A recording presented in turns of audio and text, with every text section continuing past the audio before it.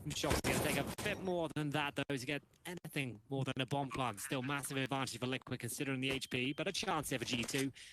Flashbangs and heads-up play required. They need to find a couple of kills, and there's no kits, actually. So that is an important factor. It's a massive factor. Despite that they're up by one man and a good amount of HP. They've got to be quick about their actions. They go now. Shocks wants to peek back in, can't do it. Naf, wide side of the box, takes down Kenny as well. Kid's not mattering anymore. As Naf gets aggressive, it's the other side of Bathrooms, and Esl gets the kill instead. Stewie does pick up a kit, but Diffuse was safe, I think, either way. Might have been a little close on 10 seconds. But it is now Liquid back to the winners column of the second half. The first time for them, and it gives them a 10-9 lead. Indeed. But remember, entering that round with a MAC-10 and a UMP would have liked a bit more damage than that, but the bomb planted, still enough for a full buy here, of course, as we do see the double digits there for the North Americans. G2 will have the French sniper in the form of Kenny S brought out here. Nitro to be tested. This will be quite the battle. I'm looking forward to it. Grenades exchanged towards middle, flashbangs as well. Esl, oh my goodness, the airstrike, 3 of them. They've done their homework. They know the moves he likes to present, and that's a lovely opening pick. No better feeling than that. Didn't even see him, and you get the opening kill. So what's the reaction here? Liquid, do they push B? They try and get connect control. So far, just holding in a static manner. As Shoxy waits for the reaction. Could be a push from short. Stewie 2K thinks better of it. Swings back down toward Monster, though. Sprays through the wooden wall. Gets one. Combining with Twist, who struggles again for the back of the barrels. Twist with 11 kills. He's not far off the mark. Everyone's extremely close across both teams, but hasn't had a standout performance so far in this series. Great shot from Kenny. Bomb plant again. Nitro has to back away. 10-10. G2 could take this series 2-0, advance directly into the playoffs, and force Liquid into a deciding matchup tomorrow. Which is not how you want to start off Season 3 of the Intel Grand Slam, having just won it in 4 successive victories. Yeah, it has been reset for this event. I guess we can explain how the new system works if we get a chance the next time out. Few changes made, but Nitro for now will hold on to the AWP. It's G2 with a convincing performance from Amanek there. Lovely shots, good trades towards B.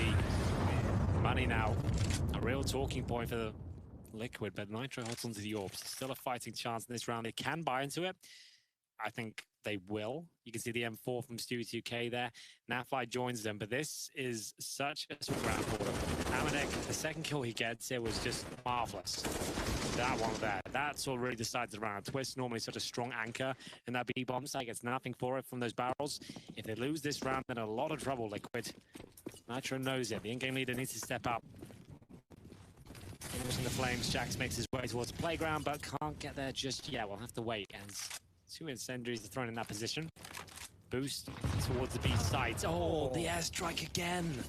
That's the Astralis grenades, 3 of them. And they got a kill towards middle before to take down Esl.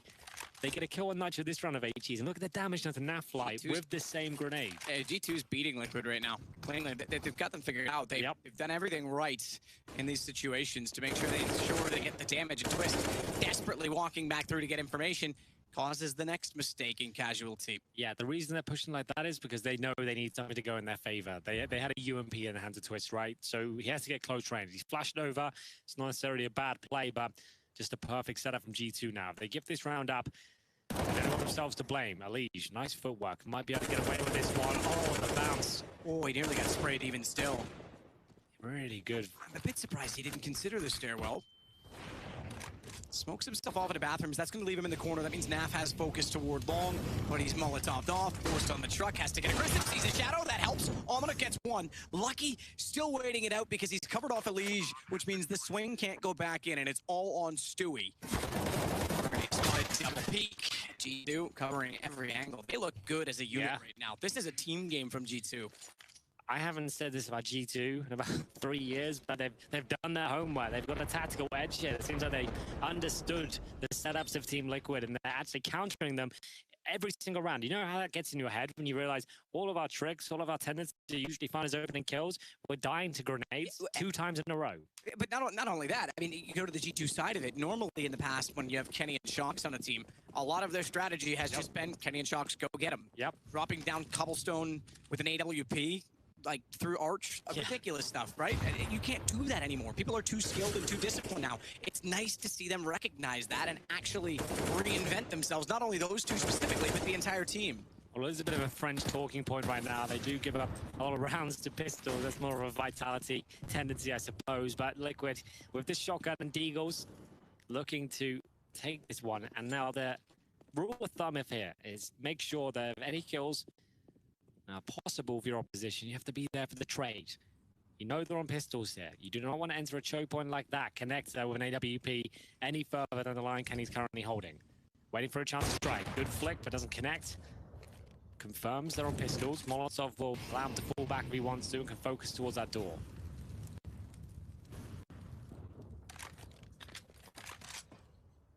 Kenny S fakes going up the ladder and drops back down, hoping he'll bait someone into the hallway to check.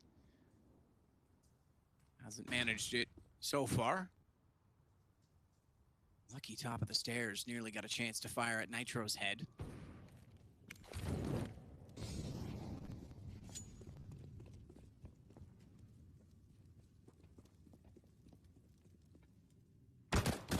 There it is. Yeah, starts it off well. Now the question is, how do they respond to it? Because Naf's on his own. Wants to try and get the gun. There's no one actually close enough yet. 19 seconds as the bomb heads to B, and Naf actually gets... Oh, he didn't. He didn't quite get far enough out to get the gun, so he's got to hold the sight with just a pistol. But all he really needs to hold is 4 more seconds. Bomb wants to go down. It can't. 6 seconds on the clock. They've just got to stay alive. Surely Jax can't pull this off. 3 on the sight. They are all there, but 1 second left. The smoke conceals them all, and Liquid win the round. Oh, that's the one they didn't want to give up there. Too slow, a little bit too tentative, and it will be due to playing themselves almost there. The final commitment towards the B side with 20 seconds remaining. Nafly has the absolute perfect smoke there to enable him to sit in there, and as you mentioned, deny the plant. That is huge. That is a big round. They shouldn't have won, and G2 know it as well. They'll still have enough to buy here, but a compromise has to be made. It's Lucky down to just the pistol. They have a Kenny SAWP. He still has $4.5 grand in reserve. Could have given his teammate a rifle, but they're opting to keep his money nice and strong. It's understandable, considered one of the world's best snipers. As Jax doesn't take damage from the grenade, the follow-up wallbang will touch him slightly there. Lucky and Jax down about 70 HP. B execution looking likely here as a grenade once again towards Twist position. They've really got a read on that. No kill found this time, but significant damage, and to Nafly as well. Full investment from the North Americans, still not out of danger just yet. They give this round out the back to Eco territory. Lucky still on the pistol, but with those low HP players, that might be enough. Lige checking both sides very timidly. This makes sense. So going towards long, you know, there's very little chance to have a sniper at this point. You stick together, make sure you trade out. We didn't like what we saw before. One player going down towards short. Remember the golden rule, just make sure you trade together, stick as a formation against a weak buy. And so far, so good. As Jax open things up, needs to be cognizant of the clock here. 40 seconds remaining. Bomb still in bathrooms. And Lucky showing a little bit of presence there towards connector, but Stewie still in that position. Yeah, I was kind of overthinking it a little bit. I mean, Stewie used to be so confident he'd just walk up the stairs and take the fight. Now he's trying to take map control when ultimately they're down a man, and he just needs to get information back. Elise sprayed through the wall. They'll have heard that hit him, and they even check it when Omnic swings out. Stewie's late, just barely catches Lucky getting back through the smoke, and thankfully for his sake, Naf got one going down, because now they're in a 2-on-2 twist. Oh, he's so clever on the site. Waits for the bomb to fall in front of him, and Shocks has to pull it back and does exactly that with a great shot, but needs the plant now. Just barely got it in time. This gives Stewie a chance to pounce, but Shocks is going to look this way. You know he is. Stewie's ready for it. A very close round there. It looked like G2 had done enough, but Twist denies it all. As you mentioned, very intelligent play. Even got time to pick up the AWP there. He's just waiting to deny the plan the best he can. A chance to pounce there. Gets 2 kills. G2 can't believe it. It looked like such a convincing round for them. And now Liquid back on their feet. They take the edge slightly with a 12-11 lead. You see Twist there with a smile on his face. And Kenny, as we mentioned, didn't drop a weapon before. He still has $7,000. Replay for Twist, sitting in that smoke, waiting for the truck plant there. Denies it straight away. Stewie 2K, very convincing finish as well. No pressure there, as we'll take a timeout. Big moment once again. G2 looking to close this one out in 2 maps, but after losing to Pistols and now another tight clutch, they'll be feeling the pressure. Shoxy deliberating over this round as they want to invest. You can see the money in the screens right now. Kenny would have to drop a couple of weapons here if they want to buy up into it. This is going to be, a little bit of a cheesy approach, I suppose. It's fitting. It's a French team. They bring out CZs and MAC-10s. You'd assume a B rush with a few smokes would make sense. As we get to round number 24, these rounds are quite scary to fend off. It's a snowball approach that can turn into an avalanche very quickly. And as I mentioned, towards B makes sense. Are they straight up rushing this? Incendiary down, shouldn't have much of a chance here, but Twist could be caught out. Certainly could, but gets one before falling, and additional damage. Stewie gets into the site. Naf, Twist, Stewie have been involved simultaneously with each other's performances and kills by way of assists, whether it's flash or direct. And Stewie closes it out with Naf with the assist. So those 3 hold off the site, despite losing one of them. They now have a 2-round lead. Yeah, looking to close things out and take us to a 3rd. But that wasn't the investment from G2. That was just an attempt to find a first quick pick, bomb down, see if there's a post-plant situation available, but no dice. AWP for Kenny once again. Nitro hasn't had one of those show-stopping moments on the CT side of the AWP yet, but he normally does it when it really matters, and round 25, I suppose that's when you would about expect it. We'll see what happens here as Kenny S waits for aggression towards that connector. Default round, if ever I saw one. Waiting to get through that connector. B-split could be on the cards here, considering Lucky and Shox waiting outside towards C-spawn. Smoke setup looks very likely to be the case. Swiss has been so good here, making his presence known in the M4. No damage involved just yet.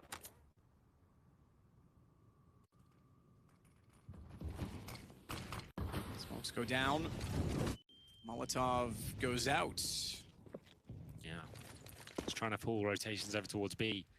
At least, though, he looks like he's timed this perfectly. The flank could devastate G2. You say that, but he himself is dealing with a flank coming back his direction. He reads that, not the second, surely. Lucky's gonna get the killer back.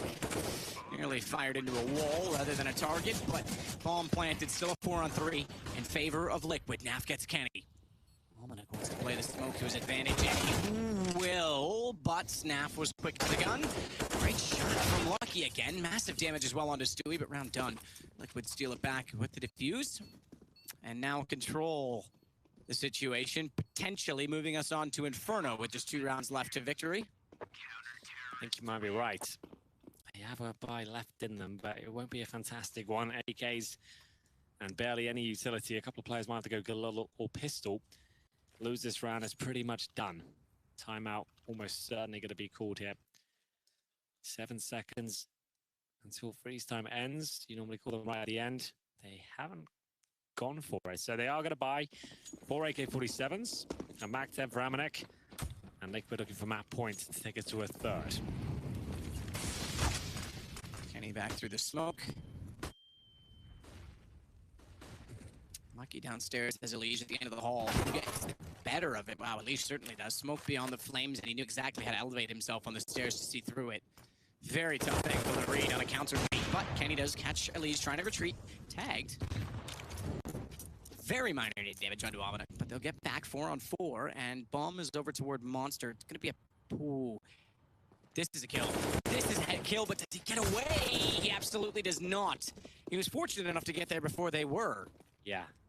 It's now a question of Twist being able to hold them off. The smoke suggests he can. He can reposition off this. HE might do some damage. Trying to spam with it as well. Just tickles Kenny down in the corner. Minute remaining, huge advantage for Liquid, I would say, considering there's 1 smoke, no flashes, hoping for a mistake from the CT side at this point. Liquid surely done enough for map points here. We will see, though. Molotov found. Jax will have it. That'll be useful to the barrels, but Naf's got so much intel here. He's confirmed it's a B-side attack. You can see those 2 players, Twist and Nitro, holding true to the site. Oh my, it's done. Yeah, this is going to be map point. Kill for Naf by that problem. And at that point, that funnels the other two in towards B. They can't fall back now. They know they've lost map control. You have to walk in, hope you hit the shots, which is very unlikely. It's a very predictable move at this point. And as long as they get at least one kill here, like that, round should be over. Good play from Twists as well. Got up above, so the headshot angle was not as predictable, and therefore not pre-aimed. As soon as he gets the kill, falls off it. Teammate walks out for pillar, and 15-11. Yeah, good attempt here from G2. They certainly did their homework. We saw the grenades. The composition was looking fantastic, but Liquid, as the game has gone on in the second half, it's their pick. CT forces have been very convincing, I have to say. Last 5 at G2 potentially, 1 AK, 1 MAC-10, 3 pistols. They've got all the bells and whistles to go with it, but a severe lack of firepower. There's Nitro for his nice grenade towards T-Stats. That's going to hurt. Jackson at 69, and I guess they have to go B at this point. Don't really have control anywhere else on the map.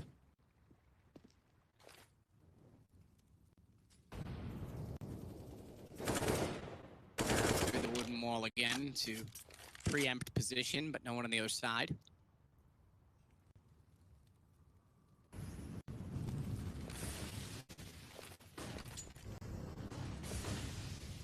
Molotov is down on the ramp. Snap to that to make it seem a quick sequence. It certainly was from Nitro's perspective. Got one, but traded immediately, and now they're trying to capitalize on the A site. We've got a battle that's more important. Lead may not recognize he has the bomb.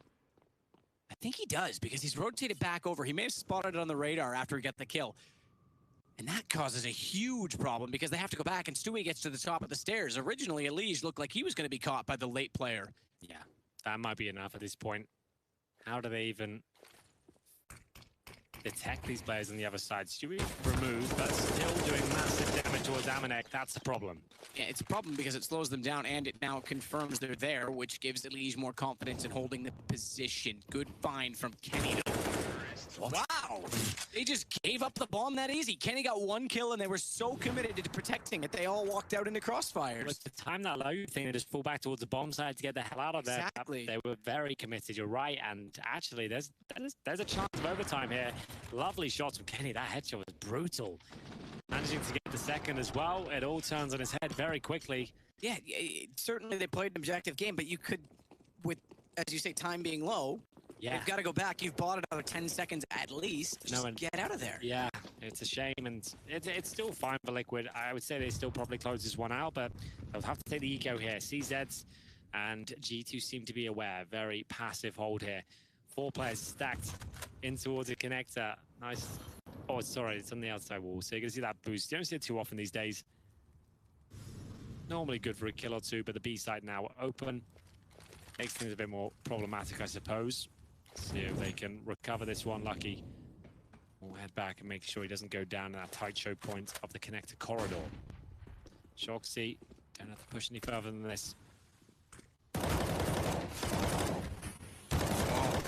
They'll push into him instead. Not quite the third. I thought he was going to line them all up there with that position in the dugout. Mike and Kenny, though, still controlling the situation. So we go 15-13 after what looked very promising in the last round for Liquid. And guns should be brought out. They will be brought out again. Yes. For the CTs. Absolutely so. This is the case. And before they get any more kills here, they do not. Only one goes down on the G2 side. An efficient anti-eco that Liquid will have everything they need, including a Nitro AWP here. Stewie goes down to just a FAMAS. They have 1 kit. No timeout called just yet, but there it is from Liquid. They will bring it out now. 2 rounds away from overtime. They really don't want it to go there. This is a nice chance now to cleanly take it to a third. They have been the better squad overall. G2 have certainly had some interesting approaches. They've obviously watched the demos. They understand the boosts, how to get early kills and get inside the heads of Team Liquid. But in terms of individual skill, shots landing and the crossfires, clutches, Liquid have had a lot of that. And they managed to win an eco as well, remember. Shoxy denies that factor this round at least. Push towards the graffiti, the 3-man boost gets nothing. And we head into what could be the final round again. G2 with the advantage overall in terms of weaponry, but still a good chance Liquid could do it on the CT side here. Round 29. problem is the loss bonus isn't fully established. If they lose this with all 5 going down, that could be overtime locked in. We'll see. Jax, Ominik, and Kenny all out toward the playground. Molotovs toward the tree. Taking no chances to try and make this an overtime game. And need to be aware of the presence inside of the bathroom connector. Elige and Nitro to play off of each other. Flash fully catches Elige, but Nitro's ready. Baits in his teammate, bomb goes down, and in comes Naf. That's a perfect setup from Liquid. Yeah, couldn't be better, to be honest. Third map pretty much confirmed at this point. It will be Shoxy. Only more lucky in the 1 versus 4. He has 40 HP and almost no chance in this one. It's Liquid. Made a bit of a meal of it in terms of finishing this one cleanly, but they get the map win, no problem whatsoever in this final round. Lucky just playing kills at this point, not going to happen. There it is, it's 16-13. Doesn't matter how close it was, they got the scoreline they needed, and it's going to be a third map confirmed. Great performances on that CT side, that's when they really came to life there. 20 kills with Sui, Naf, and Elige. It's Twist and Nitro that have 16, so a good team effort there. Das ist Alex.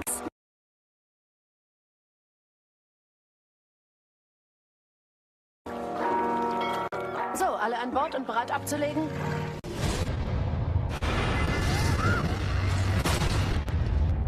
Was in Gottes Namen ist das? Hier ist was echt Übles passiert.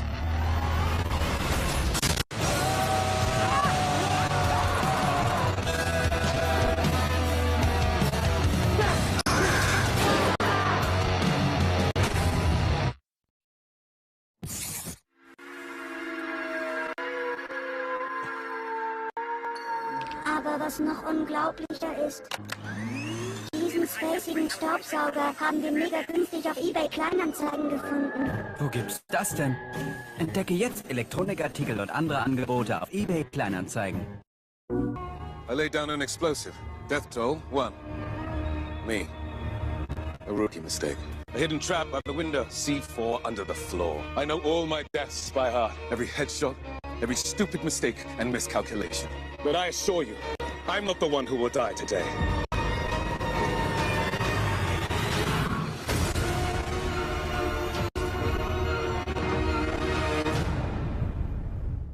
For the players.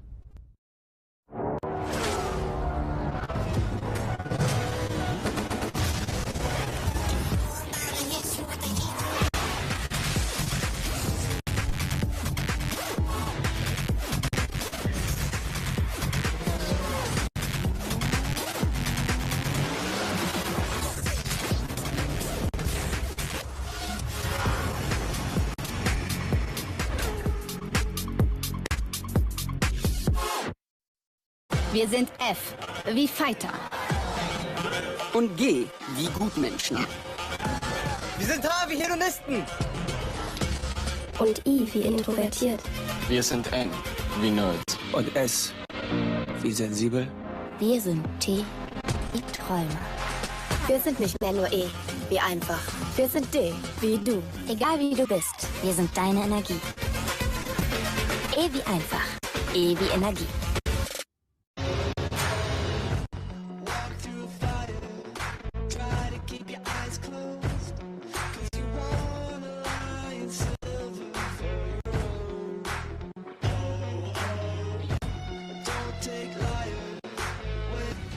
Thank you, Trace. It does start right now. It's basically a best of 1 at this point, but it never really is when it's a third map. There's always the subtle nuances of previous games, the psychological aspect of tilt, perhaps, or overachievement in other cases. Yeah, I feel like the fact that, yeah, sure, Liquid won that, that's fine, but they were so close. G2 had them red. Like, they've been doing that homework, like we kept saying, and it will be a CT stop them. The knife goes in their favor, and we'll see if they can win a pistol here. A much-needed one, I would say, against Liquid on Inferno. In terms of the T setup, once again, it's that P250 in the hands of Elige.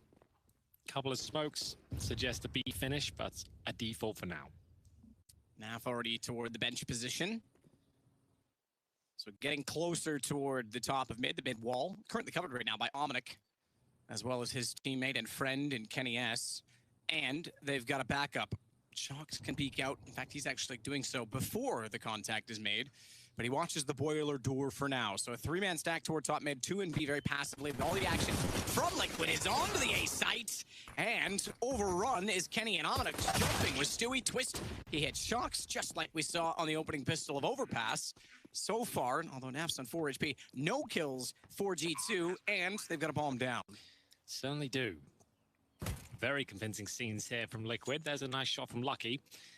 Might want to hold on to the smoke and flash at this point. This one looks like it's out of reach, but we'll see how it develops. Going to be at least exploring their options here. Need to find headshots quickly. There's one, but ultimately a fast finish there for Liquid. 1-0 on the board on the T side. Force buy is very prevalent on CT side of Inferno. French team on the server as well. It would suggest that's what's going to happen. CZ's armor, 1 smoke each is normally enough.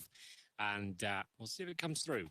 Deagle purchased. As we spoke before, G2 are going with the philosophy, if you're going to find a 1D, probably not going to get shot in return. So not a full investment, but I like this though. It's pretty much what I described. It's not the force buy, but you have the 5 smokes, Deagles, and you haven't compromised all of your money. So in that first gun round, you'll still have everything you need, and you've got a chance of winning this one. Not as much chance, I suppose, with the armor, but you see that you can whittle down that timer and make it uncomfortable here for the North Americans. Well, now, for right now, we'll back away. I appreciate that you said North Americans. Yeah, I always am aware. Thank you.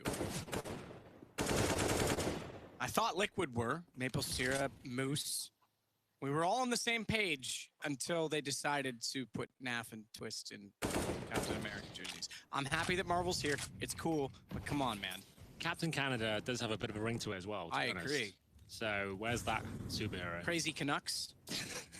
That would, yeah, that could be a spin-off, I suppose. I'll write it tomorrow.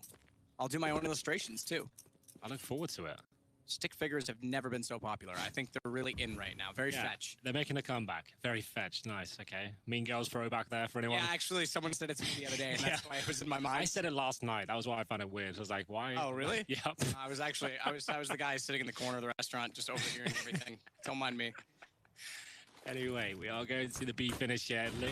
Liquid might have the upper hand. It's a nice shot from Stu TK to open things up, as Jax will have to deal with no armor, so they are very squishy on the B site. And down they go.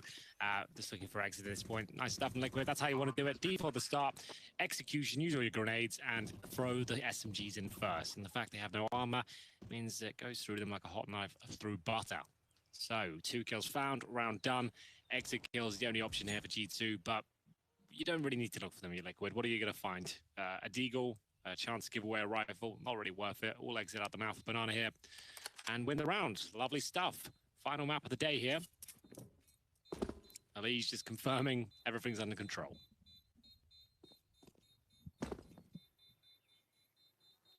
Well, everything seems to be. And both teams will let this one go as it is. No further arguments. G2 not quite in a position of power yet in terms of economy, so they'll sit for one more. Liquid don't have to invest much into this one at all. No. Just the utility required. So they'll have a buy in the next round no matter what, and a bit of a bonus situation in that there's 3 SMGs currently in the mix. Yeah, time to farm some cash, boys. G2 will have the Deagles again, and they're going to send 5 players towards the B side of the map. They've got 1 HE, and I think they'll just... This could be the old classic of stack the B side and send 2 to rush, but it looks like they are going to commit to their detriments, unfortunately. At least for Amanek, he'll be going down first. 2K, known for his aggression towards B, will be taken down by Lucky. Didn't really have to commit to that shot, but still should be fine. Doesn't give up too much. Gun's still under control here, as Lucky is flashed. Just making sure they don't pick up that rifle. The Stewie drop there, but another headshot comes through. That's lovely work. A chance here as they take the man advantage. Still with a few smokes, but only 1 rifle. They need to go collect that AK. Liege has done that. Again, though, bonus rounds, but up against Deagles, it's not the best situation to give them away. Slightly lagging behind is Twists. He's just going to hold off the bottom of Banana, but now gets in position to smoke instead. No peek from top mid. That's essentially what he was waiting for. Smoke down, Jax through it. Is he? Not yet. Nades on top of him. He's going to make that far more difficult. Jax Oh, I thought he was going to find the second one as he was wildly wielding the deagle, but NES can't do anything through the coffins, and all he does is give his position away. Twist, SMG, Shock's the same, and he's on the flank. He switches over to the deagle, in fact, wants the distance. And he knows that Nitro's new box. Oh, the smoke. So trying to flush him out here, but Nitro going to sit in that if he wants to. And that's all he'll do. Nothing really Shocks can do, unfortunately. The best chance they had there, Kenny going for the spam. Might have seemed a bit desperate, but if it does come through, that ruffles the feathers of Liquid so much. They don't get the plant down, and maybe they can win the round up through that. But unfortunately, didn't work out for them. They go down 3-0. Lovely shots there, but able to win the round. It's going to be the first gun around here with Kenny S on the AWP CT side of Inferno. He's been playing well today. We'll see if he can kick things off with a bang. AKs across the board, though, for Team Liquid. No Kriegs, surprisingly. Let's see whether Kenny's gambit towards the banana position will help them out. It's aggression towards B from the CTs. Napa opens things up. And that means A's open, man. That's a rare sight. You see no one towards A whatsoever.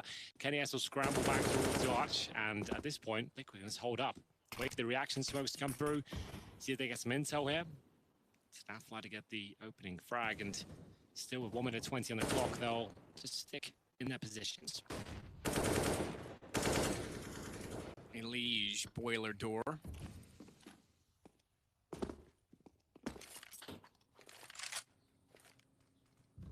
Jax waiting atop a banana with his teammate Shock's already stuck in down toward the logs. Yeah, it's a nice crossfire. If they can bait Shock's in, it's good for a couple of frags. But now he's gone down, you're definitely going to check logs. If you don't, that's a nightmare. Now Fly, if he commits any further than that, could be taken down, but just wants to throw one flash. But that's information. Yeah, he's heard them retreating, though. Look how low they are. Naf, great shot. Wow. Okay. That was Shock's best chance in the round because he knew that they were gone. He was already down there. If he could have caught them off and the bomb on low HP as well in Stewie's hands, it could have amounted to maybe something, maybe for Lucky, but now it's just he and Elise to have a battle one-on-one. While the rest are over at B with the bomb. So round is going to Liquid either way. How much damage can Lucky do? Certainly one more. That one's free of charge. Bomb planted a B, the hunt is on. You can see this time, Liquid have got the resources to justify making sure they take the orb out of Lucky's hands, and he's not really in a position to hold on to it. They're not forcing the issue just yet. I don't think he survives this unless he nails the shot cleanly. Not going to happen. Suituke gets him, and it's worth it, right? You know, we've got Kenny S on the other side of the server. One orb and pistols is enough to win a round. They want to make sure that they can take him down. They were willing to give up a couple of kills there. This is okay. Fully blind, bottom of middle, takes the first pick. He does that too often. Oh my goodness. I thought that shot had to be pretty special. Yeah. He was standing next to Twist or Naf. I can't remember who was right beside him. That had to be a special shot. Yeah, that was nuts. Okay, then. 4-0. Nova shotguns out. A little bit cheaper these days.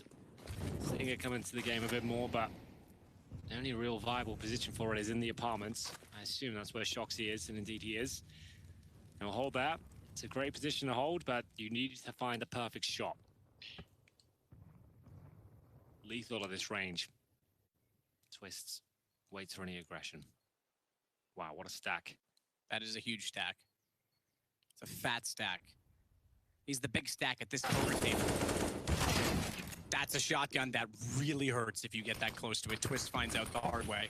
Elise takes out Jax. Stewie takes out Lucky. So we're back on level ground and uneven scales because the B site's wide open and the bomb outweighs the defense. It was a nice stack, good approach, but it gave up so much information. They were just there hunting for the stack, seeing what was available to them, equal trades, and then unfortunately for Lucky, he's holding towards B by himself. They saw the trajectory of the smoke, they knew exactly where he was. Quick kill on him, round done, and no reason to go for this on the G2 side. They have 2 AKs, so all things considered in the context of this round, they leave with 2 AK-47s. A chance to win it, sure, but it's a really nice quick call from Liquid. Nice information found, and they'll hold on to an AWP as well, so that is not bad at all.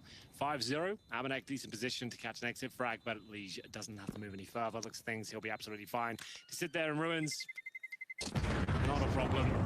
No one else to be dropped here, and the AKs will be salvaged by the CT side, and G2 keep having these troubling starts to these maps. From a 6-1 down on Dust 2, had to bring it right back. Yep. Difficult start and overpass as well. brought it back to, sure, a defeat, but 16-13, a good game. If they could just find decent momentum at the start of one of these maps, it could be a different story altogether. But once again, on the T side, it's Liquid with a huge lead here. Orbs out for Kenny, but he's only on one frag so far. Orgs only brought out in singular fashion this time. That's in the hands of Amanek. Naf gets by the Flames without much damage taken, actually. Only loses 3 HP. Stewie loses more just stepping into it to throw a Molotov of his own toward the top of Banana. Indeed. This will be a fast execution towards A. You can see them really moving conviction. 3 smokes deployed towards the arch side. They're going to focus on the quad. Amanek has to deliver here. They've got players all over the bomb site. It was very good for G2 in terms of the setup here, but Kenny's not landing a shot. He's in trouble now. Oh, maybe not for long. It's a bit of a special of his, and that A bomb site, it doesn't work out, and now the 2 versus 1 comes through.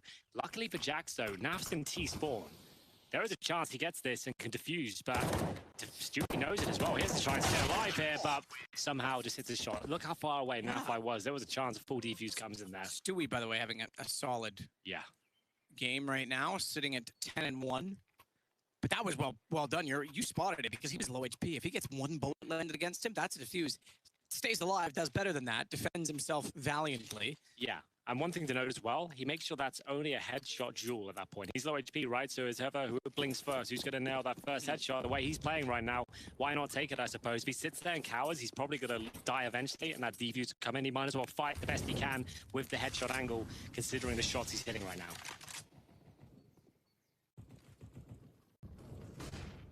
Stewie wanting his turn to round the corner. Naf already getting Kenny, clears part of Banana.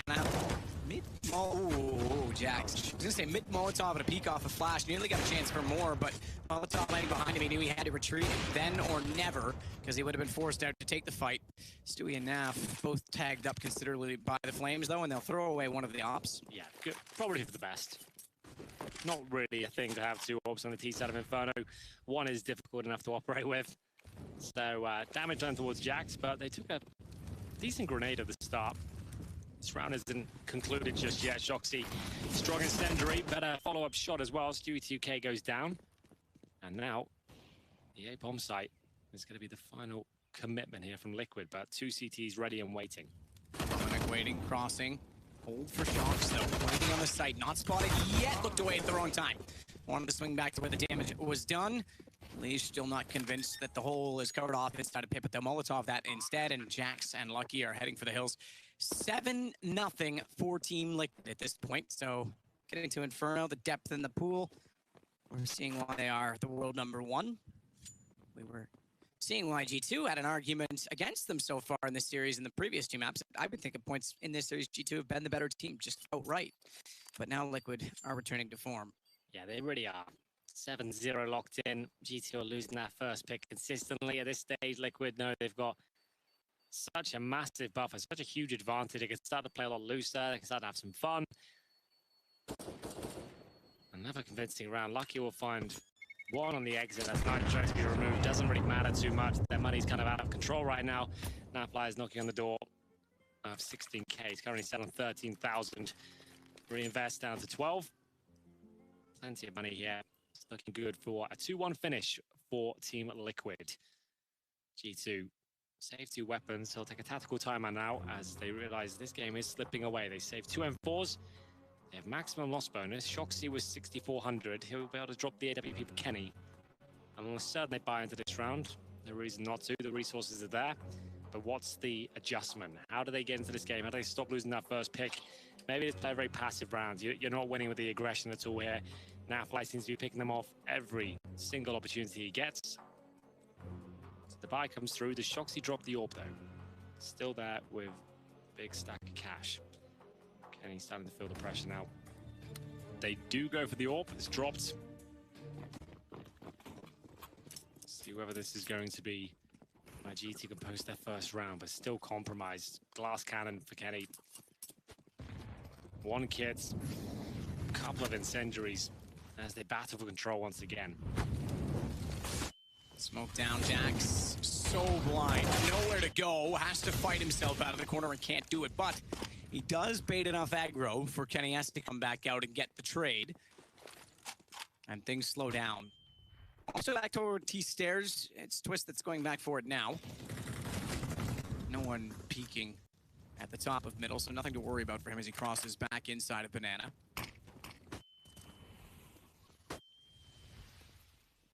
Stewie waiting and receiving.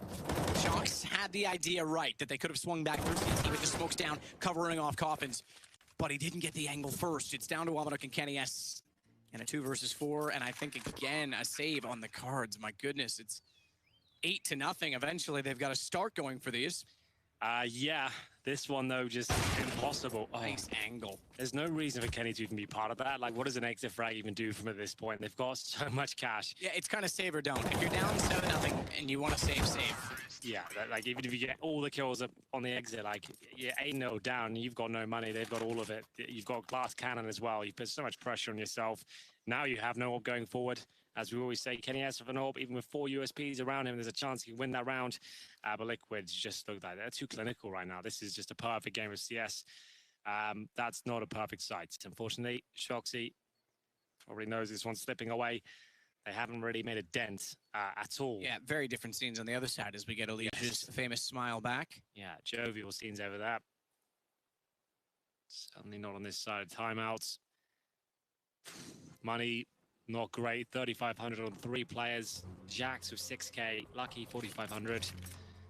It's not enough to buy that map, but at the end of the point of desperation now, can you really afford to let them go 9-0 up? Like, you're going to have to take some risks there. Someone has to come up with something. Let's get those HUs back out. Where were they? Like, on Overpass, you had all those great setups and reads of what Liquid are doing and taking out players initially. Round 9 doesn't look like it'll bring much excitement to the table. We have 2 smokes. They're still buying. They've taken the time out. They're buying after the freeze time suggests things are a bit chaotic over there. They're not really sure what the final stance will be. One player investing in Kevlar is going to be lucky. And they have 2 smokes in total. Huge advantage here for Liquid, but G2, always a chance they can find a few wonders. We will see. Check the halls. Nitro. He's working with Twist. Flash out. Behind them, it wasn't the most elegant of pop flashes, but it still served the purpose of clearing an angle, and that's what Nitro does. Stewie, meanwhile, making contact against Pistols over toward B. There was already a 15-0 half today. Yes, there It was. was Vertigo, and it was Team Liquid that dealt it to Team Envy. Yeah, it wasn't pretty. It really wasn't. It was Envy's map choice as well. Yeah. Yeah, you don't like to see that. Vertigo is still a bit of a weird one, but this has legs. Sorry, that was a chicken getting knifed. That wasn't my noise. That was ambient game sound. We are going to have Kenny S left with just a Deagle. I guess it makes sense if you're Envy, right? Like, the only way you're going to beat a team like Liquid if you bring a wild card out, right? You see, like, an unknown quantity. Let's see whether we can surprise them with this pick, but obviously, yeah, really didn't work out for them. Nice try, though, I guess. Yes. 9-0. AWP for Kenny. Admirable alacrity, I think you'd call that. Yeah, I guess so. That's a very eloquent way of putting it. We will see an AWP for NAV. At this point, it's difficult to really analyze what can be done at this stage. It's got so out of control that what do you even do at this point? That they've got more round than required already before GT have posted a single one on the board on their CT side. It's really difficult for me to even build a storyline where they get back into this one. But either way, they need to start finding frags. That would really help them out. Molotov should finish things off there for Jax. They'll have to pull back. Does he get away? He does. So they actually done decent damage here. They keep everyone alive. They haven't lost that opening pick. You said he got away. He actually was standing between a smoke and flames on the sandbags and walked forward and took one further tick of damage, but he barely had any more to give. I thought he was going to kill himself, essentially, walking back into it. Over toward A. Almanac's gone down. They get a kill back on Stewie. What a shot from Nitro. You pointed it out. A was open. Yeah. And he was rushing to try and beat them to the site. I thought, okay, there's a chance that the CT's there. He might be able to get one of these kills. That was ridiculous. How has Nitro hit that shot? That's like the haymaker. That's just like, you know you're done now. If he's hitting shots like that, Stewie's already done some stupid stuff as well. This is as good as done in my book. We'll see. Double digits already, and they managed to get a kill there as well. Stewie goes down. One of the key protagonists here, 13 kills, but His teammates pick up the pieces. Nitro didn't even take any damage there as he gives G2 a taste of that AK-47. Jack's low HP can't justify the retake here as they hold on to whatever they can towards B. Double digits. 10-0, ladies and gentlemen, on the T side of Inferno. Unprecedented scenes, as you would say. Probably would say that, to be fair. I'm not sure what happens now. You might as well just go double orbs on the G2 side, bring it out, see what can be done, aim for 10-5, take it round by round, all the cliches really. They haven't gone for it. They could have bought that secondary orb. If you remember when G2 were first formed, we thought we were calling this the super team. If you think way back a couple of years ago. A different roster, but yes. Sure. My point was Kenny S and Shoxy on Inferno. They showed us how powerful a double orb on the CT side could be. We don't really see that from them anymore. It's not really a go-to for them. It was such a powerful thing that couldn't be shut down. I can't even finish a sentence, Matt, before the round's over. It looks like this one is just throwing in the towel now. They're just rushing it and getting slaughtered. Yeah. I get what you're saying, and to the point of the individual skill that we talked about with Kenny and Shox and having to reinvent themselves to look more like a team on Overpass, we kind of touched on that. That kind of speaks volumes about super team, fail, bring in young talent, back on level ground. It's happened in every scene now almost. Now that the French have actually done it with Vitality and G2 looking better, they're the last because I guess you could say Poland is still needing to do it, but Poland didn't have much depth to begin with beyond Virtus Pro, whereas Sweden, younger talent starting to raise the mantle there. Denmark, it certainly has. Most of Astralis are extremely young anyway. North America, young talent saved them. And guys like Rops, Frozen coming in. It's young talent everywhere that's making the difference. Here's one of my surprises as well. Germany's actually getting a few exciting players break through as well. I got to cast Sprout over the weekend at MDL. They've got some amazing young players that are breaking through in the German scene as well. So you're absolutely right. The way the game's heading towards these young stars that just have bucket talent, it really is quite exciting to see where the game's heading. But unfortunately, it's not quite exciting as to where this third map is going to finish, as it looks like we have an 11-0 scoreline, a tactical timeout, maybe technical. It's called technical. And it's just the old bug we haven't fixed yet in CSGO where everyone goes down to 100 FPS. If you do get a home PSA for you, just record a demo, stop the demo, and the bug will be fixed. We learned that a couple of weeks ago before, and this issue was happening about a month ago. We had to restart servers, PCs, it wasn't clear how to fix it. Now, everyone's realized it's just as easy as recording a demo. That's all you had to do. And we're back underway. 11-0 map. Yeah, on T side. You can see we had a bit of the action there as well at the beginning of that round. That was the bug I was referring to. Anyway, round 12, and we will see if there's any chance of G2 posting a round at this point. That's the most compelling storyline I can give you. Doesn't look like it. Amanek goes down in the first 5 seconds of the round. That's been a problem for us, and Jax will be isolated the barrels. That's a one-and-done position if you've ever seen one. Does you even check it, though? If they overlook it, I suppose there's a chance. One, done. And now, just lucky with a Smoke who has to hold B by himself here. Stewie considered taking full charge toward the site. The flash went deep. He didn't spot anyone, but he was quite separated from his teammate trailing behind in the NAF, so he didn't want to commit fully. Still have the advantage. No need to give that away senselessly. So 4 players coming towards B map. You've got 1 Smoke, a silence them 4. What do you do? Open console. What time? Quit. I'm kidding. Maybe that was the right call. Yeah. As Stewie deletes him from this round anyway. Twist gets Shox down. Kenny in a 1-on-3. I think when the score is the way that it is and Liquid's playing the way that they are, there's not really many options. Yeah, there's not much to talk about, unfortunately, as well. Just a really nice display from Liquid. Textbook stuff, really. And once they get in this zone, when they're so confident in their own ability, they're hitting shots, they know they've got you on a leash financially. You keep force buying. You're not finding any kills. No one's broken double digits. Top frag on G2 right now is Lucky with 6 and 10. Amanek 2 and 10. Jax 4 and 10. You get the picture. It's 15, though, on a more positive note for Stewie 2K. Yes. If anything, these games are getting anything out of them, it's the raw skill that is displayed by some of these superstar players. Stewie 2K is a turbulent player, I'd say. Like, he has a very, very high skill ceiling, but I feel like he's an emotional player that if he gets caught inside his own head, he can stay there for a whole series. You won't see much out of him, but what a performance this has been on Inferno. Just show-stopping. He has certainly adjusted that to an extent. We saw that in Cologne. There was, I don't think it was map 2 or 3 in the season. Yeah. Don't quote me on which it was. But there was one particular game I remember he was trailing behind, and by the end of it, he was top fragging again. So he has had moments now where he's shown he can dig into, you know, the mentality and adjust himself in game rather than waiting for that hard reset that a lot of players need, whether it's a halftime or the end of the game or a little bit of a breather, whatever it may be. But 12-0 for Team Liquid, and they had a 16-1 victory. We mentioned the 15-0 half on Vertigo earlier today.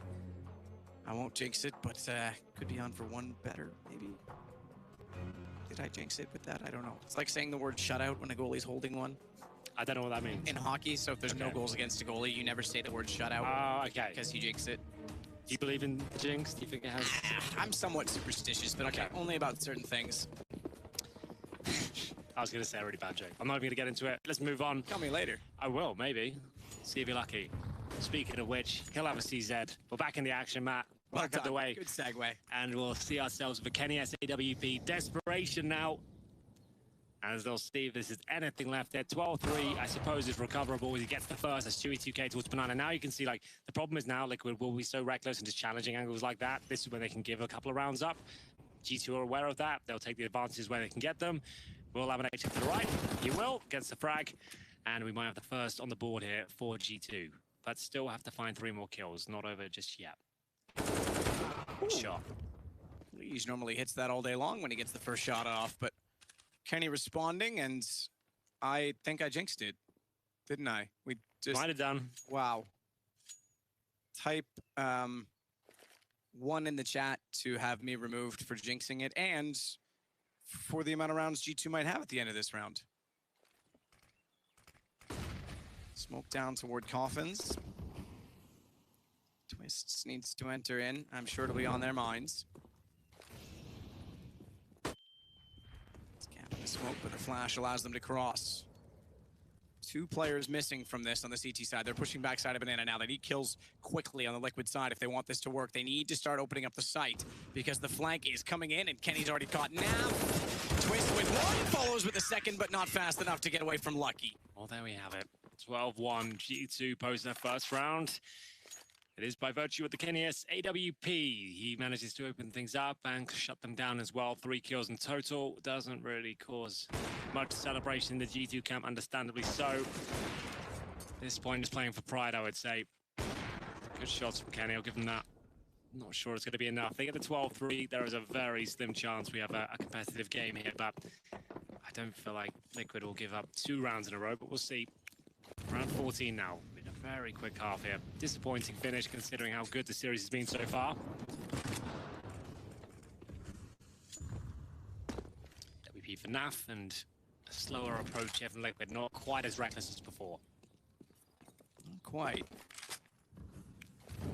Stewie. No Molotov on his side. Interestingly, excuse me, they go for the tree rather than down toward his position at Cubby, so that gives him the ground to work with. No money on the CT side. That goes without saying. Liquid have money for the rest of the half, no matter what happens. Kenny. The shot found Stewie quickly, but Liege also around the corner was able to trade immediately and smoke off CT. No flank push yet, but it's a full commitment from Liquid toward Banana. 56 seconds, and they are already inside of the B site, but Lucky. 5 HP. Comes down to Twist despite getting Nitro, and although it's a 3-on-3, bomb to be planted at Coffins. Jack's doing everything he can to get in position. Just trying. You really need to pray inside that chapel. That's very fitting indeed. Like, if you got to that point where that's your only chance to land the plant, you know things aren't going too well for you. Just trying again, those stained glass windows, they're sturdy. As we'll see now, the retake begin. They've got to go for it. No 2 ways about it. Twist to be really waiting, but the flashbang's efficient. A chance here. Kit's available as well. Is there anything left there for G2? Oh! Actually, they might get this back. Bomb down. It's 1-on-1. It's down. Tapped on the defuse. Shocks gets it, but not enough time.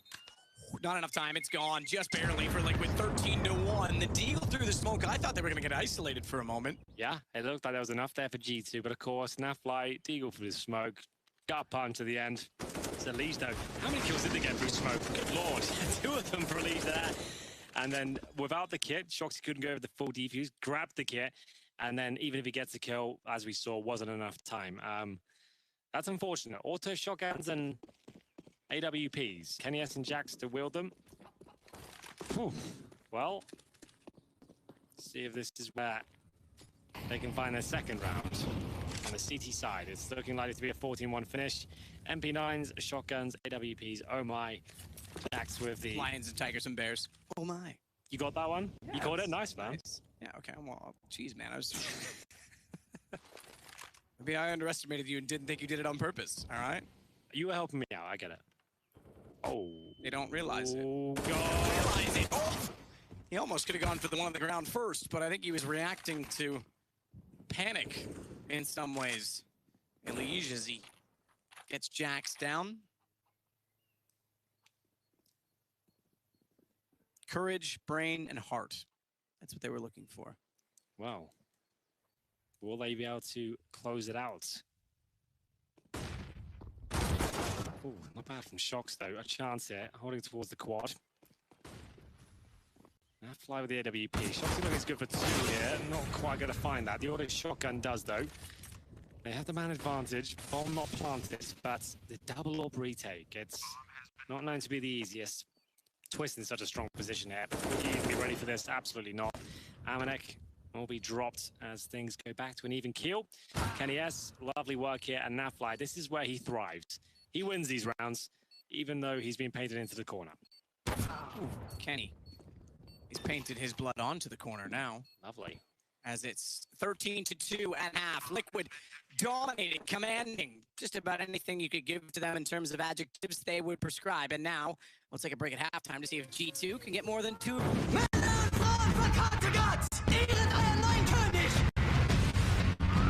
Alles wird immer dunkler.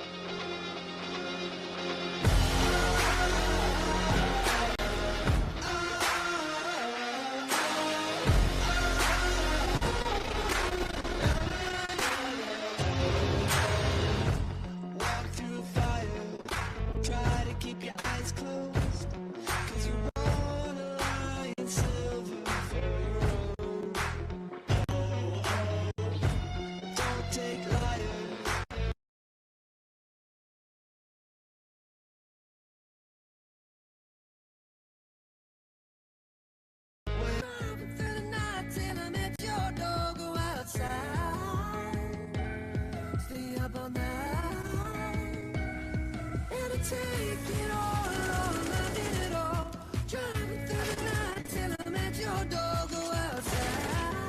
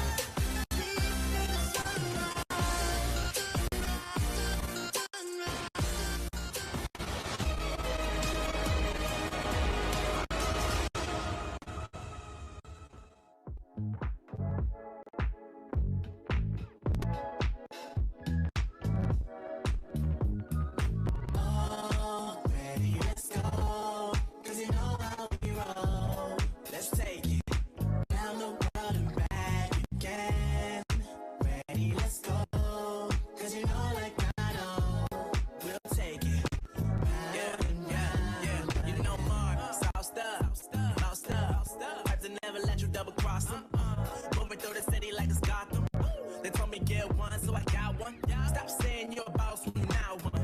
You ain't sacrificed nine, you ain't lost none. All over the gram like you got a bag. You ain't big dog, we ain't hear none of that. I'm in the gym looking like a running back. And you know the flow, got him coming back. Who I was in the past, I'm unattached. Only focused in this moment, bringing the summer back. Oh, respect my grind, elevate souls, and I spread good vibes. Young divine, you know I gotta shine. Raise your hands for a good time. Aye. Night until the morning, sleep until the noon. You said that you wanted, so I got for you. Let's all get together and show them how we move. We move, we move, bringing summer to you. Ready, let's go, 'cause you know how we roll. Let's take it round the world and back again. Ready, let's go, 'cause you know like I know we'll take it round and round. Yo, hold up, let me switch my flow up. Back in high school, they were telling me I'll blow up. Doing talent shows, and man, everyone would show up. Got in an accident and still made it for them to go nuts. You know what? I'm so what? I'm so That means I can't describe the way I vibe, the way I slide, and with the rhymes that make the dimes all close their eyes and fantasize. Young divine calling their phone number. Yeah. No, you know I love it. And you know me, I can't sleep without blazing beats on stages for their ones gracefully. And I got a smile that they hate to see. Young, black, successful, though life gets stressful. Though life gets stressful, go and vibe out with whoever you next to. Night until the morning, sleep until the noon. Yeah. You said that you wanted, so I got for you. Let's all get together and show them how we move. We move, we move, bringing summer to you. Ready, let's go, 'cause you know how we roll. Let's take it.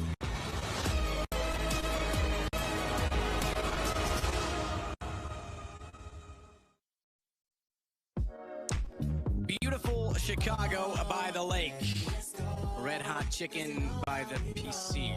Doesn't know where I'm going with that. No, Ron. I was wondering where you're going to go. You know what? Sometimes you don't think ahead enough, Henry, and that's why you don't get lines like that. 13-2 for Team Liquid over G2. And unfortunately for G2, they didn't show up in the third map despite having an excellent start to the series. They won on Dust 2, nearly did on Overpass. The good news for them is this is not an elimination match. That is good news. I felt that the problem with this is it doesn't show how good G2 played in this series. They showed some fantastic form. They could have 2-0'd this. They had a chance to do that. It was on the cards. And now we watch Inferno 13-2 down on the T side.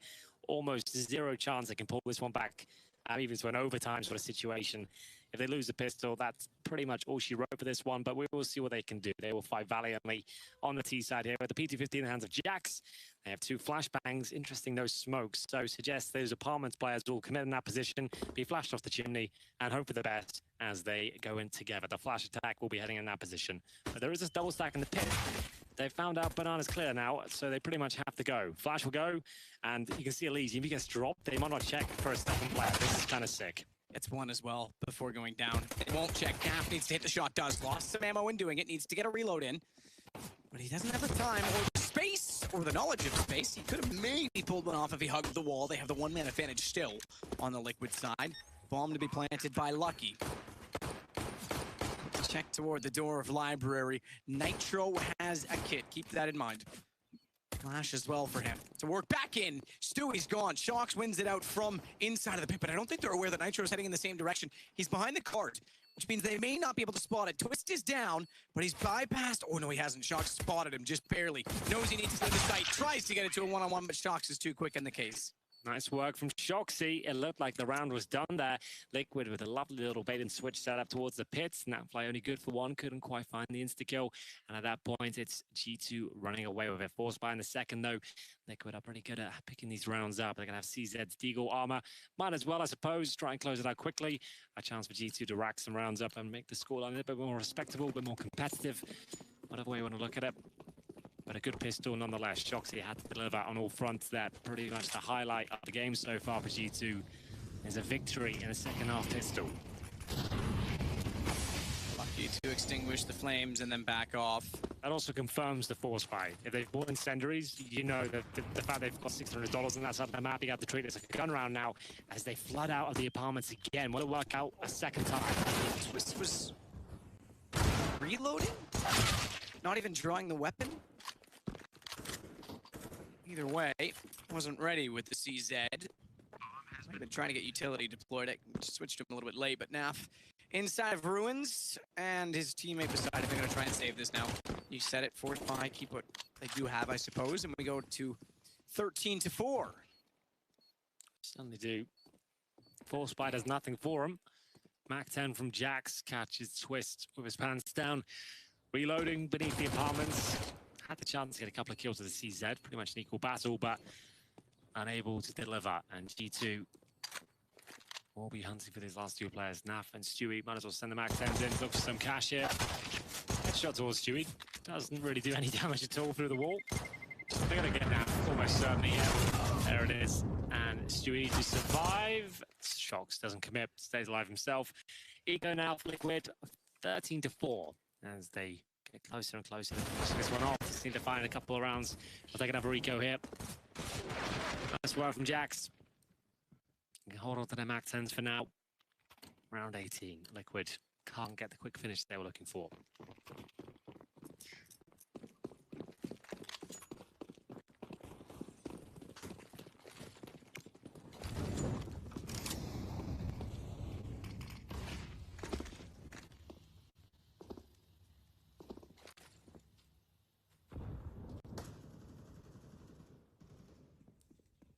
This is an interesting position from Liquid. Back to the Astralis tactics of B-bomb side and overpass at times. So 4 players in the arch. I'd love to see someone just walk out and peek that. B-bomb site completely open. Stack. I don't think we get to see it. I wanted them to go that way just to see this work. Someone's got to go there, surely. They're going to confirm the B site's open, so maybe not. It would have been too perfect, I'm afraid. This is the perfect round, but looks of things. G2, B-bomb site clear, bomb makes its way It's over. going to be twice as funny when Shox walks to the back of all 4 of them and gets 4 free kills. It is sticking with it. They've got to turn around shortly. If they just give up, yeah, see, that's the unfortunate part. They didn't account for. Ooh, that's not bad for Shox, the old run and gun. Yeah, not bad at all. It's just 4. You got those 4, though. Just 4. Yeah, it's not, it's just 4. It's not good enough. Not good enough, I'm afraid. Sorry. Nitro AWP, first gun Throw round. the chicken. At this point, unfortunately, like, G2 have 3 Mac 10s, right? You're not really in a position to try and build money. I would say just get rid of those Mac 10s now. You got 3 of those. I would be calling it that we need to win this round, like, regardless of money. This doesn't seem like the most ideal approach. Good news is there's 4 players with helmets, I suppose, so maybe they are relatively effective, but I don't see this round going in their favor. Let's see what they can do with it. Someone has to pounce, catch Nitro out. 1 bullet to the head from the Mac 10 with a flashbang could be the perfect combination.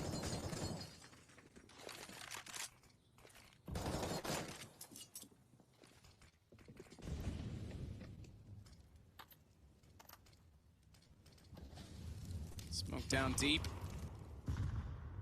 Well, it's all bounced. Rather, excuse me, grenade bounced in through the door.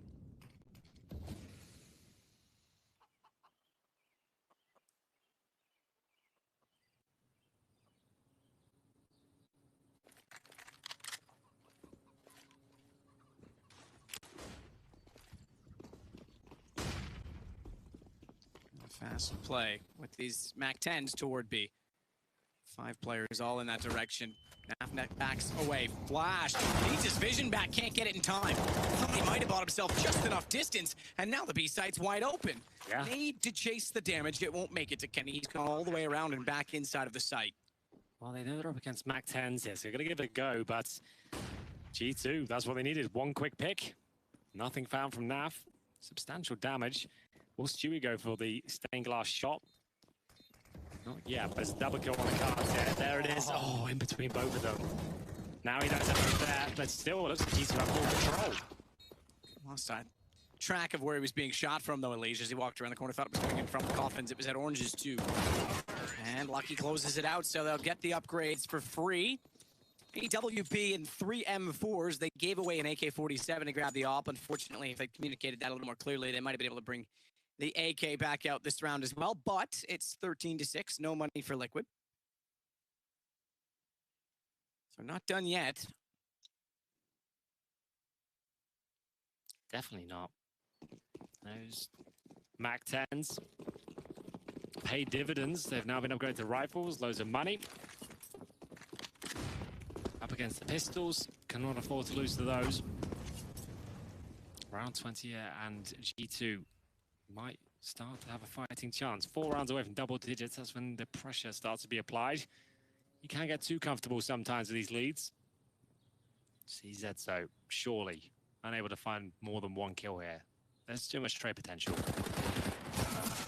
Amina gets Naf and a full wrap toward the arch, but they won't push through. Rightfully so, given the position of Stewie. Twist, hit, ooh. Hang on. I was going to say, if he found Kenny, who was low. Or Amina, rather, that was low. They might have had a chance in it. Stewie, 57 HP, trying to do what he can inside of the smoke, but Shocks wraps back in from top of mid. And 13-7. The chicken's been brought back. Don't throw the chicken. Yeah, look after him. See, oh, yeah, there it is. Pretty unfortunate positioning of the tag on the chicken. Yeah, you can put that anywhere else, I suppose, but it's there, it's proud, and it's loud. We're going to be heading into round 21. Double orb setup, Nitro and Naf.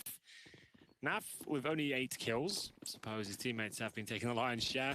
Wasn't too many to find after his teammates were absolutely decimating everyone in the first half. But now G2 starting to look dangerous here as they're 5-0 up in the second half. Twists. Ooh, damage there. Not a lot, though. Only clipped Jacks. It seems, with the smoke down at the end of the hole. Double bounce smoke either side, top and flash out, spray through. Lucky gets a leash, a little bit of luck for Lucky. Twists has gone all the way back inside of the pit. Nades are on top of him. Nitro, only good for 1, but Twist comes back out. That might be enough to give them a chance. Bomb drop temporarily. Still the advantage, though, on the G2 side. The lob nade in. Softens up Kenny, but not enough to do anything beyond. And Liquid's got to make a call here because they're giving away rounds. This becomes 13-8. We're back to within 5. Still 3 to go, and they don't have a lot of money. Certainly don't. Liquid starting to get flashbacks now. Naf and Stu will have to save. It's another round on the board for G2. 6-0 on their T side now. This is starting to become a conversation. 3 players survive. G2 looking strong, working together, trading out their kills. A-bomb site wide open once again. Nitro's AWP, the double orb setup didn't work out. So Legion Twists unable to find much at all, overwhelmed. As the bomb will go off, 2 players to survive. The lost bonus will keep them in contention for a purchase here, especially the orb saved. Just throwing around the chicken. Yeah, he's really getting a battering out there, isn't he? Maybe he's the MVP right now. He's bringing the mentality back. They're having some fun. They're moving it around every time. They say, right, now it's your time with the chicken. There used to be a tradition in Calgary. I'm not sure if there still is. In the playoffs, each game they'd give out the hard hat to their team voted MVP. So it wasn't always the guy who scored the most goals or got the most recognition on TV, but it was the hardest worker. Yeah. They could do something like that every round. Yeah, good round. You were the best chicken of us. You get the chicken. Yeah, that's not bad. The next round, you give it to someone else. Little reward. Psychology game. Yeah, to say Keep yourselves positive. Yeah, that's not a bad idea. Has the chicken got some sort of secret powers within it? That's the question we're all ask ourselves now. No final force from Liquid. They saved 2 weapons, CZs, Deagles to go with them. NES looking like he's found some confidence, but that leads to his demise there. Opening kill and incendiary as well. Ali's trying to find the gap to maybe get the weapon. Second kill was available there as well, but he gets his head taken off. As now funneling back towards the B bomb site.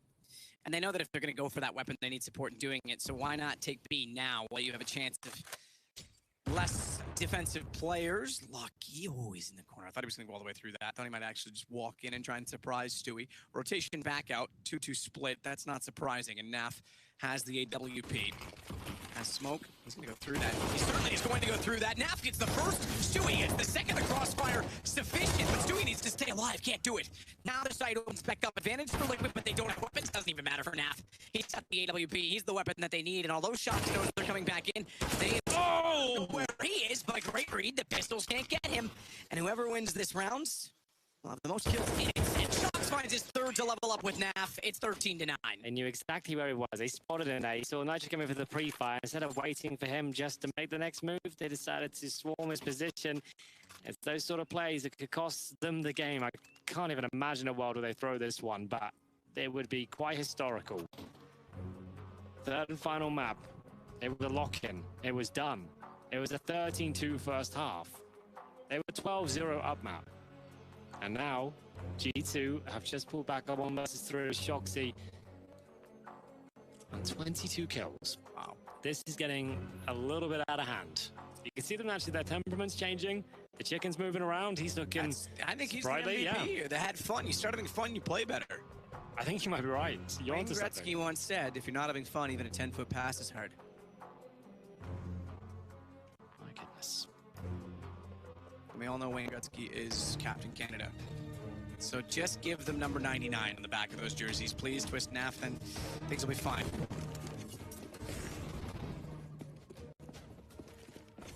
Well, back out of spawn again for G2, who have tons and tons of money. Yeah, they haven't given up a single round yet.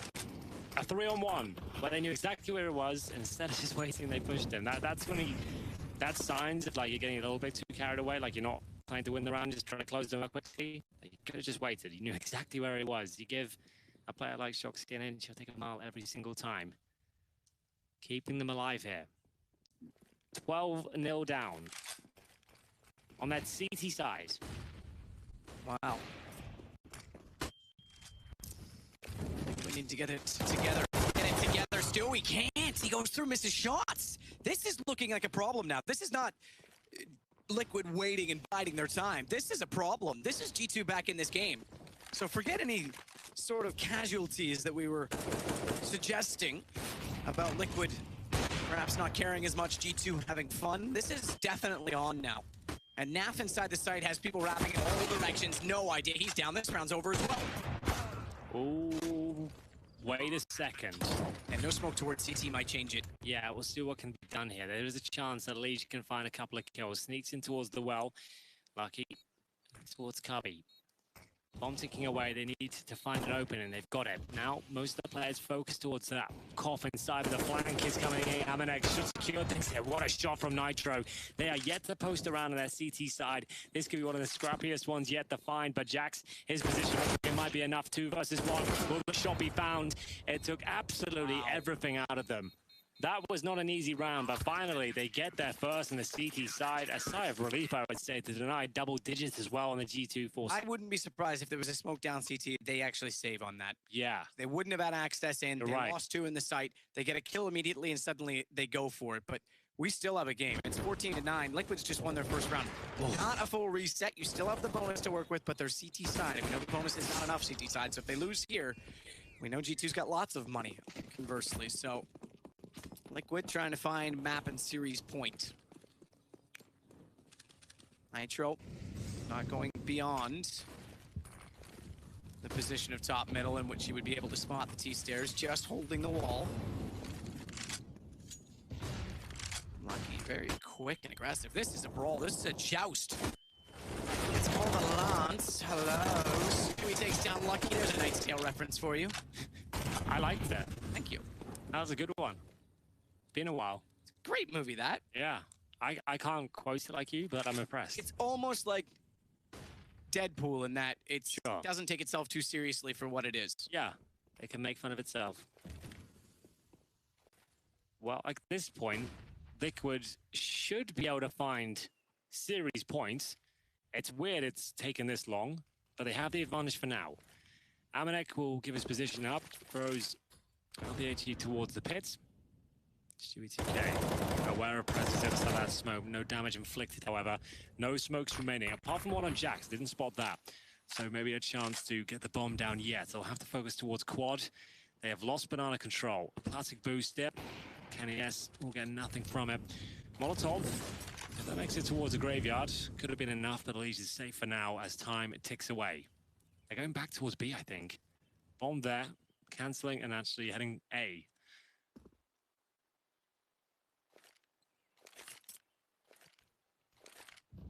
Jax around the corner, needs, catches, twists, down to 50. He wants to play the position, though. Smoke out, wants to get aggressive. Behind it, and he will. He doesn't even need to do anything. His presence alone baits out Ominic's aim, and just like that, they kill off everyone. Good hold of the A site by Liquid, and now we get map and series point. Certainly do, but as you mentioned before, there's so much money on the G2 side. They have done well to fight back into this one. It's a great display of character, if nothing else. That they could even find the mental fortitude to stay alive there. Nitro has bailed them out. Remember that round they won, the first round? He had to do a remarkable play to keep them in it. A double op setup on the T side, not traditional, I'll say that much. We talked about Shox and Kenny S being trailblazers originally on this iteration of Inferno with a double op setup, not on the T side. I'll say that much, as Stewie UK might get more than he bargained for with this challenge. Fires off towards the banana area, damage towards Kenny, but ultimately cost him his life. 4 orbs out there.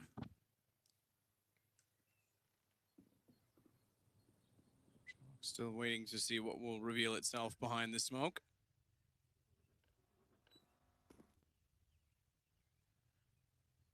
Naf. Wah! Yes, sir. Catches Lucky midair. Skeet shooting, that's all that is. We will lack a bit of that. Jason's quite good at that, isn't he? He calls himself Surgical with the shotgun, so yeah. Surgical with the shotgun. Dr. Moses. Clean and clinical, I'm sure.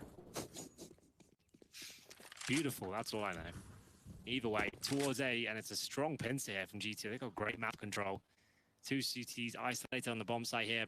1 round will do over Team Liquid. Time ticking away, 35 seconds. As the rotation from Elise comes over as well. Final chance here for G2. Twists, guys get Jax down. He's followed it up to find Amonic.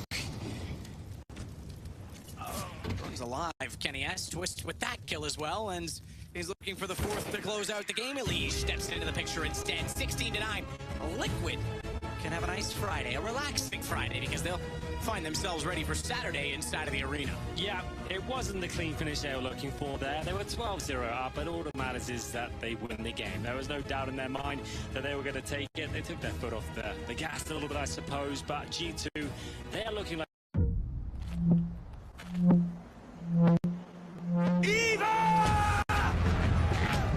Willkommen zu Hause, Björn! Willkommen zu Hause!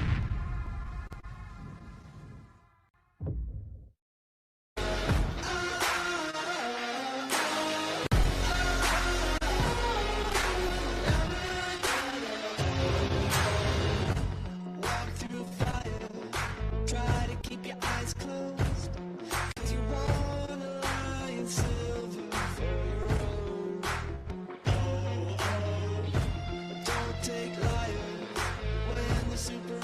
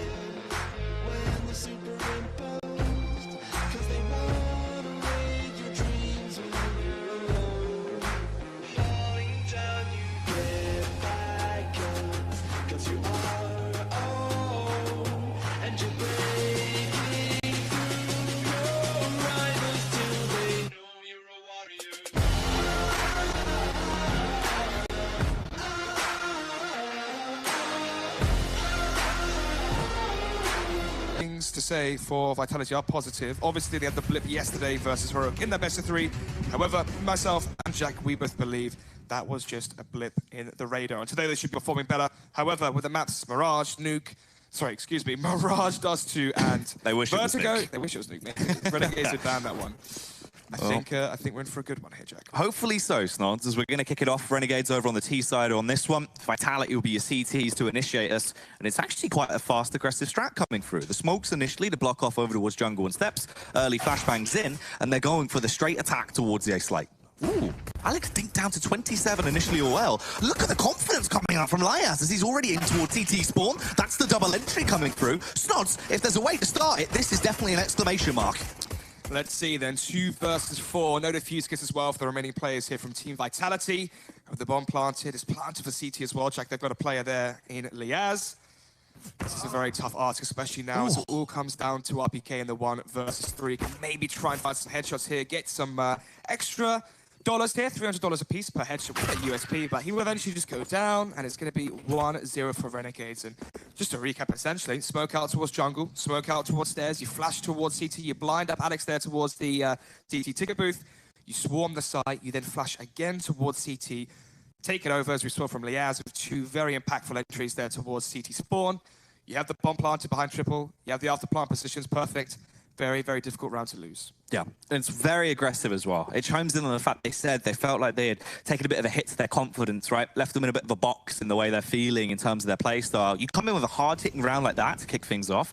That's already a high tempo set by them. On the T side, you can now whip out those AKs. You've got the UMP in play for Azure as well. If they can try and carry on with that level of power, I mean, this could already start off to be a fairly juicy game, but it's early doors. We'll take it as it comes as we delve into round 2. Vitality opting to go for basically the deco with Zyru on the scout. Now, this man can definitely wield it to the caliber of an AWP, Snods.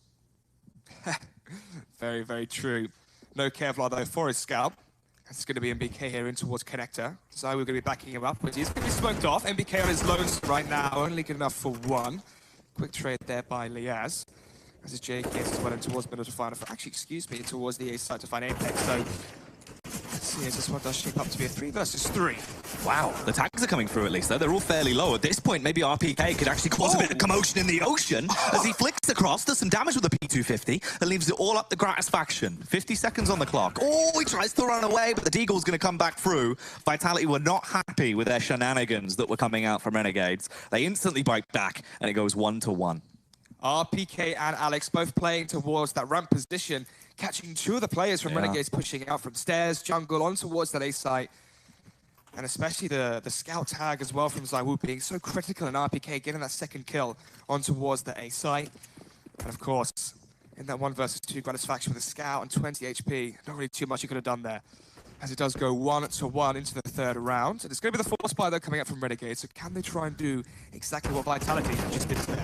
Oh, I was going to request it from to see what MBK was going to get up to with that auto shotty. He goes for a pretty aggro play there, faces up towards ramp, just goes in for the peak, spams down on the trigger, does at least kill 1, but he's going to be traded back upon.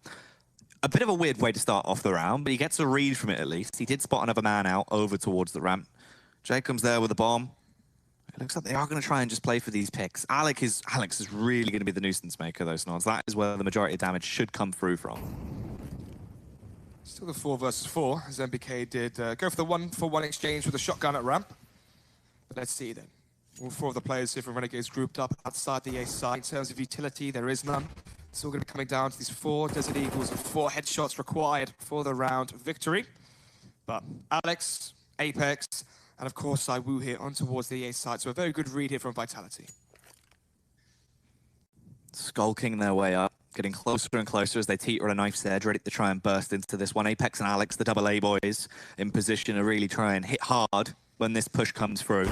They will wait for the burst. They get first contact. Alex wants to dash out the Molotov to ignite their path and make it way worse for them to try and bypass. Liaz will get the trade back through with the Deagle, though, as it falls into a 3-on-3 at this point. But they don't have much HP left to work with. And Apex, so smart, the trigger discipline of this man. He knows he can set himself up for 2, but it depends when he goes for the fight. Instantly on the first, the flick around for the second, a little bit awkward, but you know what? He'll take a 3rd as well.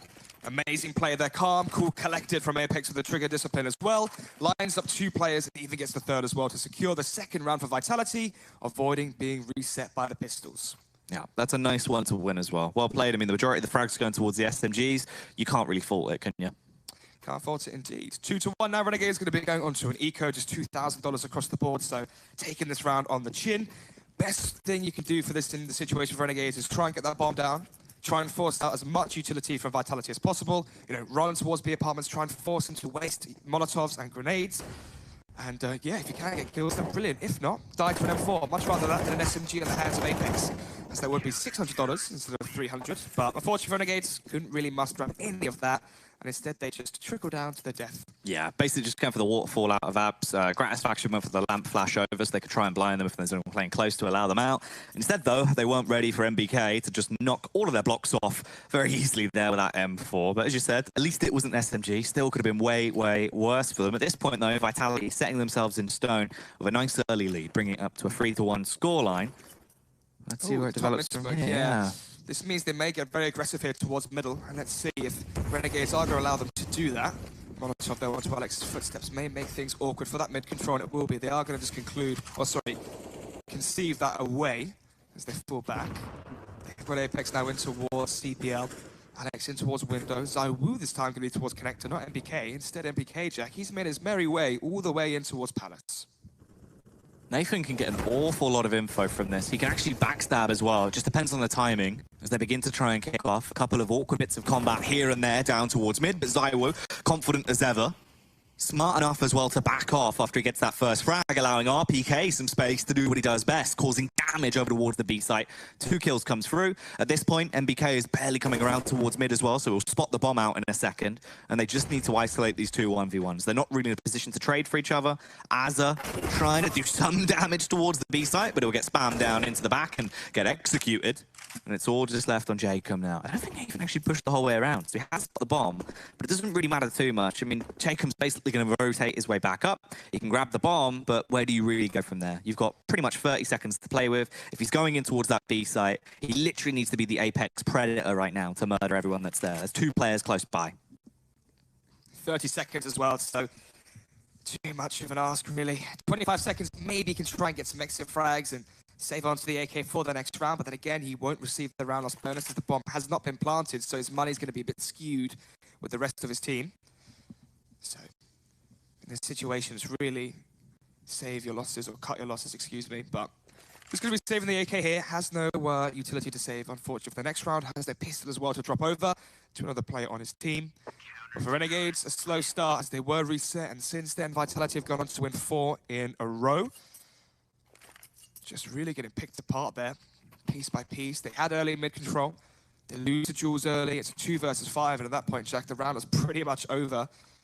And now we head into the 6th, and yeah, it's going to be the Eco coming out from the side of Renegade. So there should be a 5-1 for Vitality. However, JKM with that sole AK can maybe try and play for some entry frags, try and open up a site, and see if they can get the W.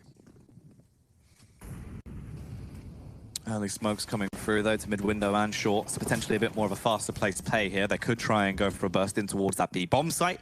Jacob is making a lot of moves as well. He is going to be the key linchpin getting into this round, and he opens it up with a tasty shot as well. Follow-up frag there onto RPK. This allows them free roam in towards the B-bomb site, and they can try and lock it down. Alex firing through. Tasty nade. Should blow Liars out of the server, but he barely dodges it, playing a game of dodgeball. Alex with 2 as it throws a spanner into the works, at least for the meantime, for the Renegades. The bomb's down at an awkward angle. ZywOo, suspect of this, trying to hold it, but his teammates are falling, and it's all on ZywOo now. Luckily, switches out, grabs the M4, so we can try and do a little bit more. He has his low HP as well. This could be very awkward. That Molotov nearly forcing the peak there from Liaz as ZywOo comes creeping forward, gets the first, but a very swift trade there from JKM, and very, very well played there from Renegades. And that sole AK from JKM just being enough there to pull them over the line. 4-2 now as we head into round number 7. Good stuff. It was a nice play coming through. Renegades changing up the pace, going for more of those aggro-style plays. I think that's what they need, really. If you can try and play with that level of confidence, those are the rounds that we've seen with them just really running in headstrong, basically just windmilling their way in towards the site and knocking out anyone that is there, trying to put up a tenacious defense. As we get into round 7, though, ZywOo is up to his old tricks. A lovely jump across, so he gets himself on towards short early. He's scoped up, trying to find that initial pick on Gratisfaction, but he's not going to give him the Satisfactions nods. Not this time, but it will be the full bar from both teams. So with that AWP going to be falling back from Connector, not getting too overzealous. It seems like for Vitality, they're not really putting too much effort here towards middle. Instead, they smoke top mid, they smoke underpass to try and take off that precious, 15, 20 seconds from mid control from Renegades, and then they play it slow. But as I say, that MBK does walk to his demise towards ramp. Alex there trying to get the trade frag onto Jacob, but couldn't quite land the headshot. But let's see if they can try their best to hold off towards this A site as three of the players now from Renegade charging through, and that flash was perfect. It was very nicely executed as they fall into a 3 versus 3. They're pushing their way out through Connector. RPK, will the tank be hit by an AP shell and ripped through? Or will Zai would be the one to deal the damage? Looking over, peering towards the stairs, wants to try and be a cut above the competition. JKS basically giving away a hug to Apex as they bypass each other. This could be awkward as he gets into the back line. Luckily enough, the Savage realizes his mistake and will flip back around to put down Apex. Renegades 1 round away now from keeping it tight at 4-4. MBK, they're making the right play. Didn't actually get to see on our screens. The question was he pushing through a smoke? Was he flashed by Alex? Did he have backup to make that decision? Obviously, for Team Vitality, they've conceded middle. They've smoked off underpass. They smoked up mid, but they haven't put presence there just yet. I mean, we even saw, RPK playing window, seeing if they boost window. Zai Wu falling back towards jungle, holding the connector push and towards Palace. So they completely give up mid, and when you have that, you lack so much information. And that's what MBK was searching for by pushing towards ramp. But obviously, you do run a very big risk. But once again, MBK going down this time towards Palace. It's been very aggressive as well towards ramp from Vitality. They've been willing to actually play a game of push and pull here for the map control. A lot of the rounds, they've been quite aggressive towards it. Although they do lose Nathan early. MBK had a bullet put in his brain as he will be left lifeless on the ground there. JKS waiting to see if anyone else is going to try and re-aggress as well and go for the trade frag. But no one putting up any shenanigans just yet. Here comes the full rotation back around from the Renegades, though. A lot of utility to play with. They can smoke their way in towards the site. They can block off those angles. It's all to do, and they've still got a minute on the clock as well, so they don't need to rush this one. Look at the rotations as well. It's only ZywOo that's there. Normally, this man can be a one-man army, but you arm him just with a scout, he's going to be struggling into this one.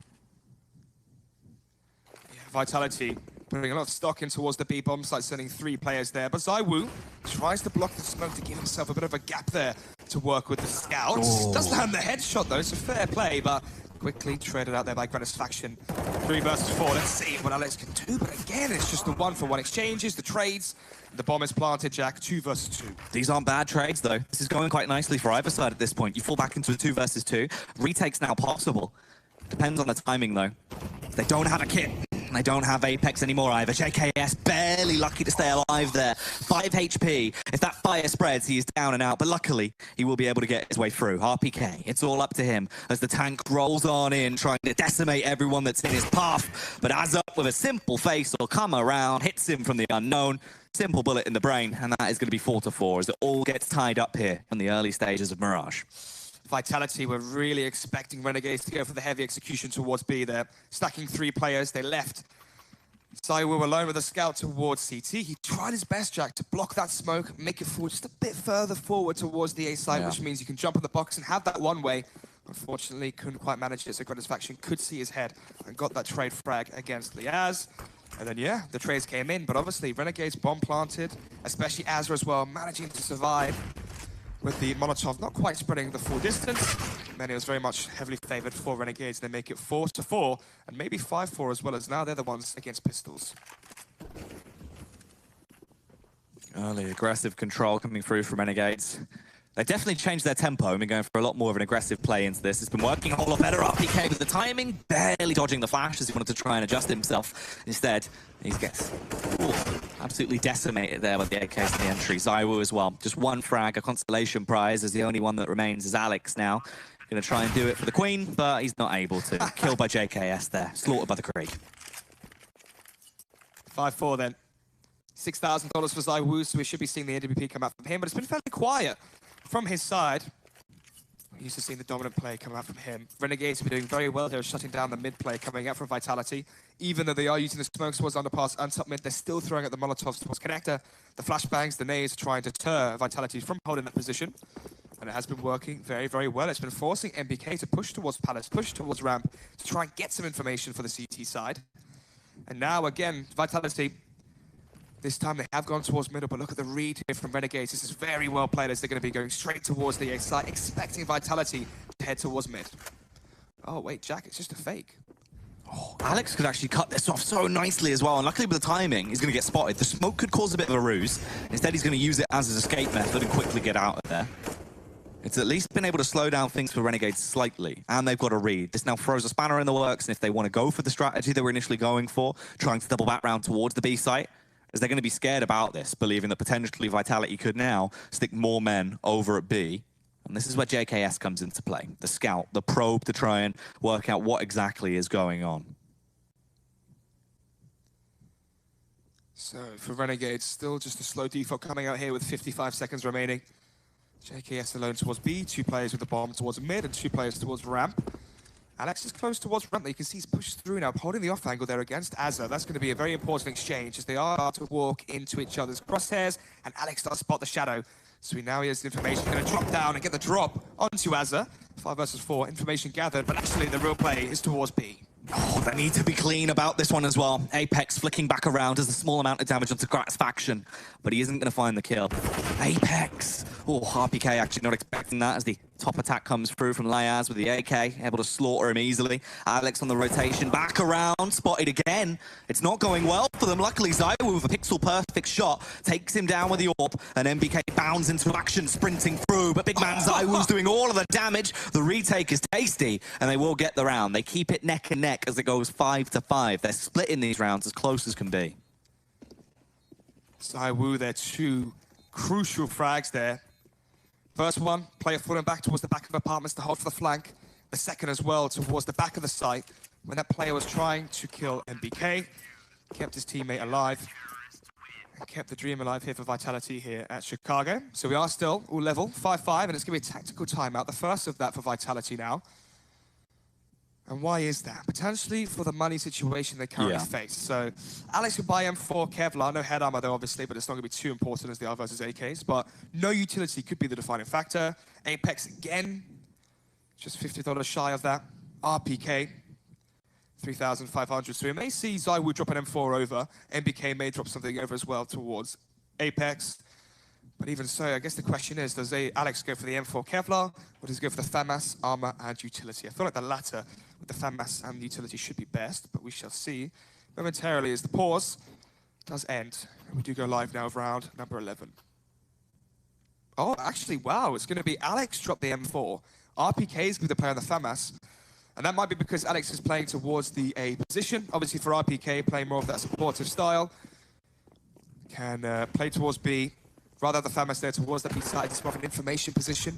On the A side, it's so important to get that first kill, especially playing towards ramp. And as Alex now actually playing towards connector, he needs that M4, and this is exactly why. Beautiful utility damage done though early. Look how much has been done before they even have to fire a single round from either side. MBK gets the first, but is quickly traded back upon.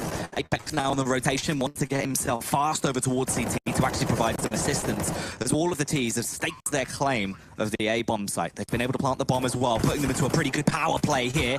Oh, Gratisfaction though with the AWP, he's quick, doing his best Zaiwu impression, as to be able to find 2 rapidly. Alex keeps on going. He's on a warpath here and equalizes it, brings them into a 2 versus 2. Flashbang to try and blind Azza as well. Spots out JKS. Alex is doing everything right now, and Zaiwu will finish it as well with the AUG. The outrageous play comes through. That's the defuse found. He can double back and save the AWP, and they will get the lead now. So well played there from Alex. Falling back towards jungle, spamming through the smoke, making it so awkward for Renegades to push on towards the site. And then there at the end as well, finding 2 kills apiece to allow Zaiwu to win the final clutch in that 1 versus 1, even though it was the trade kill, either way. But yeah, there you go. That's why they had the tactical timeout. That's why they discussed who should hold that single FAMAS. RPK took the short straw, or drew the short straw, excuse me, past tense. But yeah, made all the sense. And here we now have MBK with an MP9. That might mean he's going to push towards Palace. Yeah. And I think well, actually, this time may actually be towards Ramp. But it seems like Renegade is going to be going heavily invested towards B. He needs to be quick on his toes here as well. This is where MBK needs to be delving into that push straight away, obviously off the back of getting this call that now is going to be a storm in towards the B side. Alex doesn't check it! RBK! He's gifted one for free! JKS at least is smart enough to go for the flick across and take him down, but they've got the advantage! And Alex is the gift that just keeps on giving for Vitality. Apex arrives on the scene, and with an easy adjustment, he finds a single shot in between the eyes there of Gratisfaction. And Vitality, a round that looked like it could have got very awkward very quickly, luckily returns in their favor. 7-5. Renegades put a lot of stock into that last round. The investment, the force buy at that, to go for that fast B play. If only Liaz had checked that angle towards the van, that could have been their round. Imagine if RPK doesn't get that 1-for-1. Alex may have been traded. If Alex is traded, it's a 4 versus 3. The bomb's planted. Could have definitely been their round, but RPK playing it smart, as he does have the trigger discipline. But coming in this round, then just coming out from Renegades. A few pistols here or there, but easily dealt with by MBK and his M4. Should be seeing 8-5 on the scorecards. It's not looking good for Renegades into this one, though. Round 13 definitely should be going the way of Vitality. Already commanding in terms of the frags they've been able to pick up. The last two Ragtag Bandits looking a little bit lost and worse for wear, limping around with 14 HP and 27 HP as they just wait to see where an opportunity might arise. Jacob, if you can potentially cause some kind of distraction, maybe they can get something. I mean, a bomb plant would probably be their best bet from this point forward, but it's incredibly unlikely. It's just a matter of burning down that clock, and if you can get an exit frag, if you can get something to make the round somewhat better, that's probably what they want. Yeah, as you said, exit kills, really the best option here for Renegades. Maybe try and get that exit kill and save an AK, but even then you don't receive the round loss bonus. I'm not sure how many rounds actually Renegades have lost in a row, if that is worth it. If they've lost 4 or 5 in a row, then it wouldn't be worth it to save the AK, but if they haven't, then it would be. Just simply based on the fact that the round loss bonus, $3,400 at its maximum, and the AK costing $2,700. But yeah, seems like they would have that. Choices. Beggars can't be choosers, Jack. 8-5 now, round number 14. Let's see what the buy is going to be and what the strategy will be as well. Because for my money, Renegades, they were looking at their best when they just took mid-control, played it slow, played the picks across the map, towards short, towards connector, and then split towards the sites. But then again, that was back when Apex was considered their first kill, when he was pushing towards Palace, when he was pushing towards ramp. Ever since they played more of a passive approach and played for the mid-round and the late round and the afterplants, it's all gone in the French side's favor. So right now, neither team has been able to win more than 4 rounds on the trot. So this could potentially be the round where Vitality get themselves a 5th, break that curse, start to carry on, moving towards that 10-5 half that would be very commanding for them. Nice damage done. The utility's been really helping out majorly. And MBK, it's his turn to try and be the stealthy boy. He's spotted out, though. Isn't really given too much of an opportunity to cause decimation on a global scale. Apex will find the flick across, take down Liaz. But Jacob, he's got into the back line. He could actually really start to upset if he's given a chance. It could be the easy kill onto Apex. He doesn't want to rush things, though. Keep it smart as he slowly tiptoes his way up. He has 2 players as well towards ramp. All they have to do now is stay alive here, Jack, and wait for Jacob to have that impact. If Apex as well doesn't spot him out, then yeah, this could be the ace side all in the favor of Renegades. Can they try and smoke off towards connector, though? They have 1 smoke from JKM. It's going to be dished out, not sure where, pretty towards the middle of the site, and it will be. So they can actually shroud the cross and allow for the bomb to be planted for default. The bomb as well planted for JKM as he is towards CT. This is a do-or-die round here for Renegades. JKS for the first, the Krieg proving how powerful it can be. Leaving them in the 2v2, but ZywOo always the extra edge as they'll get the flick fast across there onto Azza. Jacob, he opened up the round for him, but can he somehow close it down and save the day? Molotov in, uses one of his own, pushes up aggressively. ZywOo on the off angle, spots him first. They break the curse, they take their 5th round, and they're now 1 away from dominantly taking the half here. They had such a good position there in that 2 versus 2. Even though the Team Vitality players were so close, they could have crossfired there towards the push towards triple. And obviously, ZywOo plays towards stairs. He couldn't really push in with that AWP.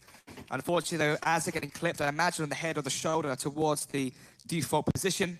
And as soon as he went down, as a 1 versus 2 against Jacob, it felt like there was no real chance there. And ZywOo jumps on default and obviously has the elevated angle to look over it. But yeah, for my money, if Azza stayed alive, that definitely could have been the 6th round for Renegades. But into the final one then, of the first half here, of our only best of 3 here on the B Street, Jack. 9-5. As it is going to be the 5 AK setup. No AWP coming out for Gratisfaction here. And that might mean they go for a split play in towards the A site and make this one a fast tempo round. The rounds that have worked out best for Renegades have definitely been when they're going for more of those fast, aggressive strats. When they try and play a lot more slow and calculated, it's not worked out too well for them. Once again, Vitality will get the opening pick as well. Apex comes straight through with the Org instantly to try and take down a power player. Gratisfaction been removed from the equation immediately. 1 minute and 10 seconds left on the clock, and MBK, he's got himself a choke point to try and deny entry for the Renegades. As there's 3 players waiting on the other side, ready to burst their way through the connector. He gets first contact, he is traded back upon by Liaz, and now they start to push. They want to overwhelm, but Zaiwu in a position to thrive in the chaos. Oh, he normally does so well, but JKS is going to knock his block off, although winning this round from this point is going to be incredibly unlikely. A 1v3, surrounded by players. He does have the bomb. He's got a fair bit of time to work with, but it's not really going to be realistic for him. Alex waiting over towards CT. The nade's going to come in. The Kobe blows him out of the server, and that's how they take it. 10-5 at the half as Vitality lock it in. They're looking to be dominant right now. Can they keep it going on the... Wir verkünden den Beginn der diesjährigen Purge. Sämtliche Verbrechen einschließlich Mord sind erlaubt. Gott schütze Amerika.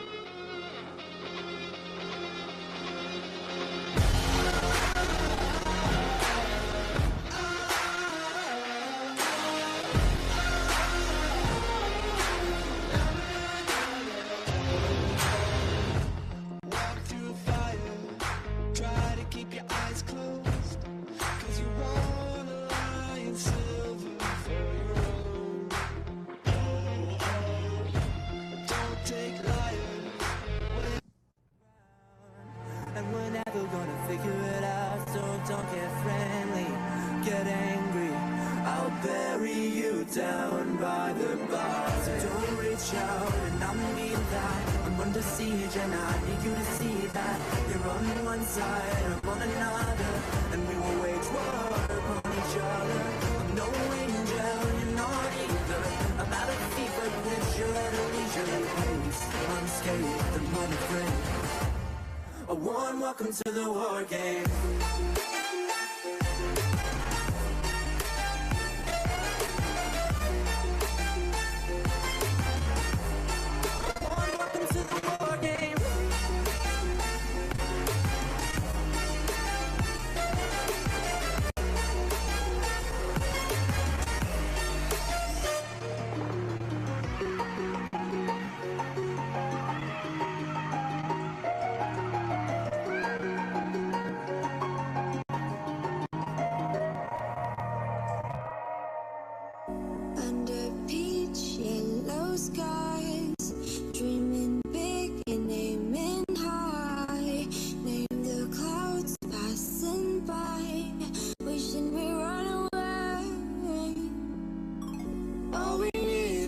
passports, baby.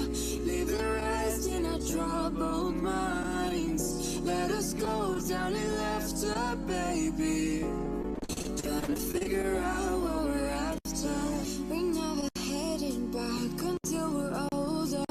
We couldn't care no more, not any longer. Under peach yellow skies, we keep on searching, but we will never know what we're after.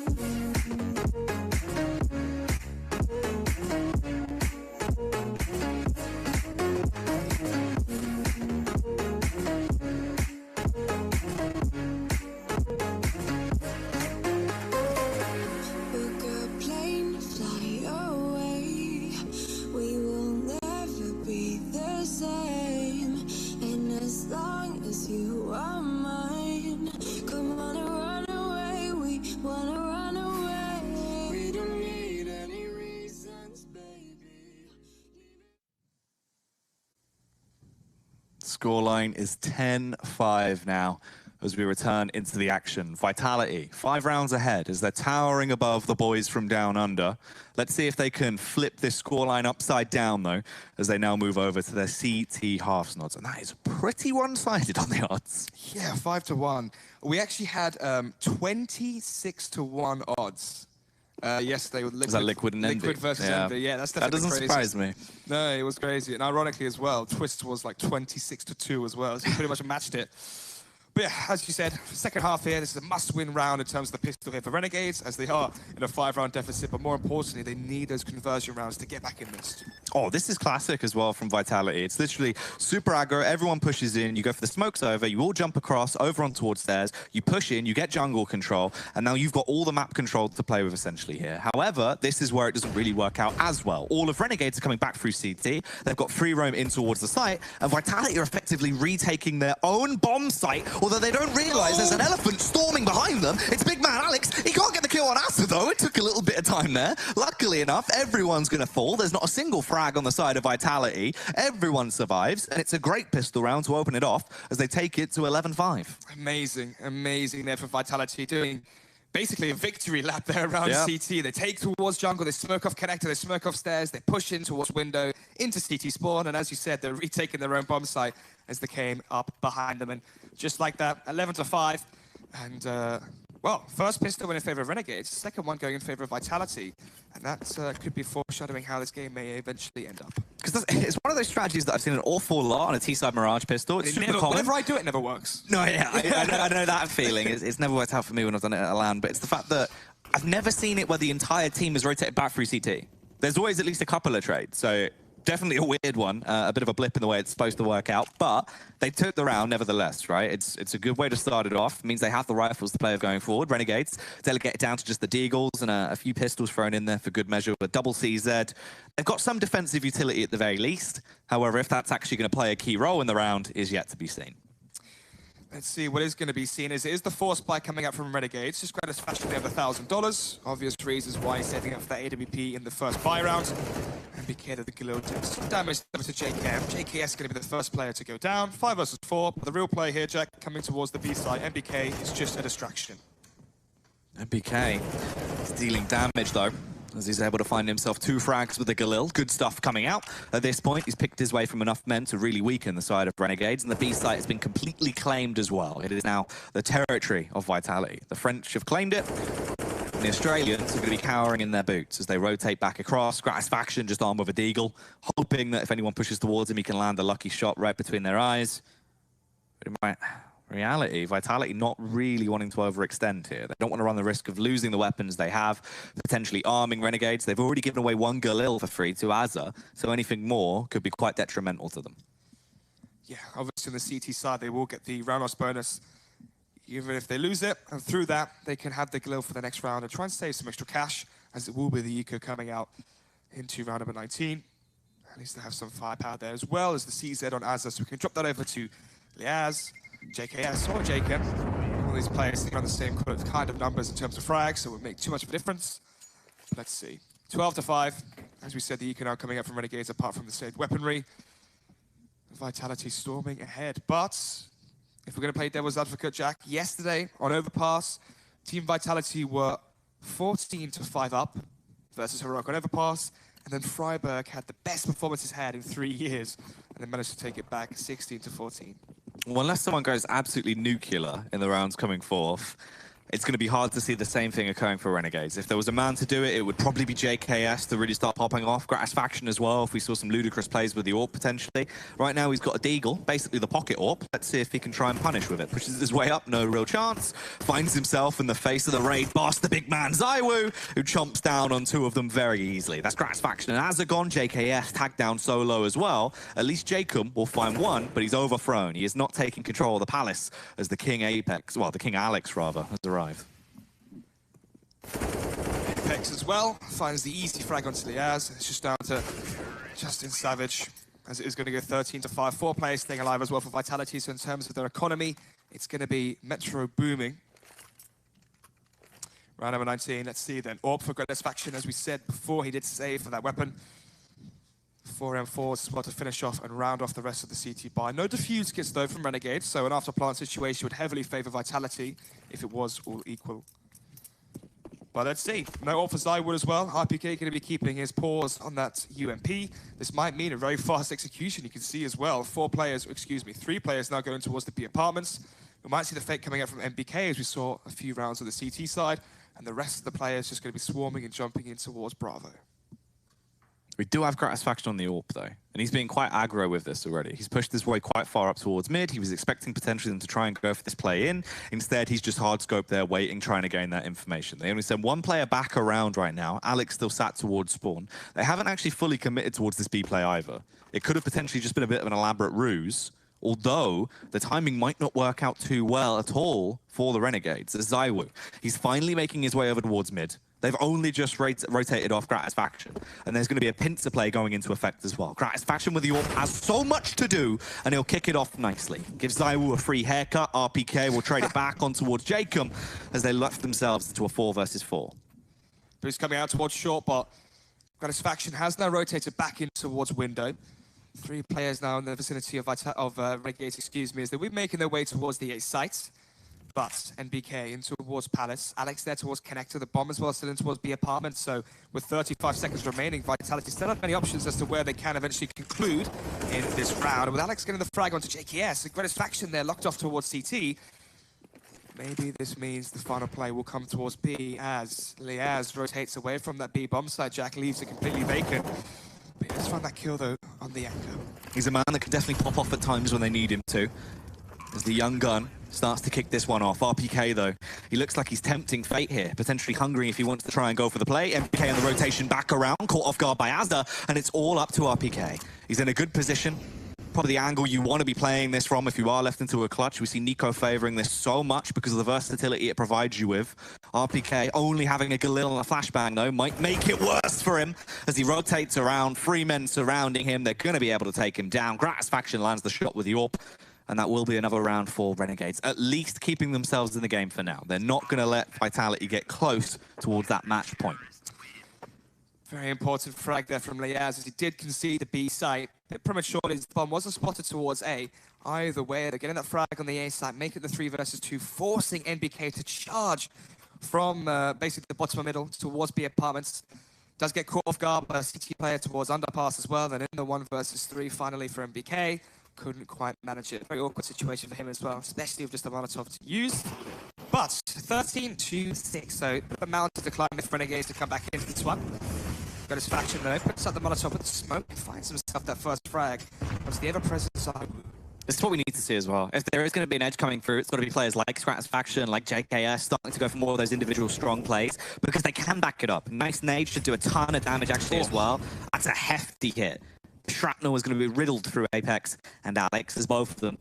It's like a hefty chunk of damage. Jacob looking for the trade, forced out by the Molotov, but the spam barely missing, although the nade might be a nuisance.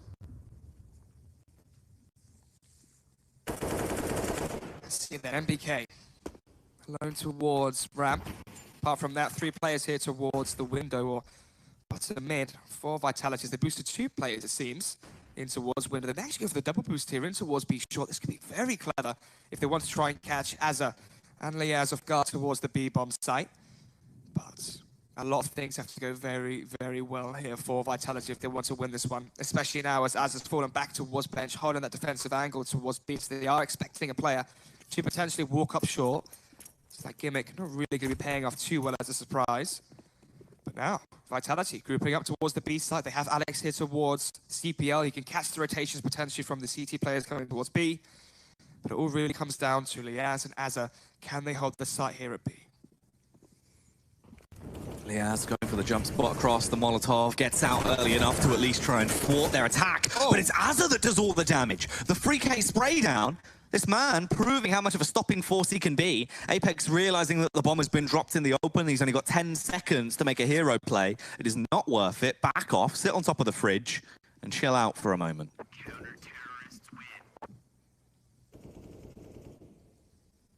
13-7, 2 in a row now for Renegades coming back into this one. Vitality most likely going to save here, even though Apex does have the AK and enough cash to drop over another one. But if they save here, it goes 13-8. They still hold on to a 5-round lead, and they can buy up into round number 22. And for Renegades here, this is a round where they have to farm cash. You can see, even though they won 2 rounds in a row, Jack, they've been close rounds. $500 there for Liaz. Apart from that, $2,000 across the board for Renegades. They need more cash if they want to be able to buy up into the 22nd or 23rd round if they do lose. So they can bounce back and try and reset Vitality. So let's see. As they do come towards underpass, they have Gratisfaction in the window with the AWP as well. Bear in mind, though, Vitality were on a 9-round win streak before Renegades came back into the action and find themselves 2 in a trot now. Can they try and add a third to that? It's already a good way to start it, at least, as MBK has been punished. They don't really have much firepower either. Essentially, all of it has been gambled on Apex. Looks like he should get a free frag, though. Spotted out the barrel there of Jacob, but he can't get the kill. Jacob goes on for a double kill as well. That's rough. The potential play that could have developed swiftly mopped up like a spilt drink, and it all comes down to ZywOo now. He's so crisp when it comes to the pistols, but it won't matter. It's not enough. If it was an AWP, maybe there would have been a different story. Instead, though, Renegades get a 3rd round on the trot as they bring themselves up to 8-13 now. ZywOo, $4,750 on the mark. Does he go for the AWP, no armor, or does he go for the AK Kevlar on utility? It all comes down to whatever the eventual call is going to be. Do they go for an execution towards A? Do they take mid-control? Do they value the AWP to try and find picks and open up the sites? But it seems like it will be the first option there, Jack. They're going to go for the execution towards A. ZywOo going for the SG, so he's probably going to play towards ramp or towards Palace and hold those long-range angles and take those long-range duels with the SG. As I said, though, he is first right now, as he is going to be entering towards ramp. All comes down to JKS and JKM to hold off this onslaught towards A. Can the Krieg killer get some critical kills going into this one, though? A failed Molotov comes through. JKS going to extinguish the initial one. Under is burning as well to try and force anyone out that's in that position, but no one's there. And Azza already quick on his toes as he's doing a marathon the entire way behind. Jacob with a full frontal assault hits the first as the head of Alex has been popped like a little grape. And they're being able to defend themselves on the bomb site. They have been forced out, though. The smokes come through. Apex causing a deviation as 2 of the players have had to go back in towards connector, but they haven't realized the big man, the boogeyman coming from behind. Azza gets the initial kill, shoots MBK in the back, just at the awkward timing. Gratisfaction firing off a warning shot. It won't connect, but it allows Jacob to bombard his way out through the smoke. Apex with the timing, wasn't ready for it, and it's starting to crumble. They leave themselves susceptible now. It's up to ZywOo to really start dealing out some hefty blows. The Krieg comes through strong, gets the initial one up to Jacob. Gratisfaction with a response off the back of the AWP. RPK, not a lot of time left. He only had to try and delay and deny. Instead, it's a further kill from Azza. 2 hugely impactful rounds coming through from Azza now in a quick span. Brilliant flank there. Perfect timing as well in towards Palace. Catches that first play off guard and he plays the slow game. Doesn't wide face towards the site. Instead, he makes himself a nuisance for Vitality there in the afterplan. Smokes out. Delays. Flashes eventually as well for the player towards stairs. Just makes a perfect execution. Got to say as well, brilliant play from Gratisfaction to push in towards triple and land that shot on towards ZywOo at CT. Because if that had gone the other way, could have been seeing 14-8 instead. However, pistols now for Vitalities. They're going to be charging in towards the B site. Flash is going to be bombarding over the top of B as they come full force now in towards B. Oh, it's an Alex barbecue. As he is set ablaze there by Azza. He's trailblazing ahead, actually. Started to really get some traction behind him into these prior few rounds. And this really does make it awkward for Vitality. It fractures them, it splits them up. Gratisfaction as well, just taking easy picks. Jacob will come in to clean up where his mistakes are made, and all of them are falling. This could be a flawless round for the Renegades, unless Apex has other ideas in mind, but the grenade's going to land next to him, and it will be a single bullet from Azza that takes him down, bringing him up to 15-15 now, as he started to find his form into the later stages. Vitality with a much-needed pause as well. They've got cash again, but they need to talk about what and where they're going to do with it. Second pause, as you said. $6,000 for ZywOo, so we can afford the AWP. Now cash for everyone to buy, so it's more so about the strategy. What are they going to be doing in this 24th round? In terms of what's worked for them so far, I'm just trying to remember. Gosh, it feels like a while ago that we saw rounds being won for Vitality. It's been 5 in a row now for Renegades. Actually, really, all it was, Jack, was a 10-5 half. Yep. Vitality win pistol. Vitality win versus the Force Buy. Vitality win versus the Eco. 13-5. Ever since the buy rounds have come to fruition, Renegades have won all 5 in a row. So maybe that's why I can't remember a good buy round for Vitality, as they haven't had one yet. But maybe the 24th round could be the start of something new. Well, something else they haven't had as well is the availability to get the AWP out on ZywOo on their T side. Something that they're now able to do, as he can try and combat against big old Gratisfaction. He's been such a thorn in their side since he has moved over to the CT half, and he's looking for more as well. Alex, if he moved slightly, he would expose himself, giving vision to Gratisfaction, who's so confident into this round. He did realize, though, potentially someone could be coming through underpass to backstab him, so he's going to be a little bit more wary. But look at the amount of map control Renegades already have going into this round, Snots. So much. Pushed in towards Palace, pushed in towards top mid as well. And they know that there can't be a window boost because Gratisfaction can spot towards underpass, so very well positioned here. Unless Vitality were to go towards B, then things could get quite hairy. So, all 5 players here for Vitality towards the B site. Once again, Liaz and Azza are going to have to deal the damage. If you remember, Jack, last time, a few rounds ago, as Azza's 3-man spray down that denied entry for Vitality in towards the B site. Going to have to be some deja vu here if Renegades want to secure it. With the fire and flames, they're going to have to fight tooth and nail if they want to claim control of this B-bomb site. Liaz waiting to be the damn to deny entry. He's taken a fair bit of damage already, though, as the flashbangs come through. Luckily, with support of Azza, an awkward jump. He elevates himself in the air, but it's not going to up his skill ceiling. He goes down, frags for RPK. Alex with a decapitation on JKS as well, and it's all up to Gratisfaction now. The only one that's actually on the site, but he's still causing a scene. A third frag found. Response there from ZywOo back on the AWP. And it comes down to this, a 1v1 versus Jacob. He knows where he is, streets away. He has to get the bomb down. Luckily, he plants it just at the 4-second mark. A flashbang out, a second flash for good measure. He's going to go for the fight, spots him. It's all a game of fumbling at this point, as both of them are trying their hardest to win this round. ZywOo gets in the rear, but Jacob somehow finds the flick, denies it. No round 14 for Vitality. Another round for Renegades. Exceptional play there from Gratisfaction on towards the site. Falls back as well towards shore. Gets 3 kills, denies the plant going down for Vitality until 4 seconds remained. And in the 1 versus 1, ZywOo was such low HP after the Molotov and the HE grenade. And just like that, Jacob takes it 11-13 as Renegades make it 6 for the Trots. Absolutely ridiculous. It's one of those rounds that so many weird nuances happen to allow them to actually get themselves into a crazy position. It's so good to see Gratisfaction as well on the AWP now, actually doing what he does best. He normally is such a pinnacle player. There's a reason why they picked him up. There's a reason why they wanted this madman, and we're finally starting to see a little glimpse of it. Gratisfaction again, dealing damage. He's a sniper with a hell of a scope, and he finds the first pick. Takes down Apex to open up this round, Snots. He's been playing so strong on the CT side. Entries from B short. Entries towards mid as well, towards Connector when he has been extinguishing the Molotov. Ooh, nearly made it 2 apiece as well at the start of this one. And BK now, we saw him pushing aggressive towards ramp on the CT side. Let's see how he favors now on T. As Gratisfaction is going to be tagged there, as he has been getting quite aggressive towards the window, refacing in towards middle. Maybe the confidence he has is the reasoning for that. Bomb is making its way now towards the A ramp. Vitality most likely going to be concluding towards the A side, but MBK now tagged up as well as the HG grenade brings him down to 65. Smoke dished out by JKM. He will eventually just be falling back. Zaiwu, with support of MBK.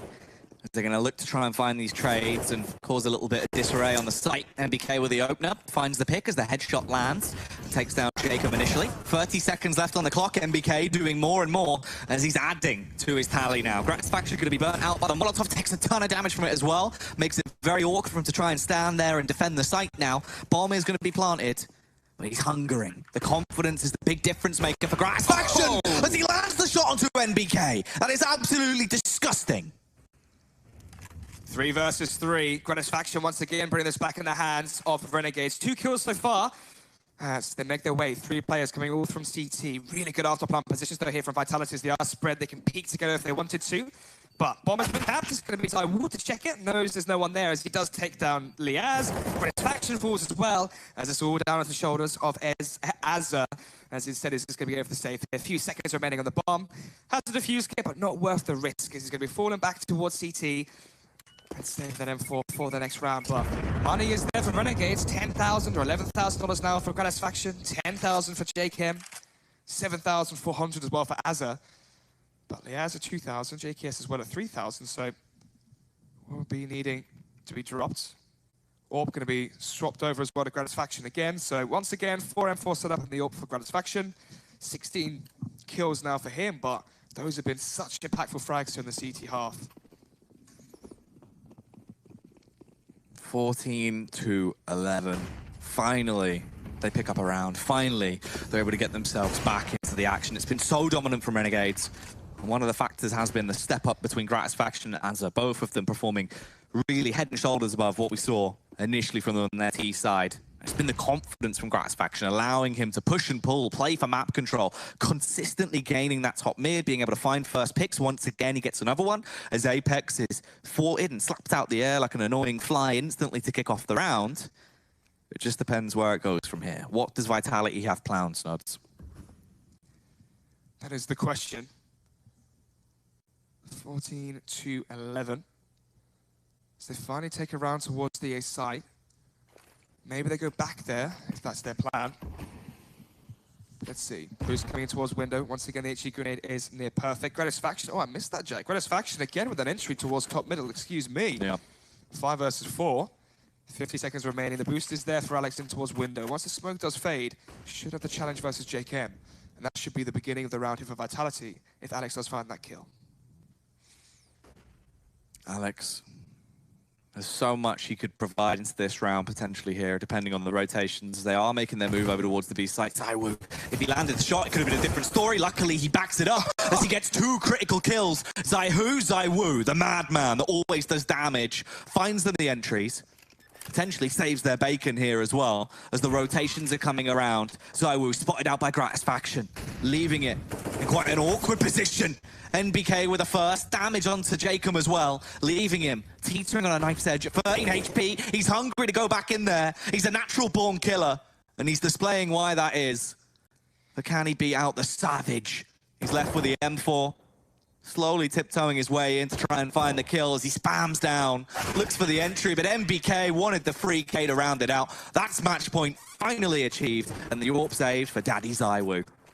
So well played there from MBK. Not only funded the 2 frags towards short from the retake from Renegades, but he didn't overface in the 1 versus 2. If he had died there on 20 HP, in that 1 versus 1, it could have been a different exchange, as we know how good JKS is for Renegades in those clutch situations. But as you said now, match point for Vitality, and they have 4 of those going forward. However, with how Renegades have looked so far, this could definitely be a game for overtime. It's going to be an awkward buy for Renegades to actually find themselves fighting for that overtime, though. Jacob, just with a Mag 7, although it can be a bit of a bulldozer if you know how to wield it at times, it will let you down. Apex instantly tagged up, though. Gratisfaction's continuously been trying to go for those opening picks. He's been doing a great job of it, but he isn't going to be able to find it just yet. MBK, potentially a linchpin here. If he can open up on towards the A site, they can backstab their way in. Gratisfaction's still just trying to lock it down towards mid. But Zaiwu has the both of them miss. This is getting awkward. Apex is low, but even lower is RPK as he falls to the shotgun of Jacob. JKS though, down by Alex. Apex as well, slithering his way through the smoke. Gratisfaction with the AWP, making it caught off guard. No, he doesn't. Flashed as well, Jack. How on earth has he landed that? Maybe a bit of Irish luck there for him, even though he's from Australia, forget that. But 3 players now from Vitality, all going to be situated towards the T-spawn. 4 players, all of them at that, from Renegades here towards A. Eventually we should see Leaz go back, or Azza, towards that B site. Or maybe they play the game of, let's just all stay together as a clumped up unit of 4, retake either site as a 4-man unit, because their retakes have been strong so far. Well, Jacob's already been repositioned back over towards the B site. And it looks like it is up to him to basically be the sole defender as Vitality are making their move in, slowly advancing. They've got a Molotov to work with, a couple of flashbangs, although Jacob has a fair few rounds in his AK, and he knows that he used this Kalashnikov to be an absolute murderer, as he'll find the first. The nade goes rolling in as well. At this point, they've cut their losses. They're going to try and back off and save in the kitchen, but it could get worse for them. Depends if they're going to be hunted. Luckily enough, no one's going to spot them, and the spam won't connect. Alex is pretty damn lucky as well, as he only had 2 HP to play with there. They are still on match point, but Renegades, they're not giving up. They're not going out without a fight. A fight indeed. This is going to be very good for their confidence as well, going into the next map on Dust 2. 3rd tactical timeout being called by Vitality. They have 1 left after this one. In terms of cash, they have the AWP from Alex, can be dropped over to Zaiwu. RPK can buy as well. Apex, though, maybe not. Maybe going to be deducted down to just the CZ. Has full utility. This is quite awkward, Jack. When you have pistols, AWPs, and a plethora of different weapons on a buy, it makes it quite awkward, because if it was all pistols, then the strategy is very obvious. You go for that hard rush, be at the start of the round, or you slow the pace down, you do a default, and then you explode on a site. However, with such a mismatch of weapons, actually the buy's a lot better than I would have thought. Actually, there's only 1 CZ. So they can go for more of a default here, Jack. Take map control, play for picks, go in towards connector, go in towards B shot, boost up towards window again, and try and play for those picks, and then work off of that. Let's see what the call's going to be. The last time they went around really was towards the B site with the amazing play from NBK. But before that, it was the bomb planted and the after plant towards A. And it seems that they will be going for the latter here. That got them to 14. Zaiwu, with that AWP on the entry. Maybe you can rub this dirt off his shoulders and show us a little bit of the real Zaiwu that we want to see, as they slowly advance their way up, looking to try and find these initial frags. JKS traps there as he's stuck towards under, waiting for this push to come in. The flashbangs are going across. They're using a ton of utility. Basically, everything they have on the Renegade side has been cast out at this point. This is so awkward now for Vitality. They've wasted so much time. Even though they've drawn out Molotovs, grenades, etc. from Renegades, they've been here for so long. There's an extra player there. Gratisfaction no longer playing towards window. Instead, he's here towards jungle.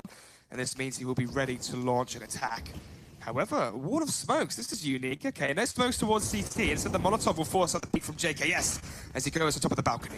Oh, it's an elevated angle. Can he fire down and rain death from above? No, he can't. He only gets 1 before he's traded back upon there by RPK. Gratisfaction completely blocked off by the wall of smokes. He's done damage with this AWP into the prior rounds. A rapid flick as he goes aggro. Takes down RPK. Spots out a second man, but Azza will come in and chime through to be effective. Unfortunately, it was only a brief chance. The rest of the kills have been collected. NBK with 2, Zaiwu punishing for the final killing blow to bring himself as the top dog on the server with 24 at the end there. And that is Vitality taking close. Von jeher beschränkte es sich auf 2 Menschen. Die göttliche Paarung. Einer wird leben. Und einer wird sterben.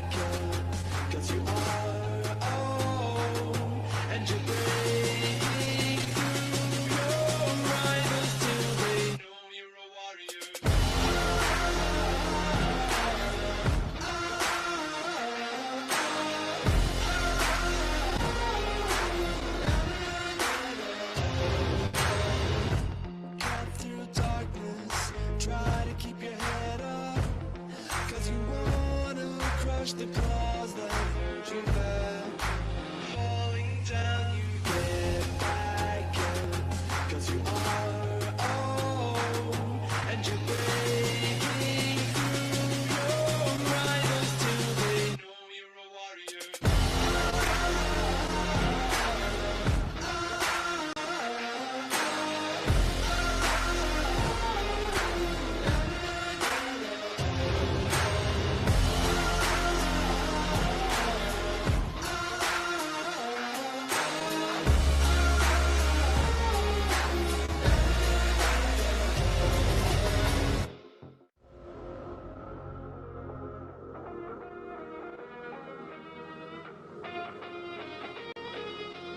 but it faded away and was taken by the French super squad. The fury of the French was too much.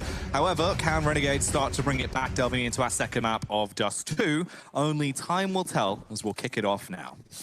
Let's see then. Renegades going to be starting on their T side. Team Vitality on CT. Smoke off towards short here from the boys from down under, as they're going to be going fast towards short, and most likely flashing over towards A and making this one fast-paced. The short burst going to be the deciding factor going into this one, as the Molotov gets cast across, going to force back RPK. Oh, it looked like it was setting himself for a bit of a shooting gallery there. Instead, he's going to be the one shot at and left lifeless on the ground by Liaz. ZywOo rotates back around, a bit of a panic spam coming through with his USP. Not as calculated as we expect to see, but MBK is still doing damage. 2 heads found for the man. Continuing on their warpath, as Alex will double down as well, and it's all up to Azza in a 1 versus 3. This is going to be very awkward for him, as the shot is found by Alex, and that will be the defuse for Vitality. Bomb was planted for him, but unfortunately there, 1 versus 3, too awkward of a situation to have. But how surprising, Jack. Even you sounded surprised. Alex with 3 kills from a 5 versus 3, all the way down to a 3 versus 1 in favor of Vitality. Very well played on the retake, even though Renegades had the opening kills there towards the site.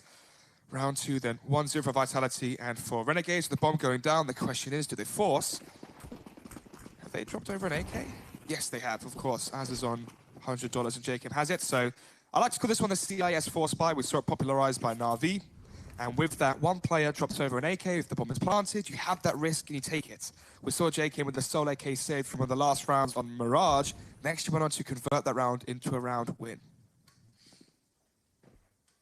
Renegades, again, looking like they're going to be tempting fate with the idea of going for this play over towards short and rotating in towards the A site, although they've given Jacob an AK, and they're going to look to see if he can probe out and do a little bit of damage himself as he goes through with a mid to B play.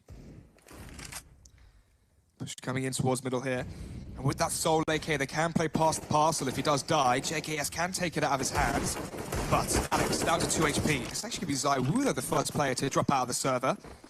And Alex is low as well. This could very much be around for Renegades. They're going to be grouping up towards short. Alex, as I said, is low. He's playing the headshot angle, I imagine, towards the default site. Yes, he is. RPKs are to back him up as well with the smoke and Molotov. 50 seconds remaining as the smokes do come out towards short. Let's see then what Alex can do. Oh, Alex with the spray down. It could have been juicy, but all he did was set up RPK to roll back the ears and roll back some scalps whilst he's at it as well. Peeling back Azza, Liaz, anyone that wanted to come towards him, he was ready to take him down. Vitality picking up a tasty second round there with ease. Just like that, 2-0. Going to be the force by now coming out from Renegades as the bomb was planted in the first. AWP for Grena's faction, but with no Kevlar. Apart from that, though, a great buy across the board. Azza obviously dropping the AK in the first round, but he has the UMP here with a smoke and flash. This faction with the tag onto MBK. That will make that B side a lot weaker, and JKS is going to try to take advantage of it. Molotov's already in, but he's bypassed it. I mean, it's just going to take one shot there on towards MBK to take him down, although Apex will trade it. The victory jump from JKS not going to be enough to save him there. Apex with a hefty nade as well. He might be doing damage, but he's not getting the kills. Jacob with the trade finds the headshot, and it leaves them into a 4 versus 3. The retake for Vitality is going to be a bit awkward. So maybe Renegades have already found an opening to get themselves a first round on the board here, as Vitality might just call it quits and save this one. Yeah, they should, especially retaking that B-bomb side. So awkward. Including the fact that Liaz has the smoke to dish out towards the double doors there on B. It's going to extend how long the retake would take for Vitality. And yeah, as you said, Jack, they're going to be going for the safer option. Just throw in the towel and save on to the remaining 3 weapons they have here. And with that, Apex can invest into an M4. Alex as well is going to receive $1,900, so he'll actually have $3,100, so he can actually drop over. Oh, actually, no, excuse me. He won't. He'll have enough for a FAMAS, though, so they can get FAMAS worked up for MBK. And yeah, Jack, they can have a fairly good buy here. FAMAS, a UMP, 3 M4s as well. They will lack an AWP for ZywOo, but they will have a good enough buy to go for a force. Renegades going to be able to pick up the round, as you'd expect. The fast, heavy-hitting play there in towards the B site worked out well, and again, it falls back into what we saw being the real staple for Renegades on Mirage. Gratisfaction getting the early opening. That's what we need coming through for them. That is going to be what gives them the edges. He's been very effective at getting those early punishing picks with the AWP. If you can keep that up, it's really going to start to make Vitality sweat a bit going into this one. Let's see if he can go 2 for 2. Oof. Fast snap, but not actually landing the shot this time. Let's see then. Default now coming out for Renegades, 2 towards long. 2 players situated towards middle, and of course, JKS there towards B lower. May get met though, and matched by RPK if he does stick his head out. Slight tag there against MBK, but it's going to be like close with the UMP. Should get the trade frag. It's actually MBK though, with the scout through the doors of all places. And now with that, the information has been gathered. Alex frantically making his way back towards the A site now as the execution is going to come towards A here from Renegades. Alex with a flash in the air as he tries to play around the smoke. It doesn't work out too well for him though, as Jacob still fights through the blindness and gets the frag. The elevated Tower of Pain being put into play here by Vitality though. MBK quickly making his move over, expecting some suspicious shenanigans from the rear as he wants to get up on short to be able to complement ZywOo on the retake. They've got control of the site. The smoke is down as well to try and block this off. There's somewhat utility left remaining for them as they can flash their way back in. It's going to be awkward from this point forward, as that's the last of the defensive utility cast. Now Apex needs to get the kill. ZywOo comes through with one as well, and it's all on Liaz. 4 HP in a dream. The Krieg gonna let him down as he'll be punished by the P2K, and another round will be claimed for Vitality. 3-1. Great retake there coming out from Vitality. It was the 1-for-1 exchange earlier on when MBK got the trade frag. And from that, Alex and Code frantically coming back towards A. Managing to make it 3-1 as we head into the 5th round now. Enough money here as well for Renegades to go for the rebuy, try and fight back against Vitality here in the 5th. And with that, 3 AKs, Orb coming out for Gratisfaction, UMP for Liaz. But for me, Jack, that Orb from Gratisfaction, the last map, was so pivotal. And here he is now with a great spawn towards B. Let's see if he can open things up. He can be so huge with it. Very influential of a player when he's actually given a little bit of room to roam. Although MBK is going to be the one he's going up against to try and get the early entry. The nades are being cast in as well. A small sliver of damage that won't really do too much in terms of stopping power. And Jacob looks to try and be the entry fragger on this one. Although MBK popping off with 2, sure Gratisfaction gets the kill he wanted, but he's already lost 2 of his brother-in-arms. And this really does leave them in quite a predicament.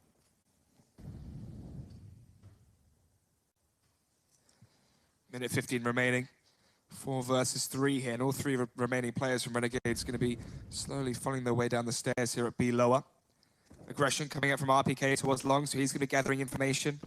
So they know they're going to be situated probably towards middle. That would be the best guess to make, especially now as Alex is flashed by Apex to peek in and get into a very good position here to spot towards Xbox and catch the Renegades players if they are jumping up to go towards shorts. Oh, Alex behind the door. He's going to hear the scope. Was it going to work out for him though? He spots out the scope. Gratisfaction, that's the 2nd time he's been able to find a kill like that, where he shouldn't be having the edge. Somehow, he just overthrows instantly, gets the kill, and this really puts them into a position to try and bring this back now. They're going to smoke out as if they're going for the mid to B play. ZywOo's going to spot this and be so heavily focused as he's spamming out a couple of warning shots there in towards the smoke, hoping to at least tag someone up. They double back round towards B. They can overwhelm here. Apex is the only one on the scene. He's got an elevated angle, but does it work out well for him? The awkward panic spam. Oh. Somehow they run into it, and he gets the follow-up frag on Azza. Gratisfaction needs to go crazy, and he's not able to. Apex completely overwhelms them. Brilliant anchor there from Apex. 4 versus 3, and Apex is good enough for all 3 of those remaining Aussies. Round 6 then, 4-1. The ship of the Eco coming up from Renegades now. They've been struggling early on. So, this is the round for Vitality here early on their CT side to really start to farm up the money. You can see after the buy comes through, their money is still very low considering they've strung rounds together. Apart from that, they're versus an Eco, no armor, just going to be an invested scout for Azza. This should mean at least, what, $3,500, $4,000 a piece here for Vitality, as long as they can make this one clean and efficient. Well, they've just got the Deagles, pretty much. Azza being there on the scout. Gratisfaction just with a Glock as he wants to try and keep his money a bit higher to get back on that AWP as soon as possible. At this point, though, it's just a matter of what do they try and do going into the round. The single flashbang from Gratisfaction could set themselves up to try and go for this flash in off short and just overwhelm anyone that's on the site. Although we've seen a lot of success coming through from this defense, and ZywOo's there, primed and ready, hard scoped in over towards short. So if they go slowly, they're just going to be offering themselves up as some kind of suicide squad Let's see if the sacrifices will be there, though. Kratz faction primes the flash. It goes over. Doesn't do anything. Allows ZywOo for the first. He wants to chuck in the Molotov as well to burn their pathway and make it harder for them. Alex barely taking the fights when he needs to. Everyone coming through with a couple of tasty frags here and there. The only one that's going to go down is ZywOo. Alex as well suffers the same fate. But RPK, the linchpin as ever, finds another kill. Rounds it up to 3 into the round. And Vitality take themselves a 5th. 5-1 was versus the Eco, though. And now it's going to be versus the Buy, and this is where things do get interesting. Renegades have found a lot of success. Well, I say a lot of success, just off a few rounds of that. The pistol in the first round they won towards A short. Get up towards A short. Smoke off towards the angle towards the site, and then essentially just flash over and burst up there. But Vitality, though, Jack, it's their retakes. I mean, the retake on the pistol, the retake when there's 4 players from Renegades towards long. All so perfect. And so is ZywOo sometimes. It does open things up here. 5 versus 4. Minute 35 seconds left on the clock. And all the players from Renegades can be situated here towards middle. Jacob, very effective at being able to get these early picks on the board now. As he finds another one, trading it back, leaving them in a 4 versus 4. Alex, a wild man, spam. Oh, NBK, through the blindness, calling Daredevil, the natural born killer, starting to roll back the years and do some source levels of damage as he's getting a bit saucy. Kratz faction barely holding on to stay alive as well as he dabs his way in towards the bomb site. NBK leaps over his head and punishes him with a P250. Now this is starting to look more like a Vitality game. 6-1. NBK. You've got the tag as well onto Kratz faction towards that B-bomb site. Making things look easy. And it's not too easy here for Renegades as they are going to be on about, what, $3,000 here, Jack? So most likely give it a quasi-buy. Obviously, their round loss bonus is now built up. They can just invest into, you know, Deagles with Kevlar, light utility as well, and Scout as well for Azza. But apart from that, nothing really too concrete to work off of. 3 players towards long for Vitality. This is going to be Apex this time playing passive towards middle, so they're expecting something towards long here from Renegades. Maybe in the next buy round, as they have been able to get on towards the A site. And obviously they had that burst play towards B early on as well. That worked out for them, but ever since then, it's all been for Team Vitality. So, towards short then. Deagles, pistols for Kratz faction and co. ZywOo, though, not going to be playing on towards the default site, playing towards car. Very passive, just waiting for them to walk into a scope. Could be potentially, though, Jack, for a burst, flashbang over, blind ZywOo, they can burst on towards the site. There could be something for a plant, potentially. Well, that's a nice nade.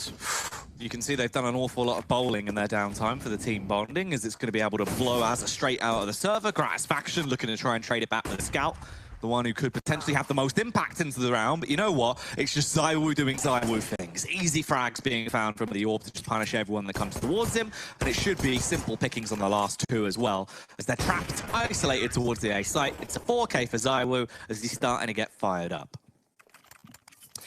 Right, let's see something from Renegades. We've seen a tactical timeout, the first one so far in the second map. Remember, gentlemen and ladies out there watching from home, 7-1 up on map 2. Vitality took the first on Mirage 16-12. That was the map pick from Renegades. But Vitality were 13-5 up, and Renegades managed to bring it back on their CT side and look strong. So maybe foreshadowing this map as well, if Renegades start slow on their T side, Jack, and then, you know, wake up on the second half, but so far, it hasn't been looking the most promising for them. Or for Kratz faction, it's going to be the full buy coming out from Renegades. And with that pause, it's tough. I mean, what do? Do they go for more of a default play it slow, take control towards long, take control towards A short, then execute somewhere, either towards mid to B, towards the A side from short? Do they allow Kratz faction to play for picks? I mean, if he has a good spawn, then potentially. But yeah, hasn't really had a best spawn, so he's going to be holding for a mid-peak, but no one's going to be showing it to him. Instead, Vitality going 4 towards long. Yeah, it's a bit of a elaborate play. The heavy stack, expecting potentially a long bombardment to come out through the house. Heavy stacked with the nades, it would have completely eradicated everyone that came towards them, but that's not the case. Instead, it's the early drop from Azza straight into CT, trying to cause some disruption, but instead it's just going to be the punish from the orbs. 2 frags found for NBK, response there from Kratz faction as well. Apex showing that he might have a scope and deal some damage with it. As he rips the head clean off of Kratz faction, leaving it up to JKS. This round is over in a matter of seconds at this point, as it's not looking likely for the Savage to try and bring it back. ZywOo plucking him out of the air. All of the frags found with scoped weapons into that round, and It was rapid as well. 8 rounds now accumulated for Vitality. They're locking it down their CT side. Locking it down indeed. 8-1, 7-round deficit now for Renegades as they're going to be back onto that quasi-buy. Pistols, light utility, flashes, smokes, if that. They have Kevlar to work with as well. But at this point, though, Jack, they need rounds on the board ASAP. If Vitality get to 9, 10, 11 on their CT half, all they need is their second half pistol, and the game is pretty much theirs. But Renegades here, grouping up outside this B-bomb site. It's down to MBK with an AWP. And then Apex, of course, with the AUG. He's been so strong at anchoring towards that B site. But with the AUG there, there's the caveat, Jack, that maybe the flashes could work and maybe they can swarm their site and basically get around that AWP.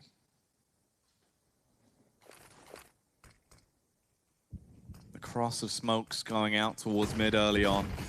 MBK's been doing an awful lot of damage with that AWP, so they want to try and restrict his vision as much as possible if they are going to be able to execute their way out. What? NBK hits the no-scope through the smoke and kills Gratisfaction as they're trying to push their way out towards the site. That is ridiculous, and he's looking for more as well. The Deagle comes out to play. He might not be landing the shots with that, but it doesn't matter. He's had enough showstoppers in that one. Alex with the double kill as well. The M4 punishes them and takes them down. What? I didn't even see it, Jack. I look at the radar for 1 second to see who was close, who was there for the rotate, how long till the cavalry arrives. But actually, MBK was all that was required. But versus the Ecos, we can't hype it up too much. This is the round that should be important. Look there at we this, go. though. Replay. Let's take a look. But oh my goodness, dirty, disgusting counter-strike there from MBK. As it is now 9-1 in favor of the boys in blue. But a fast, long take hit coming out from both teams. That is absolutely outrageous. If they can keep that up, God help Renegades at this point. The boys down under need to do some damage right now. It looks like they're trying to throw another shrimp on the Barbie, though, as everyone is getting eradicated by the Molotovs. The flames are burning higher and higher. And Renegades are dropping lower and lower in terms of the battle of attrition. They've only got 3 players left to work with. The AWPs have been doing absolutely everything across this series so far. And Gratisfaction still wants to show he's got more fight left in him. They do need to recover the bomb. They don't have much manpower to work with either, but the elevated angle from Jacob should be a bit of a difference maker. He gets one. NBK trying to scavenge and scrimp and scram what he can find. Such an important kill there, Jack, towards middle. Now into the 3 versus 2. They know exactly the remaining 2 players are from Renegades. And there you have it. Alex with the AUG going to find the final one. MBK there. Such a pivotal kill there towards middle. If he had died, they could have had the bomb. Rotate all the way back towards T-spawn. I believe it was Azza that did die to MBK at mid. But if he did win that duel, Azza could hold off the rotations from middle. The remaining players with the bomb for Renegades can go T-spawn towards B. And that could have been the second round for Renegades. But instead, Natural Born Killer lives up to his name and gets that frag. And now double digits here for Vitality on the CT side as we head into round number 12. And once again, the quasi-buy for Renegades. Just delegated once again back down to the pistols. In a bit of an awkward spot as they're going to be grouped up, ready to overwhelm, going in to that fabled site. And MBK, again, in a position to potentially cause some shenanigans with the AWP. Can they isolate in this time at the very least? They've got an awful lot of defensive utility to play with. So many flashes, so many smokes, but they don't have defense against Apex. The Predator himself, lying in wait, will only claim one. NBK trapped towards the site, can't do too much. At least Alex is there. And he is going to be able to punish him with the M4. Of course, he wants more. Going to go for it. Gratisfaction down and out. And Vitality to 11, making quick work out of the Renegades rush. 10-round advantage now for Vitality on their CT side. Let's see how high that advantage can get as Renegades now have a buy to work with. In the last buy round that we saw just 2 ago, Vitality actually had no one play towards B. They had MBK AWP towards middle at the start of the round. They had 4 players, or the remaining 4 players for Vitality, all go towards long, expecting Renegades to rush towards that position. And that's exactly what came to fruition.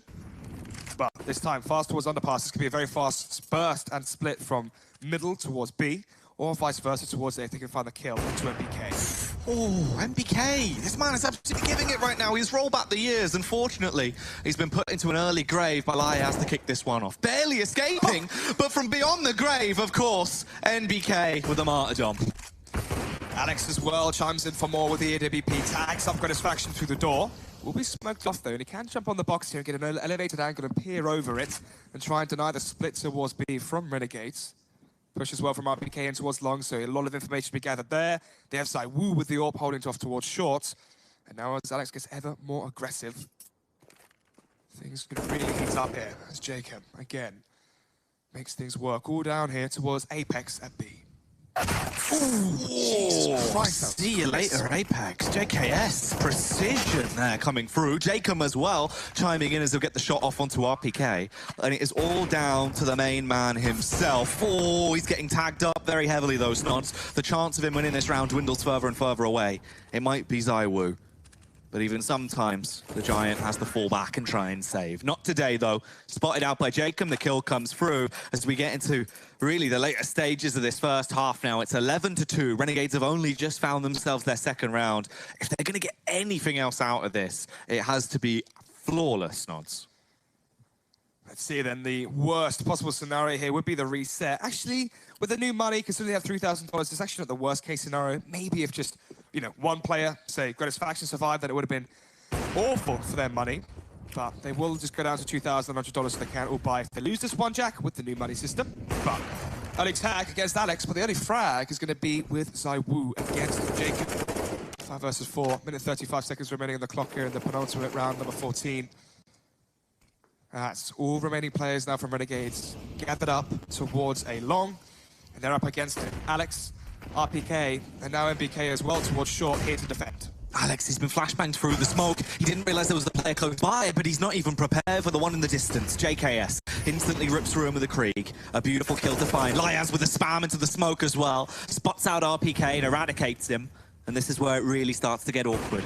Apex, MBK, and ZywOo roaming in, but can they retake and reclaim what is their land? Apex with the first, gets the kill back onto JKS. Gratisfaction in the Battle of the Orbs is proving to be the top dog. Nearly hits the no-scope through, but it'll be Liaz to find the headshot with a Kalashnikov as it goes 11-3. Renegades, they are not done yet.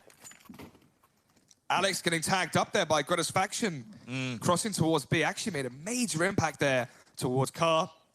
Obviously, just 20 HP, went down after one bullet. Could have an impact there on denying the cross from long towards the A site from Renegades. So the early exchange being very potent in the later round. But fun around here the first half in map number 2. And with how things have shaped up, Jack, maybe our last map of the day. As Liaz, Molotov out of the position there towards long. Going to be switching out with Gratisfaction, the AK to the Orb. A much slower round here from Renegades. Typically, they just charge out towards long, they charge up short, they try to go for a pick towards B. Instead, they're really slowing the tempo down. Round 15. A minute and 25 seconds left on the clock here. A slow round coming through from Renegades as they don't want to rush it and throw it all away. Although ZywOo, hiding in the shadows. The individual power of this man is absolutely outrageous. The stuff he can do is dominant. But Gratisfaction wants to prove he can do more. Goes for the fast face, gets the kill with the Orb, opens up the round, damage done onto Alex as well to try and thwart the defensive attempt. It's an awkward save on the Orb. He's gonna grab it, but it's too little too late. He's exposed, he gets shot in the back, and this is where it all comes down to the Source superstar. If they're going for the play onto this A site, RPK needs to run rampant. 5 versus 3, this is looking so good for the Aussies here. All 5, though, stacked up towards short, which means MBK has the forward position. Gratisfaction holding and waiting patiently as he makes another 2 versus 5. They may actually just go back towards B here, Jack. There's no reason to commit towards A.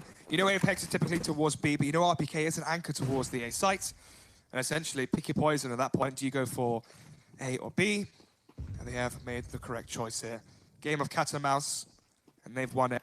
Vitality, no reason to say they have to go for this, Jack, as it is round 15.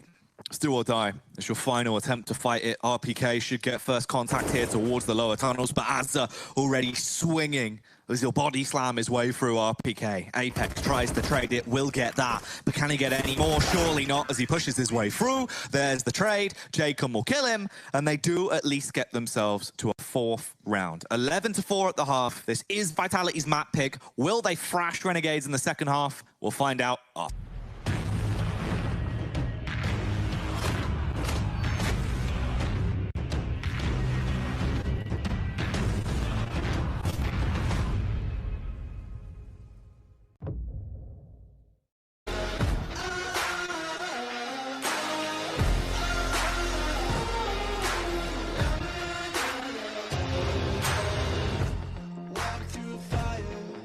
Try to keep your eyes closed, 'cause you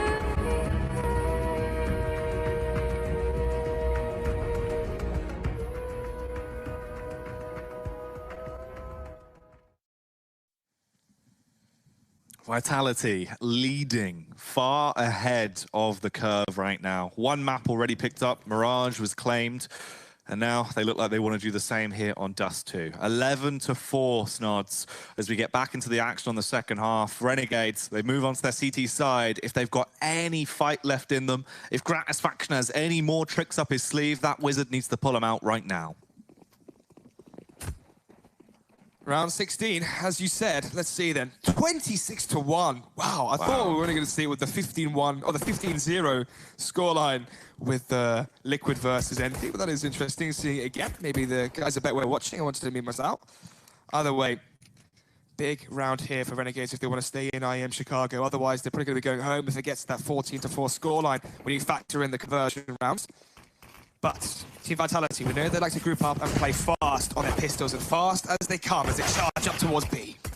Oh, the awkward spam from Gratisfaction as he tries to get himself a second into the round, but it's all coming up CT-sided right now. Renegades are overthrowing each and every one of them, although RPK tries to kick it off with a little bit of a bang. Wanted to give us some kind of hope there for the French superstars, but the Fury wasn't enough from RPK. He is going to go down, and Renegades, they are gifted a lifeline. This is where it needs to be flawless from this point forward, though, Snods. There is no room for error. Lifeline has been dished out to Renegades here. The final map is Vertigo, if it does go that far. 2 UMPs. FAMAS there for Jacob, M4 for Gratisfaction, and the AUG for Liaz. But a force spike coming up from Vitality here. Jack is just the scout. AK, TZ, P250, and Deagle coming out from the French side. And with that AK, it's going to be coming in towards B lower. Spotted to see if someone was boosted early towards short. But instead, look how passive Renegades are playing. They have 2 players in the A site, 1 playing towards A long with the Orc, that's Liaz. And apart from that, two playing towards the B site as the anchors. So very passive play here from Renegades, which is good and bad. Obviously, you have the range against the pistols when you have your rifles. But the issue as well, Jack, is if those pistols make their way onto the site, it can be very, very tricky. Gratisfaction getting very aggressive as he wanted to try and go for a deep play in there. Got a spam off onto Apex, took him down to 10 HP. They're setting themselves up. They are going to try and go for this overwhelming rush, it seems, off of short to try and bombard towards the A bomb site. It just depends when that call is going to be made. They have free smokes. They can smoke from mid to B as well, create a bit of a ruse, a seed of doubt in the minds of the Renegades to make them believe potentially this is going to be a play towards the B site. They've got free flashbangs as well, so they can light up the sky and daze and confuse everyone that is defending towards the A site. Although Azza, he has a flash of his own. He can counter this as the push comes through. He's just trying to bait for his teammate there as the flashbang will go over. This is where Gratisfaction will go for the wide swing out and try and work, but it doesn't work well. Alex knocks his blocks off, keeps running through, annihilates everyone that dares to defy him, although Liaz is the one to go monstrous into the round as he gets himself a 4K, all of the damage done from just 1 man. Apex left to save it as well with 10 HP, not a chance, as JKS will find it, UMPs him down, and Renegades get a 6th. Zaiwu and MBK grouping up together there to both be sprayed down by Liaz from the 3 versus 3. It looks so potent there for Vitality to take it, but they do line up to the spray from the AEG, and just like that, Apex left in a very awkward situation in a 1 versus 2 with that Scouts. So now the tides have turned. Eco coming out from Vitality. No Kevlar, just giving the scout for MBK, but apart from that, pistols across the board with 1 flashbang. Flashbang in the hand of Alex over towards A long as MBK has missed the initial scout hits, but he does get the hit through the door directly to the dome of Liaz. 5 versus 4, however, with no armor, still very likely. This should be in favor of the CTs, but how the hell are things going here? That is so awkward. He should be getting that kill every time. Instead, though, destroyed by the Deagle. Luckily, it's going to return a little bit towards normality. Apex lurking around. It just depends on the timing of how this one's going to go. It could get so awkward as well. Jacob's not going to clear it. Jacob jumps on the box, exposes himself. Apex will find the kill. JKS with a savage response onto Zaiwu, but MBK with a big round. The Scout superstar looking like Chris J into that one as he does an awful lot of damage. Indeed. My goodness, initially when he missed the first shot, got tagged up as well towards long. I thought that was the beginning of the end. And ironically as well, Jack, he was the only player to invest anything in that round. Everybody on Vitality was above $2,000. Apart from MBK, he invested in the Scout, went down to $700. So if they had lost this round, the last one, then MBK would have been on what? A pistol, a UMP if that, so a major risk to take, but high risk and high reward, as now they are doubling the scoreline against Renegades, 12-6, and look at that cash for the Aussies. This is shaping up to be a double eco. The only weapon they have to play with on the side of Renegades is just one singular Mag 7. Curious to see if that's actually going to get any chance to be used as well, as everyone is grouped up towards long. No one's heading over towards that B site right now. It is just going to be the Wolfpack play from Vitality. They've assessed the situation. They realize they've got the better firepower. They've got the range advantage. Keep your distance. Don't get up close and personal where the pistols are going to have prowess. Yep. But now look how far back the pistols are playing here from Renegades. All the way back in CT spawn and back off towards short where Leaz is staying right now, but Faction may have an impact since he has only got a CZ, so at range, not really the best weapon you want to pick. Zaiwu, though, with the scout towards long, should be able to deal with Faction easily enough as he is backed up by Apex, but apart from that, Jacob, the lone shotgun, going to maybe try and save that into the next round, as it is going to be the eco coming in from Renegades. And on that bombshell, it is going to go 13-6 as the bomb does get eventually planted towards A. Jacob getting up close and personal here with the Mag 7. If they did try and exit, he would have a chance, but in reality, they're probably all going to group up, they'll stay together, and they'll herd up. There's no reason for them to charge their way out through the longhouse and potentially give weapons away or free cash to the side of Renegades. So Jacob's been boosted up on top of the elevated angle. They cast the smoke in as well. They don't really need to fight this. They've got the spam out, they've spotted him, it's an easy kill now, and that is going to be the end of that only chance for Renegades. So, during some dead air, let's fill in with some facts from our stat man, David. Dust 2 is the best map of Vitality at big events so far in 2019. 70% win rate versus top-tier opposition on this map, and you can probably see why. The mix of skill, strategy, the team play, everything really coming to fruition. The last time Vitality played Dust 2, they actually beat the #1 team in the world, Team Liquid, at the final of ES1 Cologne, 90-17 in overtime. So you can see the caliber of opposition they're used to playing on this map, and right now there's quite a discrepancy between these two teams on it. Taste a little replay here of the RPK limelight as well into the opening round, where we thought maybe some magic was going to be made, although we didn't realize it was setting us up for the return to form instantly for Vitality. He's getting into round 20, it's 13-6, although Faction, he wants to go for a pick. That was the replay from Leaz when he lined up the two players with that AUG. Oh, this is the 3K from Apex. Oh, okay, maybe not then. But it was the 3K from Apex, and in the meantime... Jack, I'm lost. Well, we're on round 20. It's fine. I'm lost. RPK with the kill onto Faction. NBK as well going to come through, back down like a ton of bricks onto Leaz, as all of these are effectively the memories that are flashing through the minds of Renegades. Just before your death, you know, your life flashing before you. As they went in and out of replays now, I'm not sure what is a replay, but it is round number 20, and in this one, as they're trying his luck with the jumping shotgun, does tag up two players to low HP, finishes offside. Woo, goes for more as well, on towards RPK. And it's Apex towards short as well. Three of the players remaining here for Renegades, but it is going to be chopped apart there by the two players, RPK and MBK, as MBK made his way all the way from middle, back through those double doors, up that Xbox, and behind the two players coming in from short from Renegades. And that backstab was more than enough to secure round number 14. That was a bit of a time travel round. It was crazy, it was crazy. But I was so lost because it went back into the round, and then it went back into the replay, but the replay was on long as well. Yeah. So I was thinking, yeah, what is reality? Where even are we? Where are we? Are we in Who Germany? are Are we in Chicago? Are we back in England? It randomly just cuts to a clip of Source Very Games. But either way, Zaiwu... Inferno on B-side. E-side, sorry. Still looking like he wants to do some damage to open it up with an early pick. RPK as well, straight through Faction. The murder continues onto JKS. Azza gets one, but it's not enough, really. At this point, it's got to be match point, surely. There we have it, 15-6.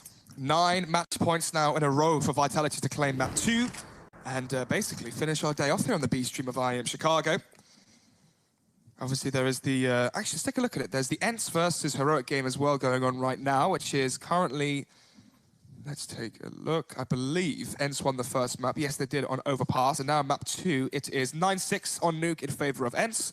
So maybe ENCE and Heroic making their way out of Group B. And then the loser of that, most likely Heroic, maybe having another rematch against Vitality in the next best of 3. Bear in mind, this is the elimination game as well, and it's the second map. Vitality already one map up, winning Mirage, so this round could essentially decide the fate of Renegades. They might be shipped off back home if they let this one slip away. It's a good start, at least, as they're not willing to go down without a fight, and they have eliminated the main man. Effectively, the culmination of all the Infinity Gems put into the gauntlet. That is ZywOo. That's how he operates. But he is dead for the meantime. Liaz looks to get into a better position as well. Pushes up close towards the God B angle, sat outside the doors. Just going to re-smoke it with the scavenge smoke off the body and begins to fall back, at least burning time off the clock. Speaking of the clock, a minute left here as Vitality are down a man early. RPK, Apex both towards Shaw. MBK and Alex with the bomb in hand towards Long. So most likely going to be a pincer play here towards the A site, 2 and 2 apiece. They still have to get through the wall of smokes, and through those smokes, Gratisfaction makes it 2. Ooh, Azza with a spam down, although RPK will at least get one trade. At this point, it's all left on Alex. Can he do it for Queen and Country and try and save it going forward? The smoke goes down, suspects the angle being played by JKS. Delves through the smoke, though, as he's making his move up towards the A site. There is 25 seconds left on the clock here. All he has to do is win the 1 versus Gratisfaction, because look exactly where Liaz is towards A long. He's wasted too much time, though. Didn't quite get the kill on Gratisfaction. And now from behind is Liaz. Should be able to finish him, and indeed he does. Round number 7 for Renegades. We're going to the 23rd. But of course, with Vitality stringing rounds together, they can still afford to buy for a couple more rounds. And yeah, now it's 8 match points. Basically just waiting for the inevitable here of the 16 to whatever it may be from Renegades, but there should be a 2-0 from Vitality. It should be, in theory, at this point forward. It's going to be unlikely that Renegades can keep this up the whole time. It would definitely be a hard-fought fight, but they're looking like they're starting to come into form. So maybe if there was a chance, it would be now. ZywOo, though, back in play, has the AWP as well to cause some damage and disarray across the scene. Let's see if he can have a huge impact on the server going into round 23. Control towards A long from Renegades as they leave Gratisfaction towards short. I imagine he's playing the Kenny S of the Shocks angle towards short, and indeed he is. So Apex may get a taste of his old former teammate. Flashbang goes in, blinds him up and falls back. Molotov will deter them momentarily, though, as 4 players are basically here towards mid and towards short. RPK coming back as well, so they made us come out towards long and leave Apex to lurk towards short and try and have him flank later on if they do go for the play towards A from A long. I still have utility to work with here. Vitality can definitely make a lot out of this round. The same can't really be said for Renegades. They're dwindling away in the actual reserves they have. Liaz's going to have to drop his smoke out right in front of him. The only thing they have remaining is 2 flashbangs, but luckily they've got a bit of a killer. He's going to be able to pop off and find 1 frag, taking down Alex, at least slowing down the round initially. Gratisfaction Molotov'd off as well as he has to fall back towards Goose, but it might have set him up for success unintentionally. Unluckily, though, his head's been knocked clean off. MBK, the contract killer, comes through, an artist of an AK as he paints a pretty picture into the round, leaving us into a 3 versus 3. They're trying to get the bomb across towards the site. They're going to be able to get that down now. Apex can plant it just in the nick of time. With 15 seconds left on the clock, the bomb goes down. It's not planted, though, for long. It's planted for the site, so Apex has to stay alive here. RPK towards long, may go for the flank towards short here, Jack, and that's exactly where all 3 remaining players from Renegades are. This could be such a strong backstab if he makes his move quick. RPK, he spotted everyone. He knows they're there. He saw the back of their heels, and he's coming up to decimate. ZywOo distracts. RPK with 1. RPK with the double kill. As per usual, the Source superstar does some damage. 16-7 will be the overall scoreline. Renegades falter. They buckle under the pressure, and they will be going back down under. They have lost out here, finishing their tournament run at IEM Chicago.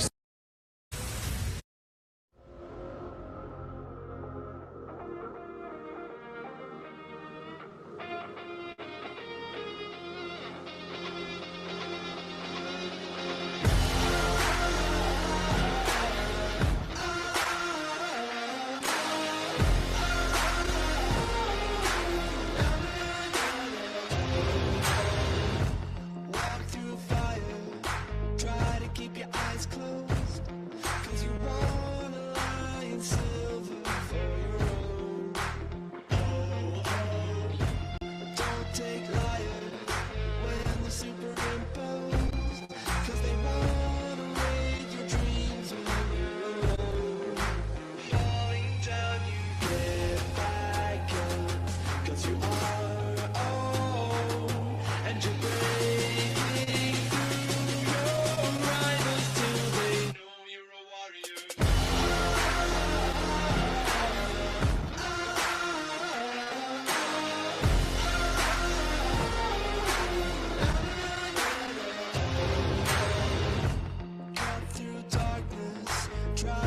your head up, 'cause you wanna crush the claws that hold you back. Falling down, you get back up, 'cause you are own, and you're breaking through your rivals till they know you're a warrior.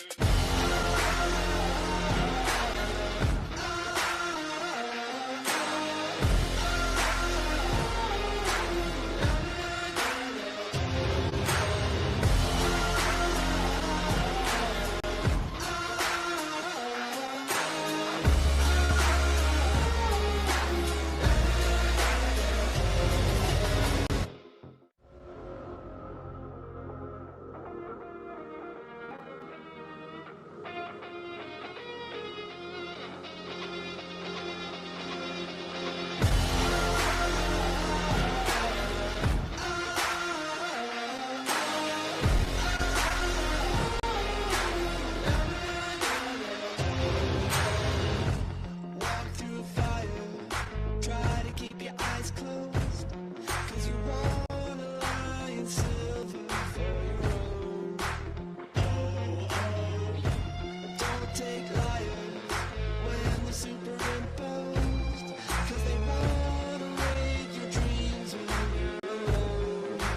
Falling down, you get back up, 'cause you are own, and you're breaking through your rivals till they know you're a warrior.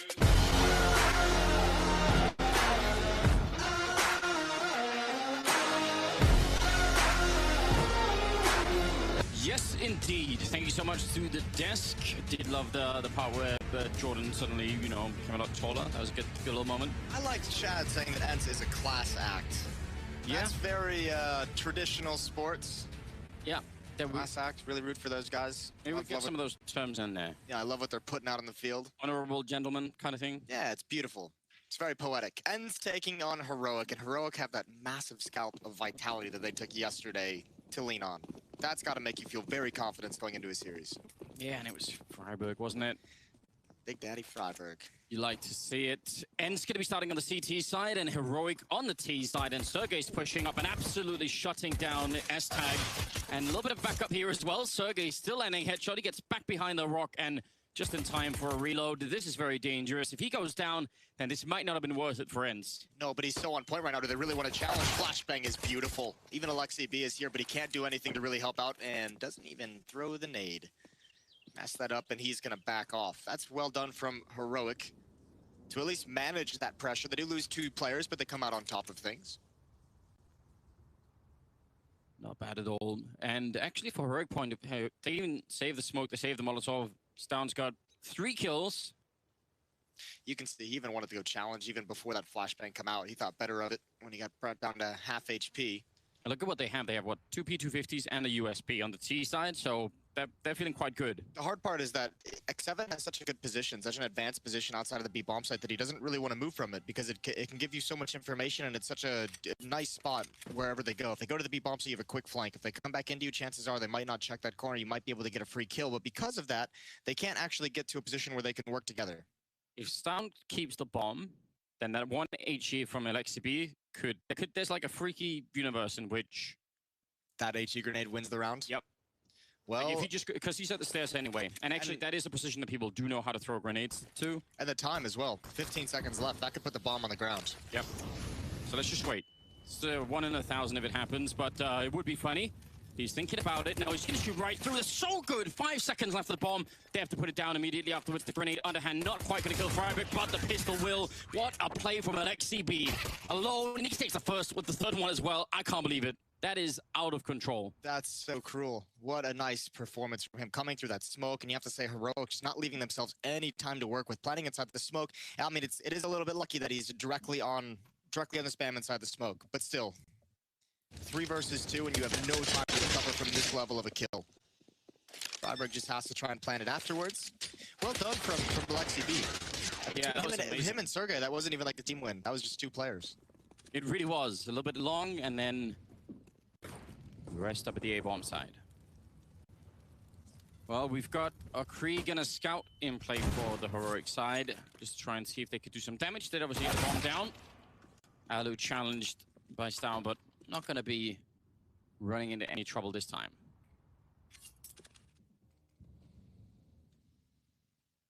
CT side there for ends. What's that going on? Ooh, Sergey could have definitely got caught there. It was S-Tag on a lone mission with a Scout. He was literally out hunting, wasn't he? They're all kind of doing this. Look at Freiburg challenging all on his own. At least he's got a Krieg looking for anybody. There's a chance he's going to wrap. Oh, that is a great shot from Aerial. Freiburg probably has no idea how those shots are so accurate. Blame is going to get distracted by the door opening, and that's a 2-0 in the favor of Ents. Yeah, they managed to handle that quite nicely. Keeping on to the 3 UMPs, the MP5, and now they've even upgraded for the Krieg. So they're going to be excited about that. I do think it is, I don't know, it's just such a powerful weapon to have the Krieg on the CT side. I think one of the downsides of having it on the C side, not that it's a huge one, it's just that you have to be moving into the fight. Whereas if you have it on the CT side and you can just stay crouched somewhere and headshot people instantly, it's just so good. Yeah, it's pretty unreal. Well, I think it was like a Liege that in a game on Overpass picked up a Krieg and had it for like 16 or 17 straight kills. Yeah. Well, I mean, imagine, especially in a map like Overpass, right? Where, like, if you take it long or even in those B tunnels or something, it's like, that's just going to be so hard to challenge. And at least, you know, just in terms of, obviously, Orc can do, what, like 98% of that? But it doesn't get the one-shot headshot, so... Right, the Krieg is just that one extra level. Well, Alu is still on the staircase, and he's got to be careful. A couple eyes in this direction as he comes over to check things out. Sergey has already called the pressure and called that he's fallen back, and he doesn't have any help far away. There's no one to distract. It's going to all be a hold with this SMG. There's the first kill. S-Tag and Blame F not turning the corner just yet, but he knows they're there holding the trigger. He's got 2, and there's the pistol out, but he cannot convert. Alu is here for the save from behind, and the bonus money going to be very nice for an Alper. Bomb on the ground, and that should be a 3rd round for Ents. Yeah, nice enough hold with the MP5. Just the way that it sounds kind of makes me want to use it. There's something about that feels very pleasing. The silencer? Yeah. That must be it. It's, yeah, but they managed to get the sound just right. I feel like. Good on them. That's the 3rd round for the Ents team. And leading into round number 4, we'll see if Heroic, you know, have a little bit of the quality that they were having yesterday. That was exciting. Taking down Vitality, that's really quite something. Get Freiburg back up to 30 kills. Lightning strikes twice. I would really love that. That would make me happy. But there are actually a lot of people on this team that have the potential to go quite deep. We'll see if... I mean, I think it's going to be hard for Freiburg to outshine some of the other guys on this team. That's what I'm saying. Especially in this round. Triple push with the SMGs, taking a bit of a risk. Sergey looking for Sapphics. He's got the dink, but can't find the kill. And now, towards the choke point, it's Alu wrapping around. The communication isn't there fast enough, and Alu's going to be able to get away. That is a very nice point of aggression, and even Stown is pushed back with low HP. Maybe only Freiburg, really, who could create an opening in this game for them right now. They're a man down, but they are sneaking onto the B bomb site. Slowly, Freiburg looking for an opening. The smoke is going to be happening up there. Molotov explodes midair. I guess that was meant for the barrels there on the right-hand side, but X7 close by. If not for that smoke, he would have been able to probably shot the round down almost immediately. Might still be able to do that when it fades, but oh, he's going to come right through. That is pretty aggressive, but it works out wonderfully. Stown going to pick up 2 big kills, and now it's Alu up there. Oh, and he's going to go down. What a huge triple coming out. Yeah, Aerial just couldn't get into cover. He was stuck out in the open. He was kind of frozen after that trade. And Alu just didn't have the HP for the fight. That's well done from Heroic, and you're exactly right. Freiburg creates the opportunity to smoke towards Catwalk, but just the initiative to take control of that B-bomb, so when so much pressure is in mid, he finds the escape route, and Heroic's able to capitalize. A nice 1 versus 2 for Stown. Yeah, he got 3 in the pistol and 3 now, so kind of a decent start for him. Still very early days, so we'll see. Alu, as you said, he got all those UMP kills earlier, able to pick up the AWP with even a fair bit of cash in the bank. Flashes in, and oh, got scouted there by S-Tag. I don't think there's a chance. Be careful, yeah. Yeah. They're gonna catch him. At 1 kill, he goes back for after getting tagged. He wanted that shot, and that kept him there for just an extra second to allow the AKs to get into place. Sergey's pushed up aggressively. Only NATO Staffix really watching it. Estag and Blamef trusting in him, but there's a timing on this, and Sergey's going to hear these footsteps, and when does he want to turn this corner? If nobody goes to check, then that's pretty huge for him. Freiburg looks like they definitely want to check. He's still ready for it and picks up a big double kill. They were actually kind of aware that that could happen. And Sergey now realizing, if we're going to get back in this round, I'm going to have to do something really crazy, and that might just be the XCB from the other side. Sergey to pick up Blamef. And just like that, the bomb down with 50 seconds, and Sergey, he has a Molotov. He could actually hold him off at the stairs, but I think he's trying to play maybe even a deeper mind game here. I think he knows where they're going to come from. And yeah, this is going to be so tough. Freiburg sees it before Sergey can even get in the fight. So heroic effort, and they did everything they could. They found a way to set up a crossfire towards Party with that push out long. It's just not enough. They've taken too much damage early on, and for heroic, that's 2 rounds in a row, and you've taken the money away from ENCE. That's got to feel so good. Like the first time Alu has an AWP, you don't take any damage to it. You now have control of the money 5 rounds in. You're going into round 6, and it's going to have to be pistols from the ENCE side of things. They do have a nade stack on the board. 4 players with HEs, Alu with that flashbang. I do love a good nade stack. Almost nothing makes me happier than that. Even if it doesn't work out, then you get the comedy of, you know, the other failure. Oh, they chase him down. See? It's always good. That was a nice little endorphin rush. I'm not going to lie to you, Anders. That was great. Feels. I mean, they're still going to lose the round just plainly. There's nothing to recover this. But well, they can keep the op. Actually, that wouldn't even be the worst thing in the world, is if they just ran away. Just kept the op in their hands. It's down. No, they're not doing that. Why are they not doing that? They're going to risk it entirely. Alu, he's going to go for one more. He's going to lose that op. He's going to give it right back. He can rebuy it, but that still does not make a lot of sense, does it? Not to me. However, maybe they have just some deeper level tactics. No, they don't. That seems silly. Finland logic. What we're working with here. That seemed like they just a little frag country. Yeah, the nade stack. That's beautiful. They go deep in as well. Nice job coordinating all that from ENCE. It was funny because they slowed him down. He was like trying to get away, and they were like, nope. Yeah, the nades just kept bringing him right back. 3-3 the scoreline as we head into round number 7. Alu spending all of his cash on that armor and AWP. Oh, Alexi B finding a kill. That's a good way to get the round started here. And with that opening kill, Sergey and Alu just straight up fall back into the A bomb site. They're going to go out for a long setup.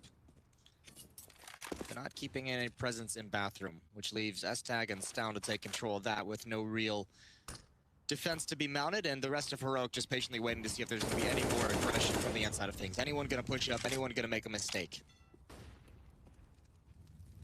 X7 took a bit of damage. I'm guessing that must have been a grenade or something from Freiburg. Playing out there. It's Alu who's going to be the next point of contact. He's just holding this angle. If he goes for a jump peek, you can see Estag's looking for the jump for information. And Alu might just give it to him. Certainly tries. That would have been a beautiful flick if that could have worked out. Trading some shots to the wall down here, but Heroic are going to be evacuating this side of the map, and instead look at a group up on the A side by the restrooms. Again, far out there on the corner is Sergey. Alu's got no grenades to even help him out. So if he got into any kind of an extended fight, there would be no flashbangs or anything to set it up. He's going to have to do this on his own, but he definitely knows that grenade. NATO Safex on the other side, going to be very hard to win this fight. He will do it immediately. I would have said Sergey probably had the advantage just from knowing, but good kill. Flashbang on Alexi B does get the bomb carrier down, but NATO Safex there to pick up the return. Now planting right in front of the X7, guessing the wrong angle.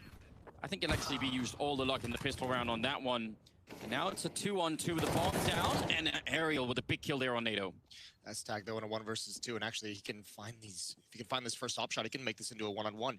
He's close up though, and he's got to stay there because of the bomb. It's not planted for him in the boxes, but he's found Alu, and that's going to force Aerial off the bomb.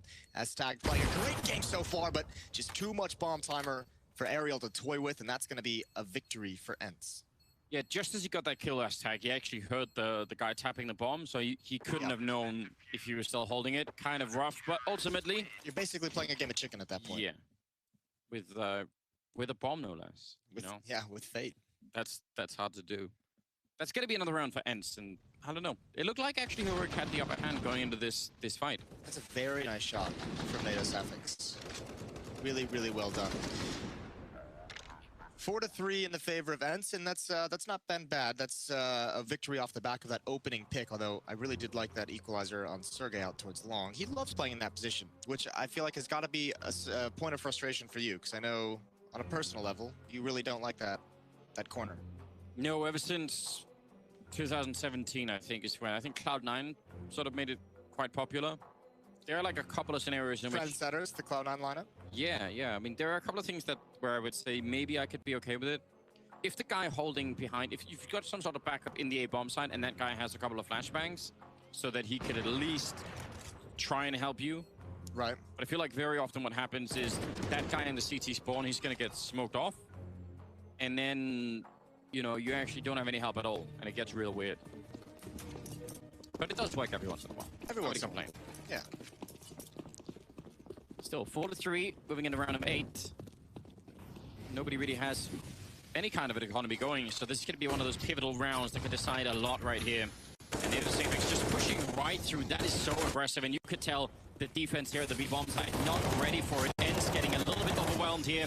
Ariel doing his absolute best to get the kills, and actually with the help of X7, who was already dead at that point and had been for a couple of seconds, still able to get that kill on the Molotov. That should have been way better for Heroic. Oh god, that Molotov is perfect. He's got the kill as well. Estag got a 44 HP. This is going to be such a tough clutch. He has no idea what's happening when he gets out of the smoke, but he still finds Alu overextended over the top of the smoke. It's Estag. 2 quick kills and another big clutch. 4-4. I don't know how he's done that. How did he jump up on the box afterwards? Like, what?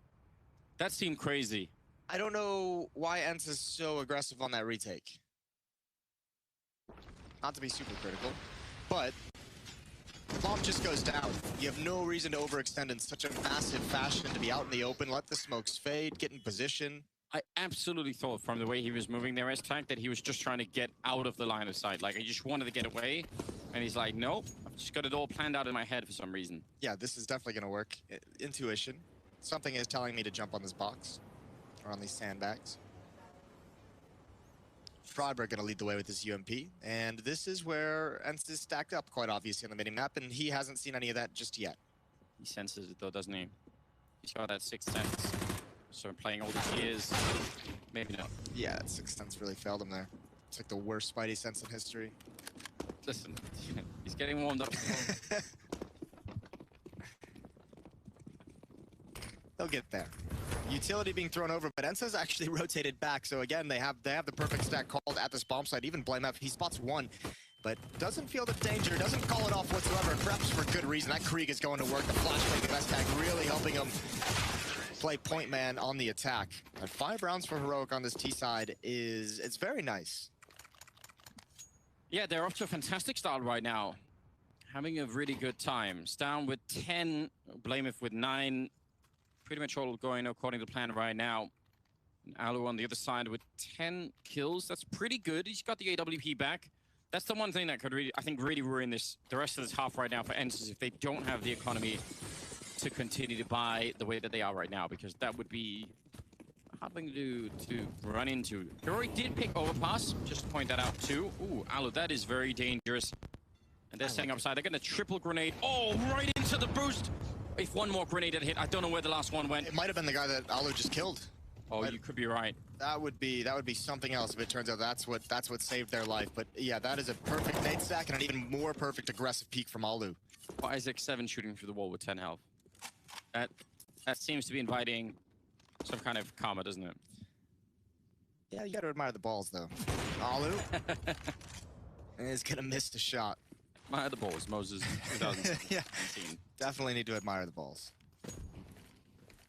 Well, we're in round number 10. They have the man lead, but the damage from those grenades. If Alu did ruin that triple stack, I'm a little bit upset at him. It would make you puke in your mouth a little bit, wouldn't it? I mean, it would be beautiful in a different kind of way, but you kind of also wanted to see what would have happened, you know? Well, Blame F. Close up to the smoke. He's got to hear the scopes as well. Certainly there's going to be a flash through this. He's just going to come through on his own, and Alu, I think he might have scoped up right at the end and just couldn't even see the peak. Low HP is X7, and that's 2 big kills for Blame F. You are going to be so disgusted if you're Ents on that side. You're just going to be thinking, like, what is he doing? Why is he just walking through it? There's not even anyone near him. Flameth is going to be found by Sergey, though. And now it's a 3-on-3. LXCP waiting behind the pillar. Going to get an easy kill on Freiburg. And there's an AWP on the other side, too. S-Tag able to get a kill on Aerial, but now it's all on Stout, and he's got almost no time left. He's going to have to go straight for it. I think Sergey could probably just take him out as soon as he stands up here. Yep, that's going to be a great kill. And ends somehow winning the round. It's costly, though. Only goes down to one person. As you mentioned, the economy is just not built up. So, again, you're going to be running the rail in terms of how much money you have to spend if you're Ents. Oh, wow. AWP will get dropped over. That's a bit brutal. I still think that's a very good round for Heroic. Good recovery. Blame F, just being risky with that smoke. Why not? Works out in his favor. Actually, the kill from Sergey is the thing that sealed the round. Because even though Blenov got those 2 kills at long, the fact that Sergey pushes up bathrooms, he gets all the information. Okay, let's check out the shot by Ali. I feel like that guy did throw the grenade. Yeah, he might have gotten it off. Maybe it hit something on the way? Yeah, could have. Maybe he just missed it. Regardless, Sergey with that kill, he gets all the information that it's going to be a B hit. So the defense from Ents never actually shifted based off those 2 kills. So fair play to Sergey. That's a really heads-up move. Alu trying to be real aggressive with the AWP to figure out what's going on, and actually they're gonna really double down on this, aren't they? I like it. The past few rounds we've seen him be aggressive and assertive, and I like that out of Alu. At least in this game so far, especially in a round like this where the AWP is kind of a big piece of weaponry that you have. You have the 2 SMG, so you want that AWP to be able to help get you information, and that's what the deep peek in towards Monster does. They've now cleared out short sewers, and Alu is rotated back to A. Yeah, they feel pretty confident that they know most of what's going on. Still possible for Heroic to make a retreat and get back to the B-bomb side, but that they would at least know early from X7.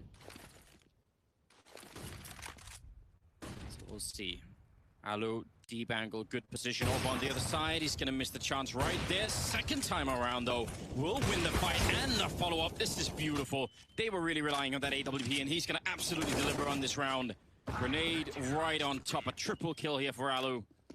That was nicely done all across the board. Yeah, that was so sick. I mean, first, the double flash to give himself the angle, the deep peek. When he finds that kill, the great thing is that second kill that he gets out towards long, you can see he knows exactly what's coming. He knows during that time, during the reload, someone is trying to walk up along that wall and creep up and get close during the hit. And he just puts it all down. That's great. You mentioned it. That AWP on Alu could be like the one thing that gets Ents back into this game. At the moment, it's given him that lifeline. The money for Heroic is now gone.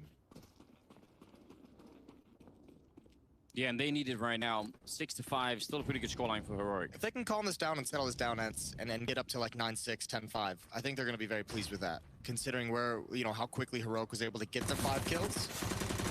Yeah, I definitely agree. Like 9-6, 10-5 is perfectly fine. Anything can happen at that point.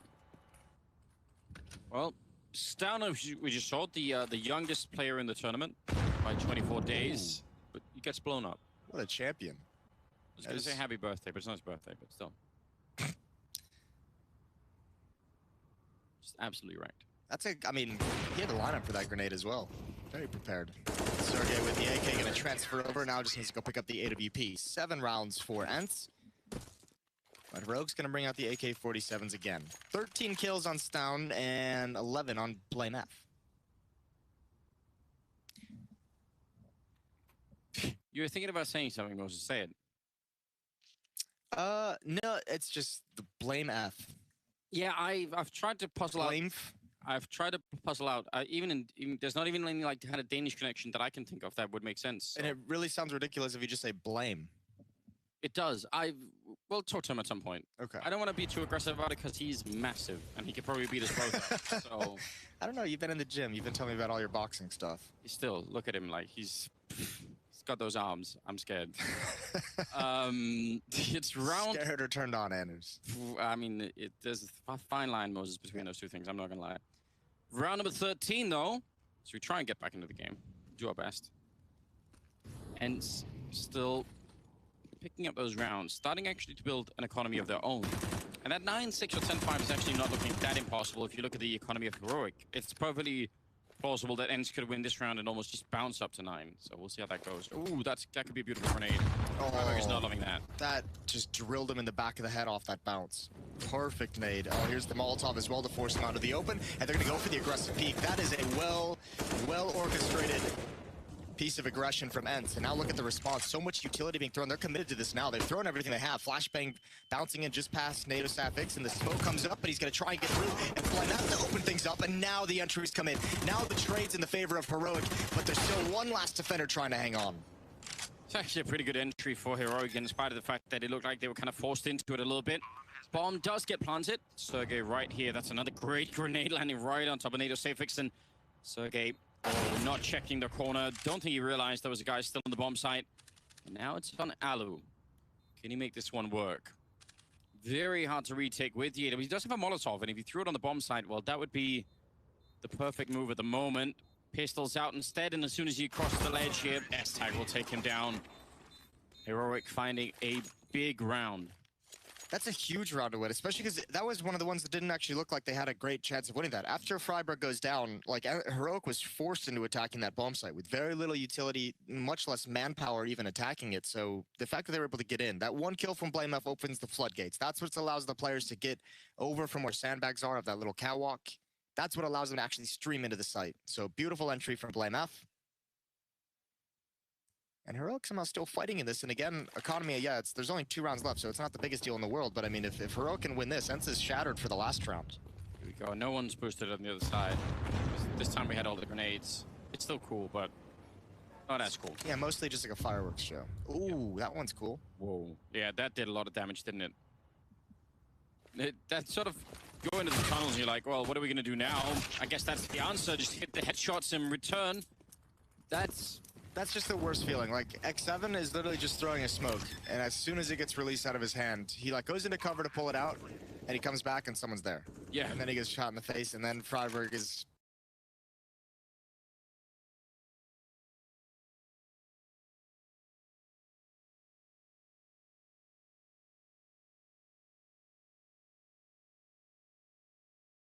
turning the corner with the UMP. Aerial's blocked.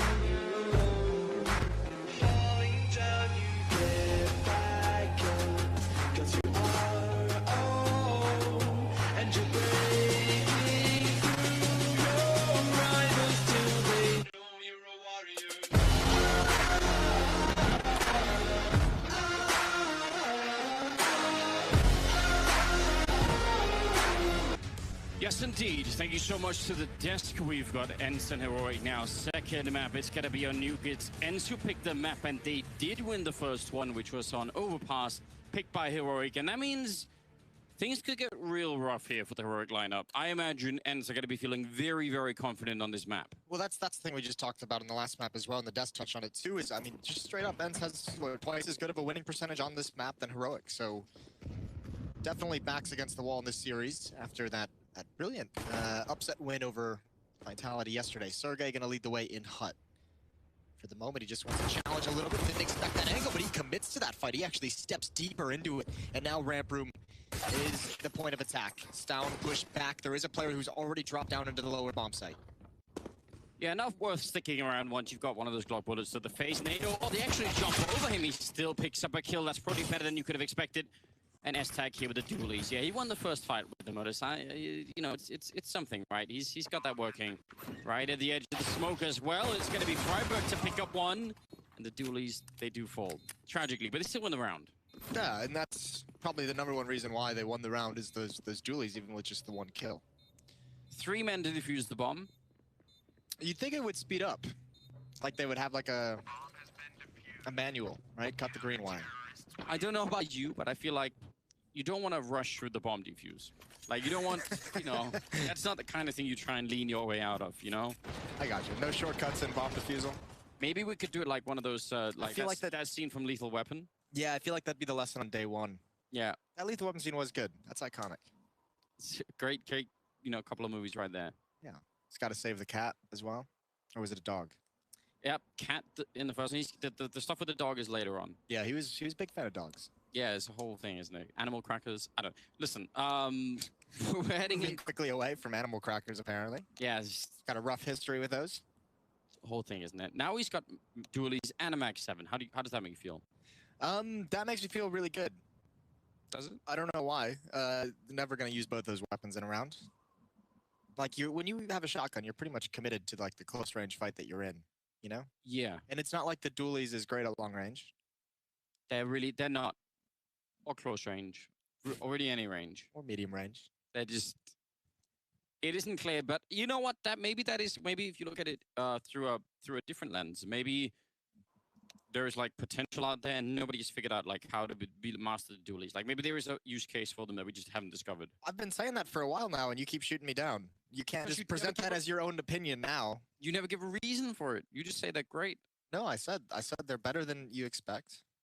I don't have any, you know, statistical reasons why. Just have to trust me on this one. Listen, I'll give you that. I expect them to be completely useless. And every once in a while they do get a kill. So I guess they are better than I expect. They are better than win. Yeah, than the lowest expectations you have. Fair play then. Well, 2 Tech-9s. Yeah, 2 Tech-9s. That's exciting. Is it? If we're gonna have conversation about useless pistols. Yeah, but there's a whole history with the Tech-9s, isn't there? Like, there's something we can relive. It's going to be the Krieg instead to open it up. Blamer with a very good flank. That's going to be Timely taking down Aerial.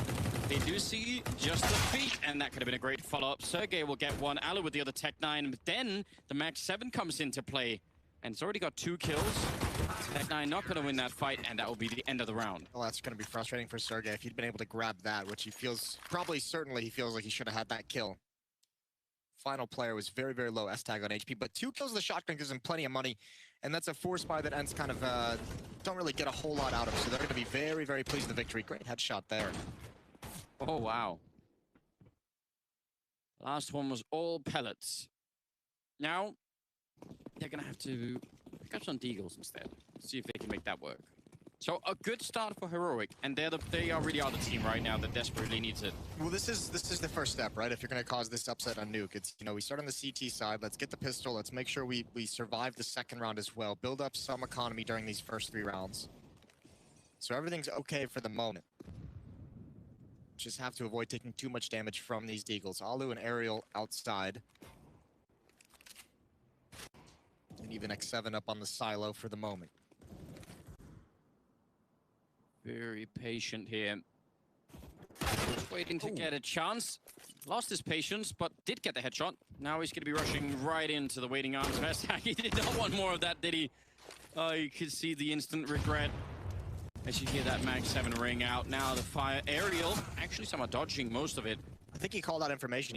He knows at least 2 players are there, right? He might have even seen a third, which is why he's just called for them to pick up the pace into this lower bombs. And actually getting the bomb down right now might be the best chance that Ents have. Shotgun transitioning over towards window room, but not fully there. It's a fake bomb plant, and they're not going to get the peak they want, but they have found the distraction. X7 now turning the corner, and with the shotgun, he can hold us down. Back, and another one from Sergey. All of a sudden, Ents have turned this round in their favor, and it's a calamity for Heroic. This is exactly what they had to avoid. Freiburg trying to be the hero, jumping out of the room, but not going to get anything done. That Mag 7 instead tearing them apart, and now it's down into 1 versus 3. He's getting flanked as well from Sergey, and that will be the round. They used the door as a distraction so that he would look away from the window room, and then the guy in window room, X7 was it, I think, came in to get that. That is so cool. That round had like a lot of little micro teamwork, like really small elements of like, I'm going to bait for you, I'm going to take the attention, and then you take the peek, and because they just didn't have the weaponry to fight head to head. So nice. I guess that'd be the equivalent of cheese in Counter-Strike would be what just occurred. Yeah, for anyone, you know, I guess most people know that from StarCraft, don't they? Yeah. I feel like people should know. Great, I love cheese in StarCraft. That's the most exciting part of the game. It is some of the most fun to watch. Maybe not the most exciting, but it was high up there on my list. I enjoy it as well. I'm with you. Get those early barracks bunker rushes in. Yeah, I do like the advanced pylon. Yep. Gateway right next to their base. How I got into Diamond. Let's roll. Cannon rush. Yeah, no, yeah, but exactly, that's what I did. It's not even an exaggeration. It sounds like something you do. It's literally what happened. It's like you have a rule for yourself with every game you play. It has to be like the most ratty, weird thing ever. Yeah, it makes me smile. We've got it's a very confusing lineup of weapons here on the heroic side. Double Mag 7, UMP, AUG, and a Deagle. So a little bit of everything. They're going to be flashed around their corner. I think they flashed themselves then. And that's going to cause a little bit of problems. They have lost a lot of health on Sergey as well, even if they're 3-on-3. And with the double position here in HUD, once you get the first kill, are you going to expect for another one to be there? Oh, they're going down the vents, and I think Stown realized, definitely realized. Just a little bit too late. No one's actually down here to defend, and Freiburg gets beat to the punch. Oh, even NATO. He dropped on the ladder. That kind of slowed his descent, but he still finds the kill. Sergey and Alu in a 2-on-2, and they've got some time to get into new positions, and Stown just misses the information. Doesn't know, and walks right into that headshot.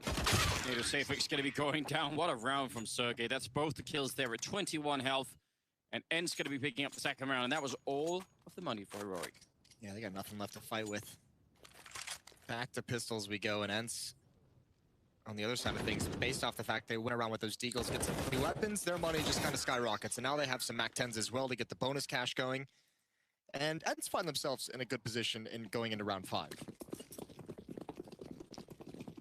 Single flashbang for a yard push. Why not? I think this is worth it. Just trying to do it. Maybe you could run somebody down. They're really far back already, and they are absolutely ready for it. Grenade, a little bit uncomfortable. They do some damage at least, but now the MAC-10 has shown up on Alexi B. That will be the round, so it was quick, but one kill out of it, I guess. Super nice for Ents, though. They're going to be so pleased with that. The MAC-10 gets 3 kills. Yeah, that's not bad. Follow up with that nade, so I mean, I think that was on Alexi, and he's got almost $9,000 built up. 3 in a row now for the Ents side of things. That makes me happy too, because I didn't like the Ents we saw in Cologne. I like the Ents that goes deep, like the top 5 Ents team. That is a lot more fun, and there's no reason they can't, right? Like they have all the capabilities here. Yep. There's no good reason why they couldn't do it again. It is a lot of fun to see. Sergey running into, I guess, a grenade. Down to half health. They're not really they're not gonna commit to the aggression. They were happy to throw out a couple of Molotovs. I think one of them landed on the floor of the bomb site, so I'm guessing that's actually an attempt to try and force somebody into a fight with Sergey once that door is open. A cool idea. Ariel gonna try and lead the way outside. There is a late smoke wall just put up now. Spam coming through, but S-Tag's a bit early. No one crossing just yet, and they're doing it silently, trying to hide as much information as possible as they make their way down. And for Heroic, they have 1 player downstairs at the moment. Yeah, Freiburg hanging out down at the lower site. He's got that angle right there as they cross. Oh, he gets the kill on Alexi B. That's big news. But they're going to go and challenge him. Not afraid at all. Maybe they should be. Getting a great headshot there on Sergey, making it 3 versus 5. X7 finally getting a bit in return, and Freiburg not going to be able to do anything as they found it on the other side. Nado Safix jumping in. Good for a kill. Still a little bit in advantage. Alo not prepared for Freiburg. 3rd kill of the round here for the Swede. And that's going to leave Ariel in a 1 versus 2 with the bomb down behind him, and he sneaks in to get the kill on Stown. And Freiburg will have to try and do everything here. He can't really defuse behind the box here. He's going to have to just wait for it and try and bait him out. And Ariel is playing this so nicely at the moment. And Freiburg is running out of time very quickly. No kit down there. So I think he's actually done it, Ariel. I don't think there is any time. Freiburg has to back on out. Not really his fault. He did everything that he could have. Yeah, fair play. And that's a nice clutch win from Ariel. Just pushing up, getting aggressive, realizing if he sticks where he is inside the bomb site or in wide out in the open, there's no chance of him winning that 1-on-2. Finds the safety and just plays the time. Yeah, this is so good from Freiburg, watching Cross in this fashion.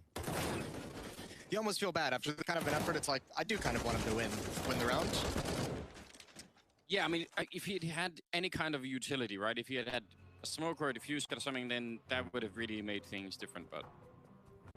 4-2 and a timeout from Heroic. As they want to talk things over. Freiburg does have that AK-47. I don't think they can invest in this round. No, I doubt it. They have the losing bonus built up. I think you go for like half armor and pistols behind this AK. Maybe a little bit of utility. That makes a lot of sense.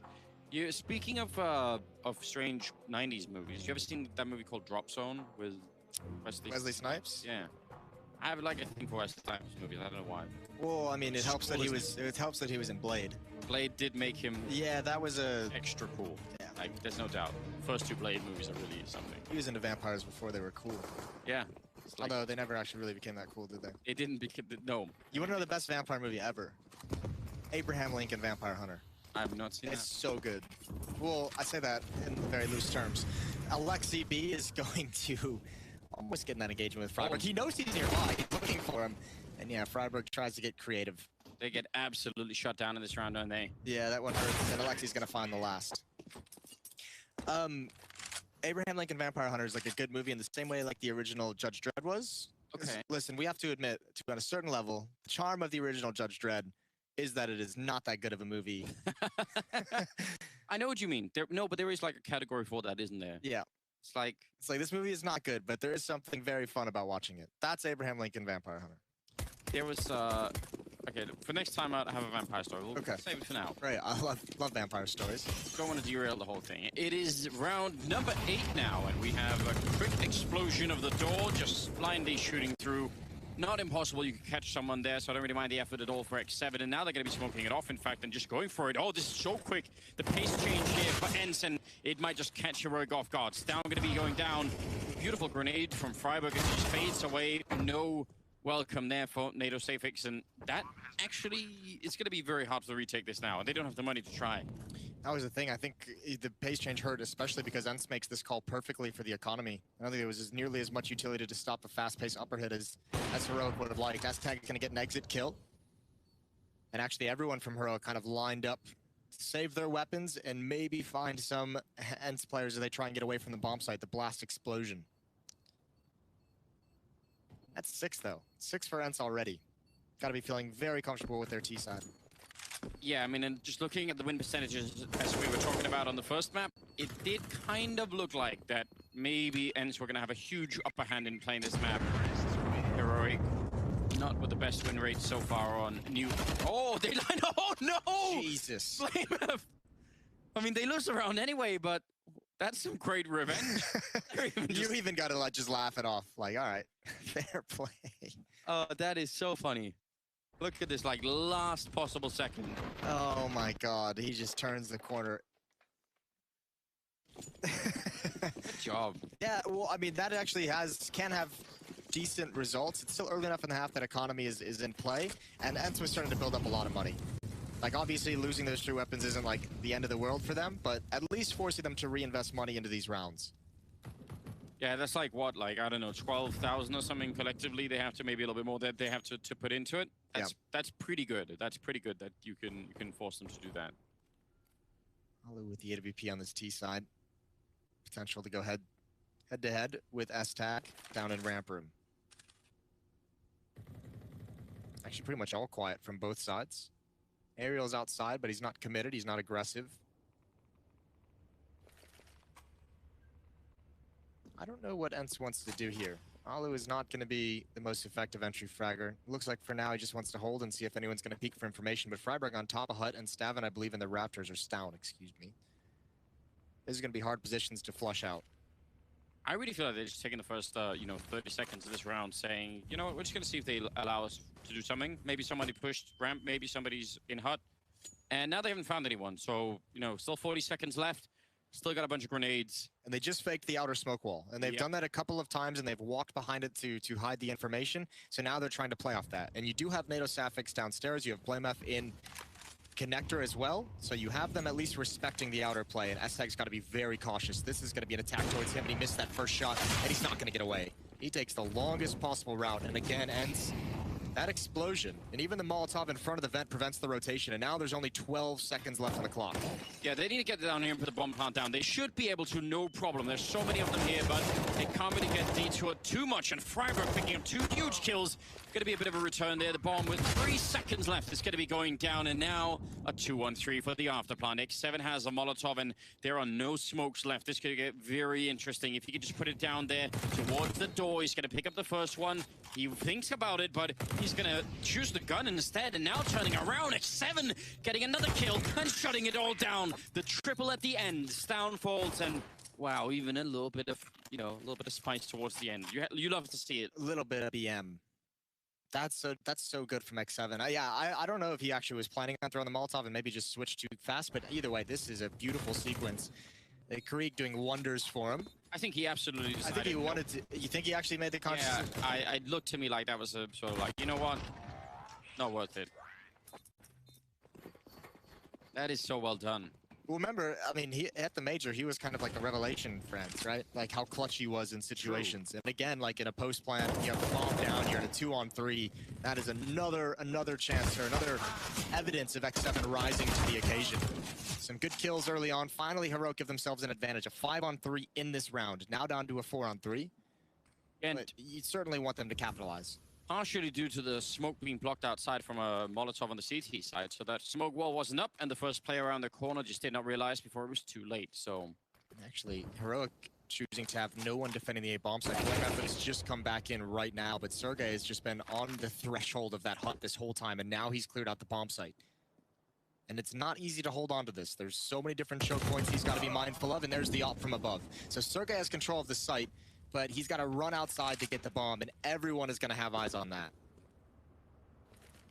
The only thing is he's got a bit of time to work with, but you just need so many things to work out in your favor here in terms of timing for this to be even remotely possible. But actually, there's like a secondary goal here. If you just get one more kill, that is going to make a big difference. I think the real issue is that because S-Tac has an AWP, like there's no reason for anyone on Heroic to really venture anywhere. Like, it's out in the open, it's at long range, it's perfect for the op, and Sergey, I think, is deciding this could be a lost cause. I would still say one more kill here would put the Heroic economy in such a weird position. I don't think you can win the round, but... Problem is they don't have to risk any economy, because again, the op has eyes on the bomb, so they know he's not going anywhere near it. Yeah. He might have just given it up. So, it will be a third round for Heroic. You ever played that Half-Life 1 mod called Vampire Slayer? No. It's an absurdly good mod. It at least a couple of times a year, I regret that no one's remade it in like a 2019 or, something like that version. Okay. It was so much fun. It's way, way ahead of its time. What was the goal? I mean, obviously to slay vampires. Yeah, but what's like the trick of the game? You start as one vampire, and then you have a whole team of vampire slayers. But every time you get a kill on one of the slayers, they turn into vampires. So progressively, you get more and more vampires. Okay. And the slayer side, like the weapons they have, are not really they're not amazing, and the vampires are really quick and scary, and it's just amazing. Is it like an Aliens vs Predator type thing? Yeah, a little bit like that. Okay. I'll elaborate later on. It was a really good idea. X7 going to be jumping right down, and Playmef again there with a good position. Good timing as well. Could get a second, and indeed he will. That's the kind of defense that they needed much earlier in this half. Going to be losing him to Alu. Going for a follow-up, and Would have been impressive if he could have transferred all 3 of those kills, but that was a big request. I'm not gonna lie, it's actually kind of crazy to me that Heroic is down is 4-7 at this point. So I think BlameF has done a really good job in connector, and I think Freiburg has done a really good job downstairs at times. And it seems like they have like these solid performances at really important parts of the map, secret and mini garage, but like they're just not putting this whole defensive picture together. You look at the scoreboard as well. That doesn't even reflect. It's not like they're so far behind in kills that you would say, well, that's that. You know, they're definitely not doing well. It's like, no, they could have probably done a lot more. 7-4 still, I don't know, kind of a daunting task. Quickly down. Down looks like he's well aware. So that's important. Like just getting that information and calling out to your teammates. You could see he's already looking. I think the interesting thing is Alu covering Aerial, trying to cross without a smoke outside, and they've got their kills. And there's Alexi B coming out on top. 5 on 3. Freiburg's going to be forced to move, probably right into the crosshairs of Alu outside, and indeed that's exactly what happens. S-Tech has to get aggressive to try and bring this round back in his favor, but it's time to save. It's time to get the hell out of there. All your teammates are gone.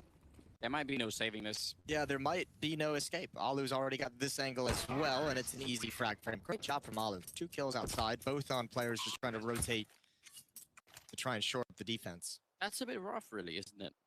They just finally win a couple of rounds. Now they lose every single gun, and Ennis don't even lose anything. And Heroic, I mean, they might as well just try and buy, I think.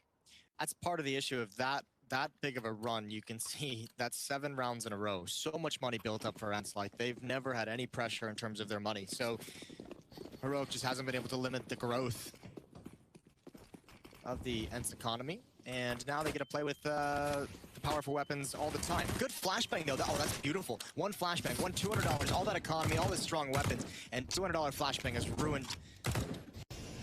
ruined a lot of it. There's a UMP and a flashbang, and that really cleaned up huge part of the mess outside. S-Tech, I'm not sure how he got there with the AWP. He walked through the smoke in front and somehow circled around back. That seems like pure madness to me. Oh, connect 7. Yes, he can. Here's the footsteps, but that's the shotgun. Sergey coming back. He's been largely alone in that lobby, and every once in a while he's gotten punished for it. Connect 7. 1 versus 3. Gonna try and find his way inside. It's Freiburg to go up with, and there's that Mag 7 ready and waiting. They don't have eyes on outside. Beta Sapphics is low on the stairs. Freiburg is in the upper bomb site. Stown is outside. If X7 goes up heaven, he can have a free kill onto Freiburg. Like, the freest of kills. Don't want to see Freiburg get into that kind of mess, do we? Feel like he's been having a decent game. Don't want to see him punished like that. Well, we're down to 25 seconds now, and he's chosen this B bomb site, walking carefully the whole way so as to not, you know, give any kind of audio away. He does have a Molotov, so if he get this bomb planted, you know, he's gonna have to use it to prevent them from pushing him. I think actually he's just gonna come right through that Molotov. X7 has no idea. That's easy kill, does get the plant. That's very clever. Not even getting any kind of a chance here. Waiting a little bit so that everybody else can pick up guns. They already go with the Nova shotgun, much to my disappointment. But they're gonna get the AWP that they had, the Krieg as well, double Krieg. Nice round out of Heroic here. Much needed. And it started with that WMP from BlameF. Yeah, that was beautiful. And there was still a chance that that could have been recovered by Ents. Yeah, this was nice. Just 1 flashbang. I think that second player, Ariel's blind. Alexi was just looking the wrong direction, and that's one way to start things out. Again, just mentioning him one more time. He's having a good game. Some very solid, impactful rounds on this map. See if they can get the last 2 in here. If they can make it 8-7, that would be a scoreline you could fight for on once you get on the T side. Not exactly easy, but it is doable. Grenade, it does a tiny bit there. And just the early spam coming through. They tried a lot ends to try and see if they can catch someone at this corner. Nothing for the moment. Looks like they want to line up the smoke wall again.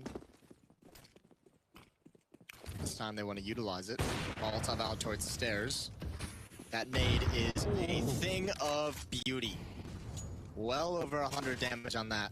And that's going to soften up a lot of players. There's all 5 members of ENCE are outside ready to use the smoke wall. The nade and the Molotov have slowed them down just enough to allow Freiburg to rotate into position. He's been great so far in these situations. Look at the off angle as well. This is not a common position to peek. You can see they actually peek the first angle, and then there's no one there. They walk right into it. Well played. Double kill for Freiburg.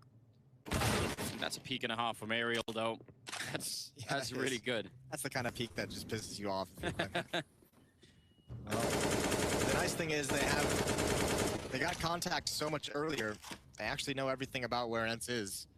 So you have players down in the lower bomb site that are able to rotate in. You have a player down right outside of the vent. ENCE at the moment between a rock and a hard place. Someone's going to have to open up some option for them. I think X7 is mostly just causing a distraction. I think they really want to go up top where Alexi B is going to try and open it up. But there is this one player down. There's the first kill. Ain't going to get anything more. He's pinned down and he is found by X7. Now all of a sudden we have a 2-on-2. Did a lot of damage, but he really only got the 1 kill, so not clear that that's going to be enough. Estag with the AWP and NeoSafeX with the AUG. Can they find a way to clear an opening? They need to get him out of the vent somehow, otherwise this is not going to be relevant at all. Estag looking for the opening pick right here. Alexi B in a pretty good position.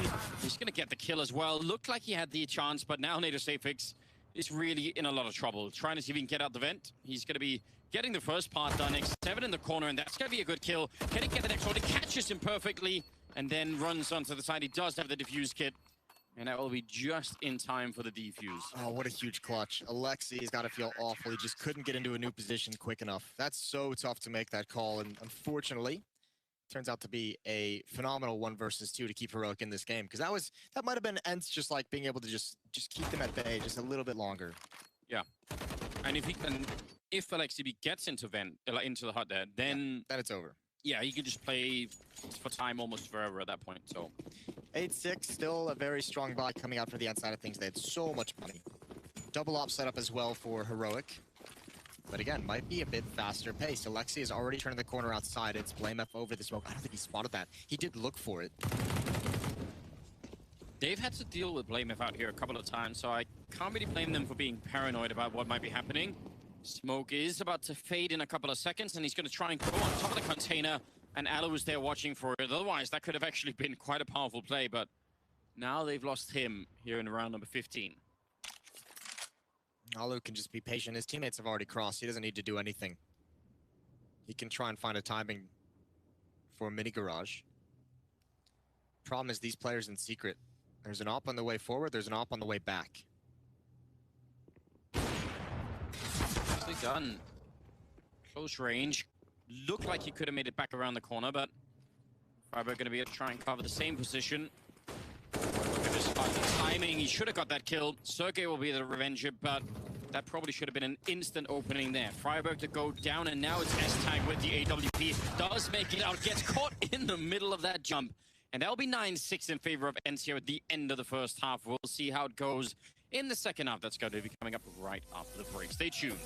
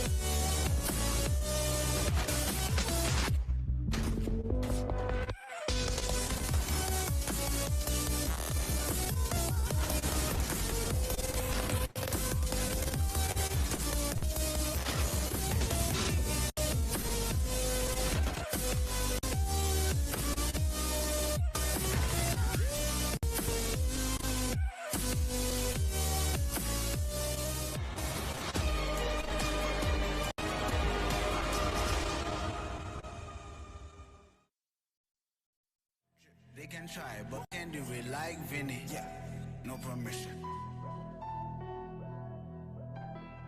I got it.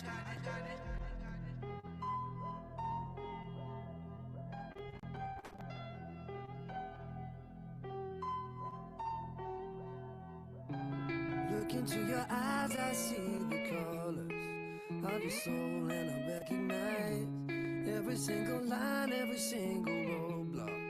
We are two hearts that beat in time. In the towers, looking down all night, blocking out the sun beneath. Maybe we can change our stripes and colors. You're the only one I see. And I take it all on, nothing at all. Driving through the night till I met your door. Go outside, stay up all night. And I take it all, nothing at all. Driving through the night till I met your door. Go outside, stay up all night. Sleep through the sunrise.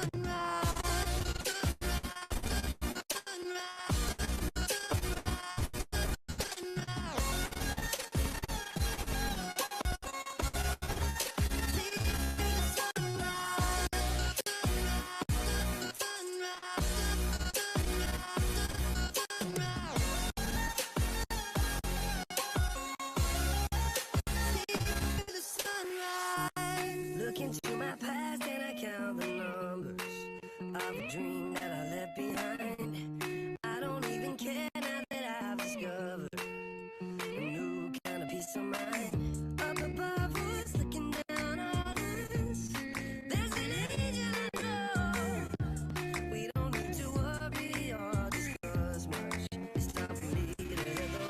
Take it all, nothing at all. Driving through the night till I met your door. Go outside, stay up all night, sleep through the sunrise.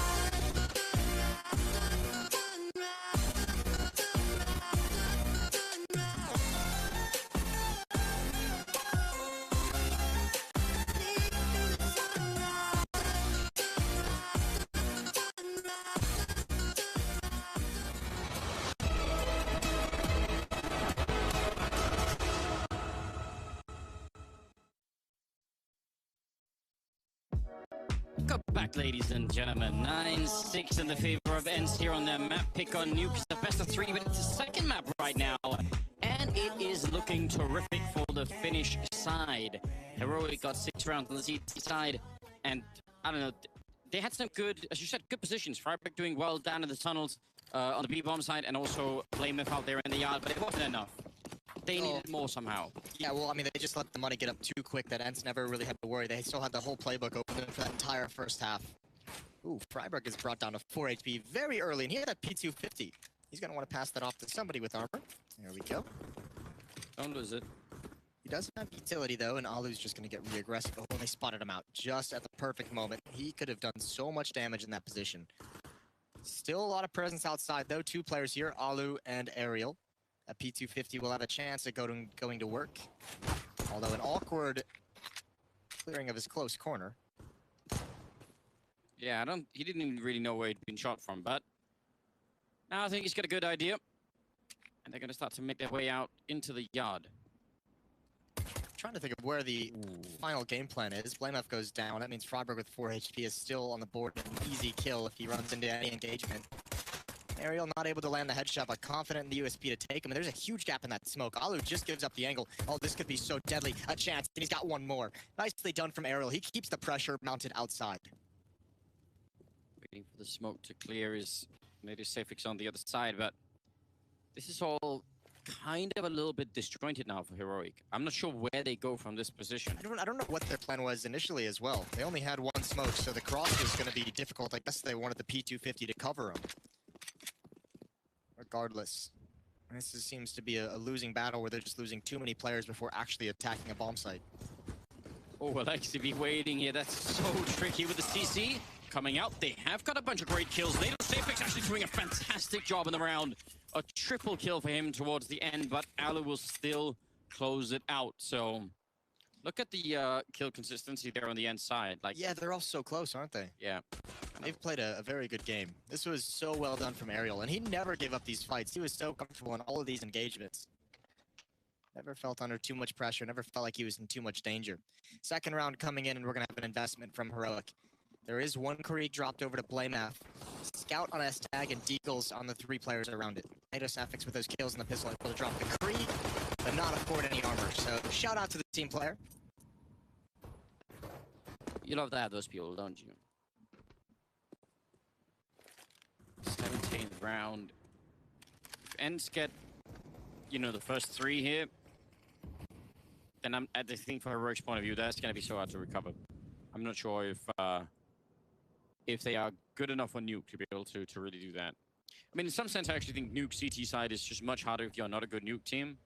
At least T side, you've got some options that you can try and run with. Even just fighting Yard, like if you just trust that you can win some aim battles in Yard, you can actually get a long way with that. So usually that CT side is where things get real weird. How impatient does Alu get? Does he wait for a flashbang? He doesn't have any of his teammates outside. His closest support is Ariel in mini garage, who's gonna go check it on top of the garage is Blamef with that Krieg. Alu needs to do more. He commits to the follow-up fight. Blamef is that as well. 2 kills for the Krieg so far in this buy round. So again, a pretty good position, but never mind that. Blamef with that Krieg finding a 3rd kill in the round. X7 and Alex DP, the last 2 left.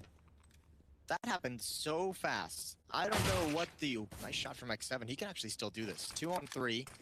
Needs his teammate. Flashbang as he gets aggressive in HUD. Oh, and there's Alexi B coming out of the squeaky door. That's massive. 1 player up in heaven. They know where both CTs are. It's a big fight, and somehow it just turns around, and that is heartbreaking for Heroic. 3 opening kills for Blamef, and they couldn't get anything done afterwards. Yeah, that is really rough, because that's one of those rounds, again, I mean, for the team, that's going to feel like, you know, we could have done it, and maybe there were a couple of other rounds that were of a similar caliber, and, you know, you stack them all together, it just is a little bit of a weight on the team combined. I think that you can't really put it together. You're just so close. I think the biggest problem in this next round is that because they got all those kills, it might actually bait Heroic into investing in this round. They got, what, 3 kills and the bomb plant, so they have some money to play with. And the problem is, okay, so they're only half investing. It's Blamef who's gotten a Krieg again, and who can blame him after the round he just had. So it's not a full, they're not fully invested into this round into a victory here. If they'd gone all the way down though, that's such a big risk. That's essentially your economy for the half. Oh dear. And that's not a great loss. He was sent. Things went differently than they did last round. He was sent flying back onto the T side. Yeah. It's like, you know, that medieval tactic of flinging, you know, corpses into the castles, you know, just to demotivate people, you know. Yeah. During siege. Yeah, no, I know. Yeah. It's just a bit dark, isn't it? Or you know, sending cows the other way if we're in the Monty Python, you know, world. Yeah. He's trying to bring it back to something more. Or Age of Empires. You could throw cows. I never played a lot of Age of Empires. You didn't? A little bit, but not a lot. Okay. I wasn't completely hooked on it. Well, X7. Ooh, good angle. Doesn't have to commit to that fight. He knows it. Just backing away. They have all the advantage in the world. Sergey's rotated. And actually, 2 players rotated underneath heaven. Ariel's just got to be careful because of the 21 HP. But this is all fine, friends. Like, they haven't taken any damage. Yeah, they lost map control in ramp room, but we've talked about it a number of times. Like, losing ramp room isn't the end of the world by any means. No, I think that's like the first lesson you almost have to learn on Nuke if you've never played the map before, is that it's fine. If you are the ramp player, you don't actually have to die for it. Like, it's fine. Just give it up if it's not going to be... Oh, no. That's... Don't like to see that. We're seeing that too frequently these days. These sensitive mouse wheels. Although it goes down in a 3-on-2 and another potential heartbreak for Heroic, although I think that should just give them the round. Ariel's going to go for this in a 1-on-2, and he's only got 21 HP. Yeah, that just does not seem really winnable, does it? He's going to be walking in, and Stown going to be there to pick up a quad kill. Had a very, very rough game down here on this map. So it's good to see him pick it up a little bit. And that's a huge round win for Heroic. It's just in the nick of time as well. They needed someone to step up and deliver something there to make sure that they could actually win this round. He gets the entries, he secures the bomb sites, he closes things out, he holds on and protects the planter in a very big way. That puts Heroic on 7, and that puts Ents back to pistols. So he's given them a pretty decent lifeline or a chance to kind of claw the score a little bit closer than 7-11. Golfs up. Well, Oh no. They had everything in this round and they get lobby crunched. They even followed your rule, Anders. They had 3 people in lobby. They did follow my rule and it still didn't work. But that's also why it's a rule. Imagine how bad it would have been if it hadn't been 2. Yeah, that's a good point. Those were some crazy shots coming out from Alu, rushing in. And now Ents just need to calm down. Like this, you know, no reason to celebrate early and give them away back in. Yeah, this is where you can kind of play things passively. This is a nice crossfire setup, but also you can just don't be afraid to shrink back into the bomb sites and force them to commit to a plan.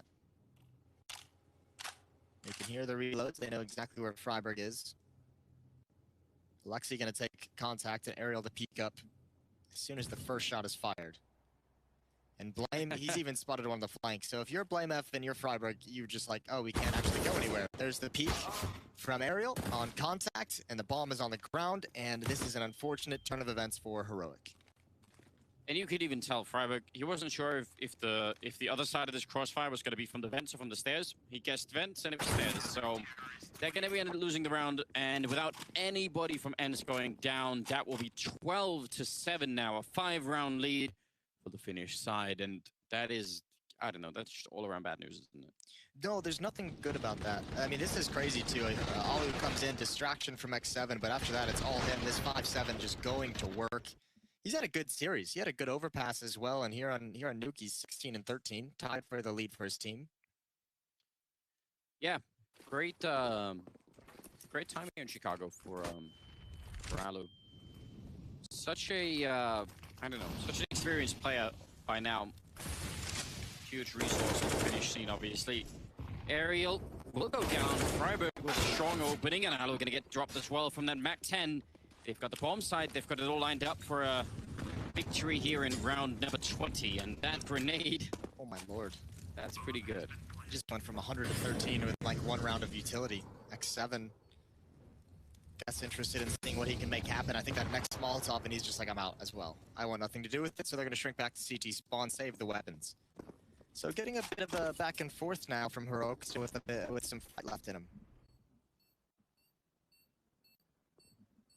Yeah, it's not bad at all.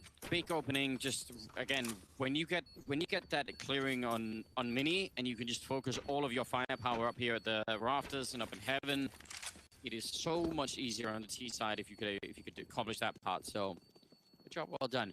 You know, Moses, do you think they would ever allow us to throw Molotovs for like content before a tournament?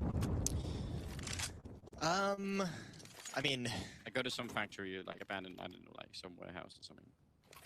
I think we brought professionals. Yeah, there have to be a lot of professional and safety concerns addressed. We would obviously have to sign documents to say that. I'm also not entirely sure like a actual constructed building is the place to do it. Maybe like an open. I don't know. Field. I feel like we should find a way to arrange where there's that. Literally nothing nearby. Yeah, let's try and find a way to do that. That'd be interesting. Make some phone calls. I'll call my Molotov guy. Exactly. Oh, yeah, gap right there, Aerial. Oh, Freiburg. That's such a. He absolutely baited him out.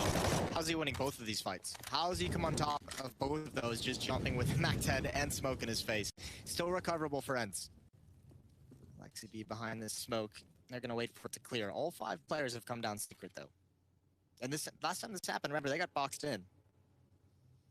Yeah, and that can still happen. I mean, they're very far back on the ramp. I think X7 is over there, so he won't be able to make a very confident call that nobody is on that side of the map. But yeah, as time goes on, they definitely could be discovered to be here. Nice shot.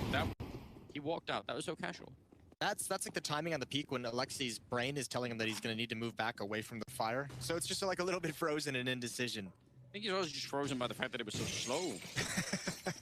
Blamef's just walking up. It's just completely casual. Oof. Down going to be going down though. X7 with another flick. That's so dirty, and he even got the damage on S-Tag. Alu going to be the pick up Freiburg. Now it's a 1 versus 2 in the bomb plant. A little bit delayed headshot from Alu. It's so good. These Finnish players are really showing up in terms of the aim in this battle. Now it's Blamef on the other side. Alu making a lot of noise and going to be opening the door. He actually spots him out. Blamef will win the fight. Triple here on the Danish player. Man. I love the way Alu just like runs around like some ridiculous Terminator. Like just doesn't care. I think that's probably because he doesn't. Because he might be the only person who just doesn't. Just not worried about any of it. 12-9. This is a really cool fight, though, from Heroic. I don't know how Freiburg has won both of these. This one was crazy. The follow-up where he did massive damage to the player in the mini garage was craziness as well. I swear he just walked out from that corner, like... That's so silly. I really like the fact that Heroic is sticking around in this game, finding the answers in unlikely places, like a MAC-10 entering outside. But it all counts.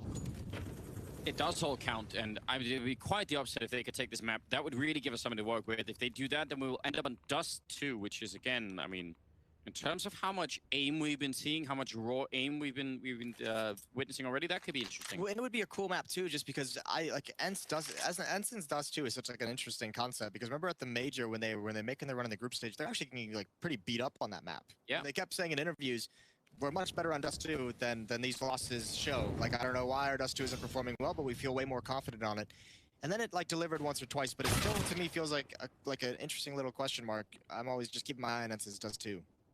And a huge map for a Heroic, according to the stats, might actually be the best map. Although they don't play it a lot, but still, the times that they have, it seems to be working out fairly well for them. Oh, who's this player up above? He's going to be so happy. Maybe not. He just walked inside, so his teammates are going to have all the fun. He does get 2 kills, Blame F, actually a third, so he had plenty of fun. He did have his time right there. I was literally shooting fish in a barrel, pointing straight down from above. Fins in a barrel? I don't know. It's back. It's back. I like that idea. I don't know, where does that come from? Did people used to do that? Shooting fish in a barrel? That saying must have I think it's from somewhere. Yeah, I guess so. I don't know. I've never really been much of a fisherman. This is where we need DDK to help us out. I'm sure these are the sort of things that he would know. Think so? I don't think DDK knows the thing about fishing. No offense to DDK. He does not strike me as a man who has gone fishing. Look at the aggression. Alu and Ariel each with an entry kill. That would be a phenomenal follow-up. Not able to connect. He had exactly the right idea, but it ends up a 3-on-3 instead. And the health pretty even across the board here. A smoke and a Molotov still left on the T side. CT side has absolutely nothing left to fight with. So if it comes to an afterplant, I mean, they've got a kit on Sergey. Also worth noticing in terms of if he goes down in this 3-on-3, where does the kit land and who can pick it up? This is the play, though, right here from Stound. He's going to potentially win this entire round for him. He's got such a magical flank open to him, and he can go outside from up here. He can go towards the upper bomb side. He can do so many things. But the counter, Alexi B and Sergey actually make a perfect play. I don't even think they realize it. Pushing in towards lobby. If they can find this kill, the timing's with him. The follow-up peek is Freiburg, and he goes down. That's the bomb. And now this flank that was so perfect, that looked picturesque, it can't really deliver anything. And now it's been given up. Yeah, that is a blind counter. They definitely did not know, and they just walk in the lobby, able to pick that up, and that must be heartbreaking for Heroic. I mean, it's not even clear, maybe they don't even realize yet, but when they watch the demo back... Well, the one thing I will say, they might not have known that Stound was actually on that flank, but it is one of those things where as a player, you're just saying, oh, this is open. You know, no one's watching heaven. We can't watch this flank, and they say, okay, well, to protect ourselves, we just have to get aggressive. So they might not have known he was actually there, but, I mean, the kind of theory behind it would have definitely been in the back of their heads. Yeah, I definitely agree. 10-13. Heroic just can't really catch a break.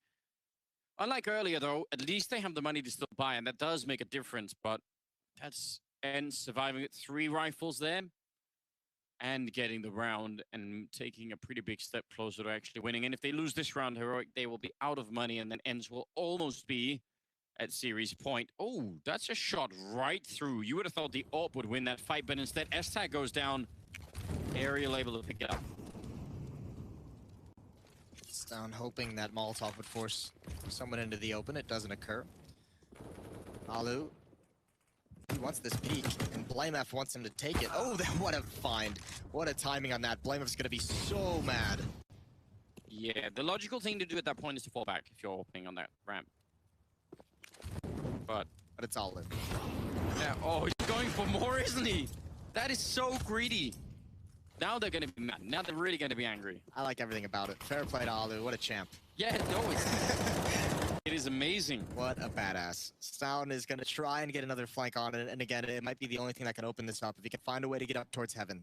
Exactly because you shouldn't do it is why it catches both those players off guard, right? Like everyone's thinking like, no, of course he's not going to re-peek it after I've already been firing bullets at it, or there's a Molotov. But he does, except for in the one fight, trying to get the same jump, where he just bounces into the door frame there. But Sergey will take down the last kill on Freiburg. That's 14-10, and all of the money gone on Heroic. Yeah, and a terrible time for it to happen. Ooh, yeah, that's brutal. That's not bad. No, this is sweet, because he just gave Blemeth enough time to consider it, and that's just mean. It is mean, isn't it? I almost feel like there's like a gentleman agreement, like you can't do that. Yeah, you shouldn't be. If we all start playing like that, the game will be really weird, you know. Then we just lose all forms of Counter-Strike civilization in society. I do think there is like there is like such a weird, and it really always has been a room for those players every once in a while. Like there are obviously the classic ones, and like JW, Stu is doing for a long time. Snacks had his moment even when he was. It's like there are some players where, and it has to be a minority, right? Because if they become the majority of players who do that kind of thing, then it doesn't work. And it doesn't work, right? Because then now everyone is watching the smokes and the Molotovs and everything.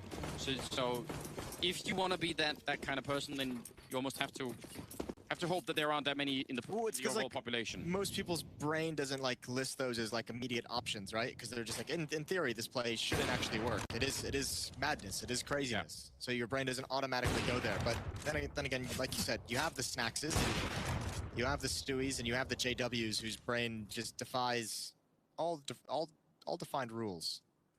Yeah, I mean, you could even make it. The fun thing is you can make like a conscious argument or like a coherent argument for why it makes sense to play that way. Good save from Ariel. But you wonder if their brains are just wired differently from the beginning, you know? Most certainly. 5-2 here. Down and Blameth hoping to do something. Not clear what, because I think they're just hoping they can find Alu. They have to know he's low. They have to know he's dinked from his former engagement. And unfortunately, the teammates and the reinforcements for ENCE have arrived. 5 chances for ENCE to close out the series. Here on Nuke, it would be 2-0 in terms of in the series. A solid victory on Overpass as well to start things off for ENCE. So AKs come out, the Krieg on Blame F, the Krieg on S-Tag. That's the final loadout that Heroic will be fighting with here. Yeah, really interesting. I mean, and again, it's kind of weird because Heroic actually have been playing a good game. I don't know.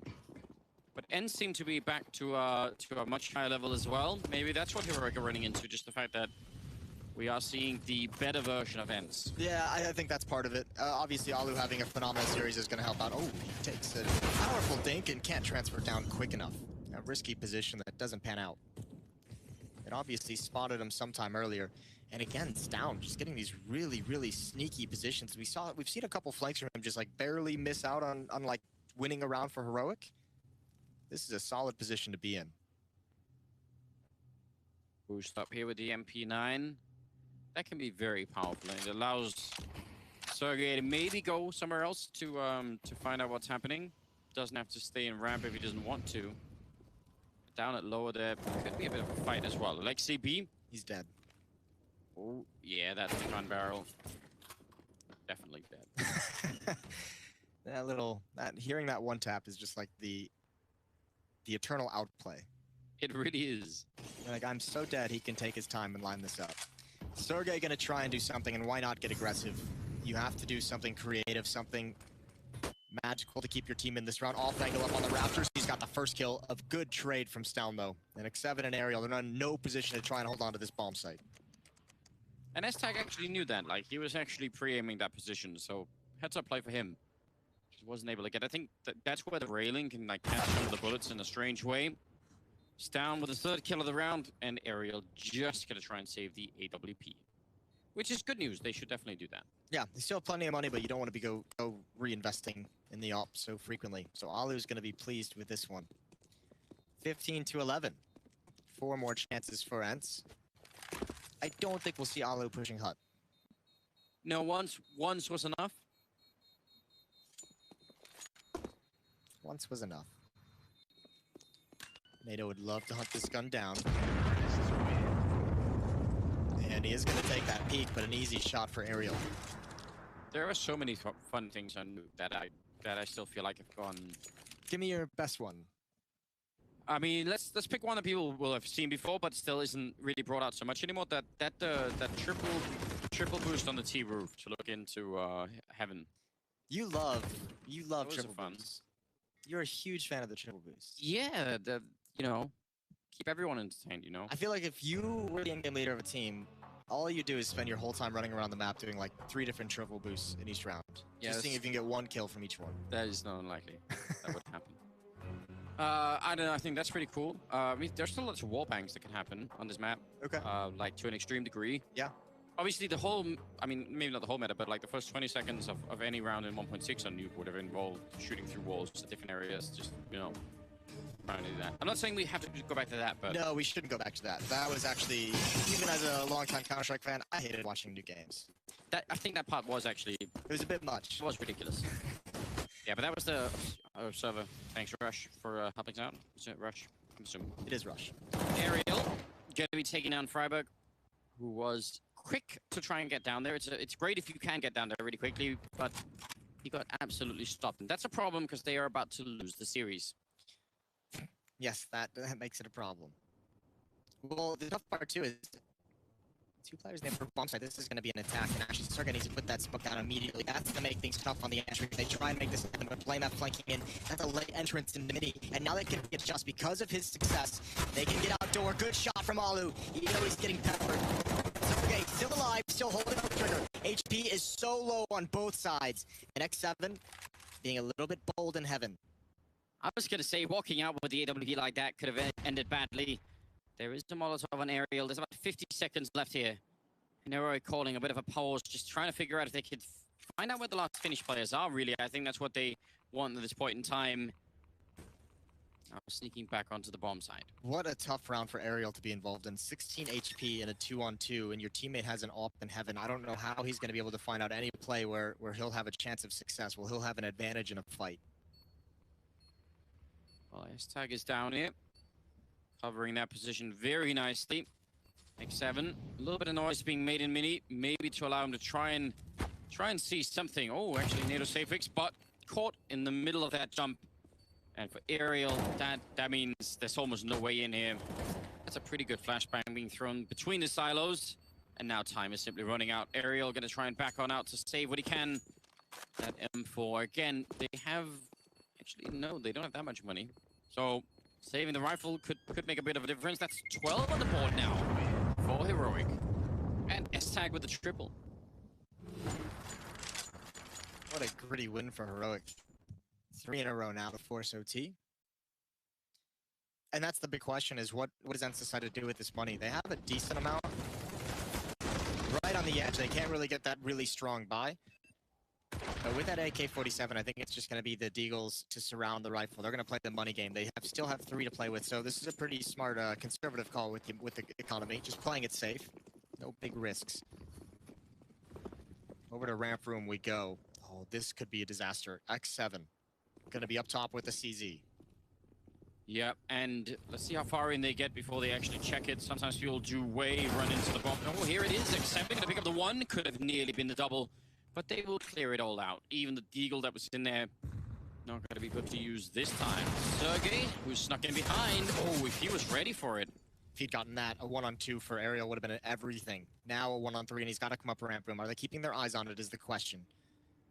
S-Tag watching for this play up to the left, and I don't think Aerial's going to check that. It's going to be an easy one. Nice job from Heroic, getting into ramp room, not taking too much damage from that boost, and then hitting pause. 26 kills on Playmat. Yeah, he had a quad kill just in this round, so he's carrying a lot. This mighty arms, just absolutely ready. He probably could literally carry the whole team. Think so? Wouldn't be surprised, honestly. Seems like it's possible. Physics are on his side is what I'm trying to say. All right, I'd like to see that. 15-13 of round number 29, and Heroic fighting to get into overtime, so if they can win it, they can put it on the dust. 2 as the final and third map. And it still seems like it's not going to be easy, but there is a chance. Oh, this would be such an incredible comeback. That's the crazy thing, is even if they make this work, it's all well and good, but you still have to go actually win the game. Hashtag getting on top of Twinkie scoped up. So that information can't be gathered, so they can't hear him scoping from the inner bomb site. Not gonna have any targets out there for the minute. I think that one op shot that just kind of sailed by Aerial, that kind of put him on notice. Yeah. He's jumping at that blue box. He's very fortunate to be alive. They don't really want any kind of a repeat of that. Smoked off there in mini, but he's actually playing on the other side of the smoke to try and get some information for his team. There's going to be a grenade, a flashbang to set it all up, and he's inside of the smoke, and he gets a double kill. That's a huge play. That just might have sealed it. Alexibi will be going down, but still, 4 versus 3 at about 40 seconds left. I don't believe it. NATO Safix, and then Alu is going down as well. That's kind of crazy. How did they get into this position? Ents, they just needed to cool it down. Yeah, they could feel the end. I think it's a couple players overextending, but more than anything, just a really smart play from Mado coming around the second thrown smoke, but now this upper bomb site. Sergey's here. There's the first attack, not looking. He takes way too long on the first kill. Can't transfer over in X7. We talked about how clutch he was in the major. 1 versus 2 to seal this series. Well, now's the time for it. He's got the AUG. Walking into the bomb site. They haven't seen him yet. He's going to miss the first spray there, and Stan will take him down instead. Heroic with a very unlikely win in this round. I would say partially fueled by the fact that Ents were getting a bit too excited after that double from Aerial. It's a 3-on-5. Yeah. The follow-up smoke, I mean, NATO just walks right around into mini and gets a free kill. The one player pushing up from Secret gets punished by the op. That's been a point of attack for this Ents defense a number of times. It was only a matter of time before Hashtag just camped it. Alu gets caught, and then Sergey and X7 with some chances down the stretch. Here we are, round 30, 1 round away from overtime, and it's a very diminished investment and purchase from the Ents side of things. That was NATO safe fix as well with some really good kills in that round, so shout out to him. Yeah, they have a very scrappy buy coming into this last round. And if the comeback happens, if we get into overtime and Heroic win it, that round might be one of the really pivotal ones. Yeah. The analysts are going to love it. Analysts are going to love it. Actually, they probably won't love it because I'm guessing they like when things are not right. You know? Still. As a former analyst myself, or I don't know, as someone who is an analyst from time to time, I think they're going to be fine. Yeah? They're going to be throwing a party in the green room.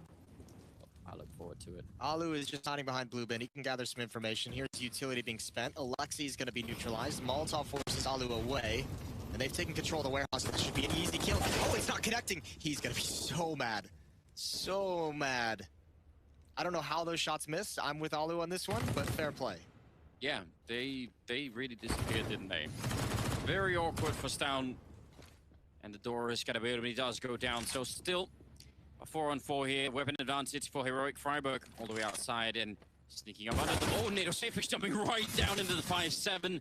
I don't know. Did he just intuit that? Okay, that's a lot of information. That's 2 players spotted under heaven. The big thing is someone needs to get downstairs. Very little to get away is Sergey, and very unlucky is Blame F. But now they need to get to that lower bomb site because this is the final place that Heroic can go. 10 seconds. They can actually stop this plan. Sergey, he's going to come right through the door. He wants to stop it. He's going to put it down. Bomb on the floor. No chance for a victory. All Ents has to do is hide, and Sergey cleans it up. The final 2 kills, the winning play, and an unlikely victory at round 30 with the scrappiest buy we'd seen Ents have in some time. Yeah, that was cancelling out as well. A 4-round win streak there for the Danish side. They're going to be very unhappy. That was a tough loss, I think, for Heroic. It looked definitely like they...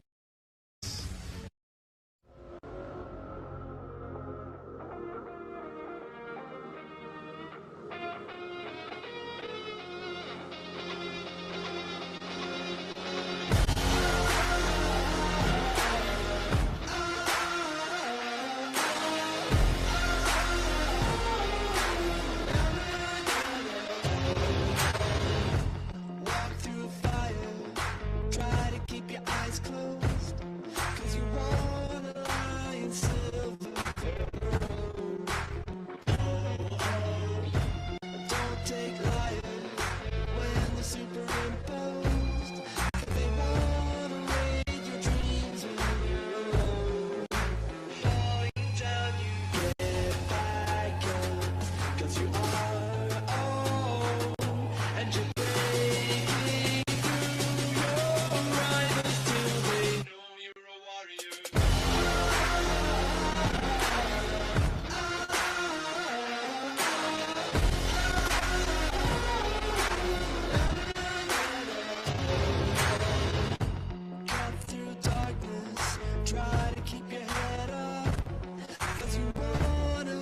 touch the claws that hold you back.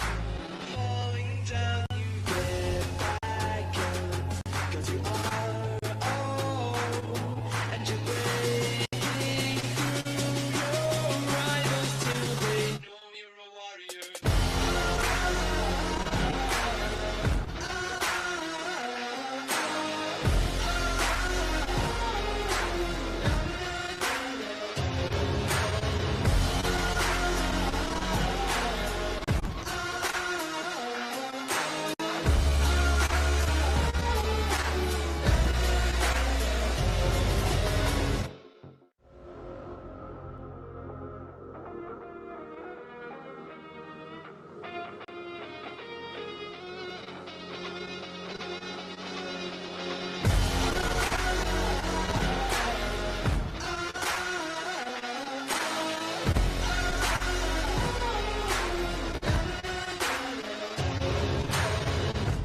Walk through fire, try to keep your eyes closed. 'Cause you want a lion silver for your own. Don't take liars when they're superimposed. 'Cause they wanna raid your dreams when you're alone. Falling down, you get back up. 'Cause you are old, and you're breaking through your rivals till they know you're a warrior.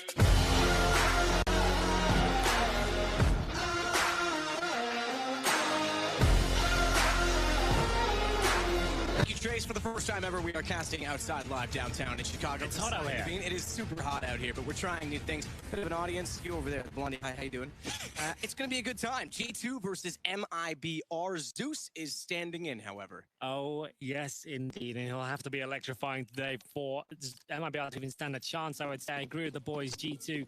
It's their game to lose. They somehow give up a map here. It's going to be shocking, almost. They should have a massive upper hand, especially in Inferno, not at MIBR. Classic. They play it a lot, but I've never really been convinced.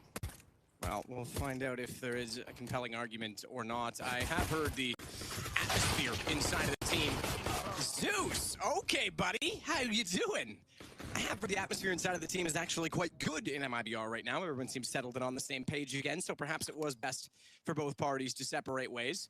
Obviously, the decision on who comes in next is up for debate. I've heard a rumor. We'll see if it's true or not. It would make sense with Lucas in there. There might be a certain counterpart that could be brought in. I've heard a different rumor. Have you really? I have. I'm not going to mention it because it's very, very low key. Like, I like that. Suggestive from them even. They're not even sure. Wow. So, but we'll see if it happens or not. Nonetheless, it seems like they've got their eyes focused moving forward. Here we go then. 3 versus 2, and with the aggression at the start, G2 find themselves at a disadvantage here, but Shoxy has spotted one towards Graveyard. Fur not quite getting the angle spot on, so Shoxy now knows exactly where 2 are, waiting for Fur to peek. He's actually going to walk up and eviscerate him in the corner. One bullet from Shoxy, and there it is. And he could actually get the full defuse at this point. He hasn't got the kit, but he might as well just get stuck on it. Fallen so far away from this one, and he's just hoping that they make a mistake here. If he gets one of these kills, there is a real chance. The game is on now. Fallen will be trying to make his way through the smoke down. That guarantees things. Very well done there. Just that spotted player towards the Graveyard, that gave it all away. Shoxy knew, I don't have to get that kill, but I know he's there. He finds the first shot on the bomb side there, knows exactly what the second is. Nice defuse coming in, and it's a shame for Zeus. Gets 2 opening frags there as well from the aggression, unable to convert, but the bomb plant suggests there will be a buy in the second round. Can expect to see a couple of AKs here. What will G2 have, though? They normally focus on the SMGs. And indeed, we're seeing those. Jackson lucky with the MP9s. This is the replay. Zeus, he's filled in for MIBR SK before, and remember, he always was playing with the CZ most of the games, got most of his kills because he's dropping weapons all the time. I don't think we'll see that much going on this game, but it's good to see him kick things off in decent manner. As we mentioned, should see AKs here, we have 2 of them. And will it be enough to fend off the bite of G2 here as they'll be pushing towards that banana position? That's a good little spam from Lucas here. Does significant damage, but Jax will get away. He will indeed. So a very aggressive buy from MIBR. Taco, Deagle gonna try and work top middle. Molotov bounces to Cubby, clear the corners. Get the fight as close to the bomb site as possible so that chaos can ensue and the AKs can go to work while the bomb can be planted. All in one motion, Taco Shocks. That's a great shot. Good find. Opens up the arch, gives them a bit more of the maps for it. Also baits out a response in terms of utility from G2. As such, good nade counter enough to do any damage. It barely caught Jax. That could have killed him. He was so low. But as such, it now forces, as I say, movement as well, and the defense becomes hindered quite significantly. SMGs at range, these AKs are going to be massive. They still got smokes as well. This is looking quite good from IBR. That smoke makes things a little bit problematic. We will see if they can execute towards the B sites. It's going to be a final finish here with 5 players up against these SMGs, and Lucky knows he has to play in front of the smokes here. He has to be combative and ready to go. Interesting thing is Taco got the first kill on the AK. He stayed on it, but Lucas was low. They both had head armor. They could have swapped the AK back over to Taco's hands. Turns out he wants that Deagle. Zeus again finding a headshot with the pistols. So his 3rd kill with pistols already. And Kenny trying to work back in will take him down. The advantage firmly to MIBR. And smoke off towards CT. Kenny's fluffed the lines on the incendiary and now has to back away. This is looking solid for a response. Yeah, it absolutely is. It's always a strong buy in the second round, and you'll see more and more teams do this as time goes on. It seems to be a very strong approach, and it works out once again. You can see if you get a few kills in the pistol, get that bomb planted. Even if you lose the round, you have a strong chance of winning this second one. It's going to be in the bag from IBR. Amanak just looking for any exit frags, farm some cash, the UMP, try and take down everyone with him. Is it going to be possible? There's one person on the side, Fallen will drop the bomb. So at least he's removed that. Fact that they take no AKs into the next round. They'll get a scout, but I'm assuming G2 will force fight back. But we remember, we noticed yesterday, their usual tendencies historically in Shoxy teams, they love a force fight. They're showing less of that with this squad. They're trying to focus more on winning rounds, where they have the AWP for Kenny, for example, which is something we've noticed a lot in the last year, that he never really had the AWP because they kept force buying all the time. We're seeing Deagles, no armor, and that's exactly what we're getting here. It makes sense, right? We explained it yesterday. If you get a 1-deeg someone, you're probably going to hit them in the face before you even get shot. So that's the idea behind this. You still have a chance to win the round. You've got some smokes to try and slow it down, but ultimately saving cash. Fur flashed in with Mac 10. Lucas looks the other direction. My God, the portrait of Lucas. You see it again. He looks like he's staring into your soul. I like that. Kenny's staring into his dome. A hole he puts in it with the Deagle. And then receives the same from Zeus, who's now had a kill in all 3 of the opening rounds. Great form for him to start in. As Fur takes down Shox. Fallen does the same to Jax, and round should be secured, even though they are still near the 2 CT players. B's wide open, but it doesn't matter at this point. Yeah. I say that. Omina could surprise maybe. Zeus catches him on the way by with bomb. Look at him go. Fancy footwork as well there. That was pretty impressive, I have to say. So yeah, that's a big kill. The only chance they had there was that CZ trying to deny the plant. Lucky can do nothing with it. But remember, that was a modest investment from G2. They're focusing on the bigger picture here, which is what you want to do. They don't need to win ecos. They don't have to force buy as much. They are the proper team here. Zeus is the coach of the squad. They're missing their star player. The player that really got them through most of their Inferno victories most of the time would be called Zera historically. He was the one who would always post 20+ frags, and their T sides would look problematic generally. But it's great they've got this star now. It's exactly what they needed. Should be 3-1. Pretty much full eco here, as we'll see G2 stack the B-bomb site. They've got 1 flashbang, so a bit of a pounce towards the barrels potentially, something like that, but they'll see if they can detect the threat at the top. So yes, exactly. Lucky will set them up, and as soon as he gets a cue from his teammates to send over the flash, that's when they go. I think it's been delivered now. And oh, it's good. Should be a kill or 2. Actually, well recovered, and it's going to be just a 1 so far. Kenny S will get Lucas, but round should be safe. Taco makes light work of the last 2. 3-1, but as we mentioned now, Kenny S, $6,100 instead of having $4,500 like he usually does. He can buy the orb now, which he doesn't go for, Matt. He goes for an M4. He had $6,100 there. He went for the M4. Tactical decision. You've got one of the most highly decorated and pedigreed AWPers of all time, and he's opted against it. Interesting. He's opted against it. Opted against it, yes, exactly. That's so wild to me. I want to see how it goes down. Well, it's suggestive that they want to be aggressive. They're going to put 3 over toward Banana early on. But I do agree with you. You'd expect CT side of Inferno. You would. That's what they were ecoing for. That's what we kind of built up. it's the perfect map to play into with that Molotov. Jax is forced forward. No one there, thankfully, because their own utility has held them off. And he's got a good position at the cubby.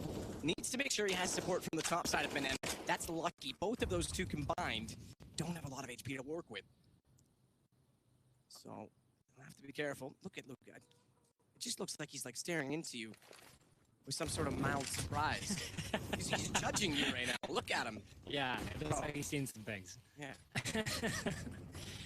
Well, remember, no Kenny S AWP. It will be a Shoxy rifle, though. That's pretty powerful as well. There's the second frag. This pincer towards the A side starting to fall apart here for the Brazilians. It's a 4 versus 3. Fur is the walking wounded at just 5 points of health. But Zeus continues to frag here.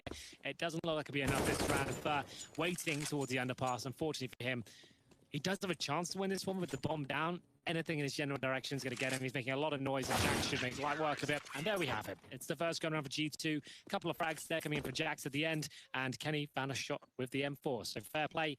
Didn't need the AWP to find success. He did not.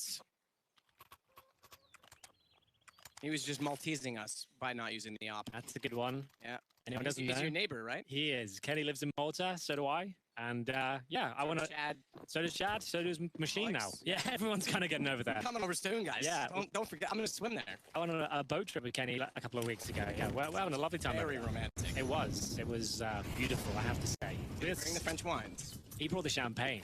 That's how he's rolling. So. And I'm sure a very different type of thing. Exactly.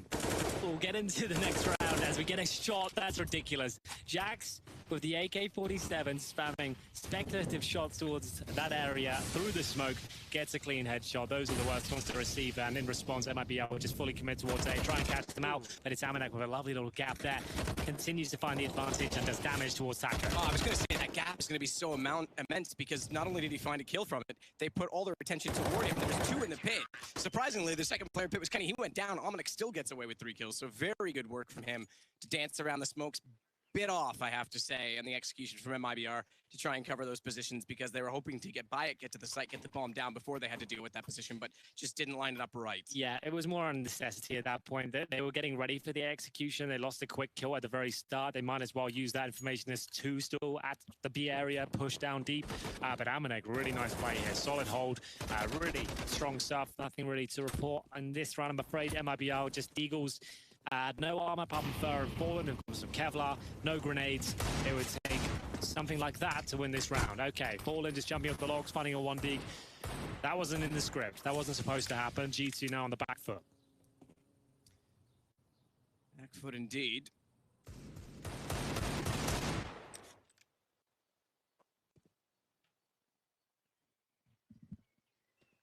Let's see how they can work. Damn. Oh! Okay. Yup, that's pretty sick. I don't mind that. I was going to say with Glocks and 2 Deagles, Zeus went down. Amanek still manages to get 2, but look what they picked up. I say picked up. They didn't actually get any of the guns yet. They went straight to the site. They're going to go back for them now and just get that AUG, just get out of there in time because they were rotating Jax in that direction to see if he could spot them getting the weapons. This is a decent setup. No armor. Nade's going to do a massive amount of damage onto Lucas. CT's running out of time here as well. They have no smoke to try and get a cheeky defuse going. It looks like they might be out of luck here. One flash towards a pit. Jax will have to jump out. Last chance there. Can he find both kills? Got the first one cleanly. Remember, Lucas is low from the nade, but they have to go so quickly. Taco's bought enough time. Surely it's enough time. Jax, not the one with the kit. Kenny had it. He couldn't get far enough away to grab it, and he might go down with the bomb as well. Huge win from MIBR. Yeah, it's Fallen finding opening frags to the Desert Eagle. Those are the kind of rounds they're going to need to stand a chance here on Inferno. That is massive, and you can't really blame G2 for that. The opening kill, he was in a safe position. It's just a remarkable shot there from Fallen. The fact he hit the second as well, there might be something to be said about this game. Who knows? They take the lead now, and the money's kind of shattered as well. Nice attempt from Jax here. There was just enough time. If he cleanly gets that kill on the player in the corner there, and they could have gotten the defuse. I think they had it. But here comes the AWP on Shoxy. What? Okay. Are they? I'm not even gonna. You know what? Let's just let it happen. Let's just let it go. Just see where this takes us. Kenny on the CZ with armor. Shoxy glass cannon with AWP. Yeah, I don't think they've done the conversion on currency. I don't know what they've gone for here, but I'm interested. Somewhere NBK is smiling. Yeah. Okay. Oh, they're back to their usual tricks. Well then, double nade over, won't do too much unless they move right in position now. You can see what that's supposed to do, but no one there to receive. And ideally, when you have an AWP like this, surrounded by SMGs and a pistol, you need it to be aggressive. You want someone like Kenny S. His playstyle suits this buy. That's my point, really. He wants to go get his early picks. He can make that happen. Shoxy is more static than Kenny, and with Glass Cannon as well. I'm not sure that wins in the round, but I'm more than happy to be proven wrong. Right now, he's on the exact opposite side of the map. Jax, he knows, once again, he wants to sit in front of the smoke, and hopefully someone will sneak through. Jax is waiting perfectly positioned, but responded Lucas. 2 on the way through with the Krieg as well. Not the best for spraying. And already a save called. So we're going to go 5-3 in favor of MIBR, who are looking very solid, I have to say. Even with Zeus in the lineup, they're attacking very well. We'll see if there's weaknesses on the CT side, if they can exploit his position, perhaps. Yeah. But right now, G2, considering they gave Liquid a run yesterday, they're against the ropes. Well, they're certainly making it interesting. We'll see if there's a chance now to hold on to absolutely everything as we get into a 3 versus 4. Just the CTs holding up to what they have. UMP, CZ, AWP, and that's about it.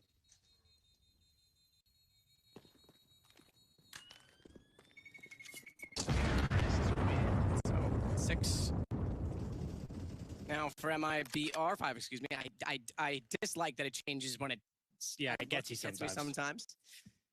So 5-3, but maybe 6 because it had to be a safe call super early. There's not a lot of money. You pointed out the glass cannon for Shox, despite having Kenny on armor. Maybe you throw it to him now.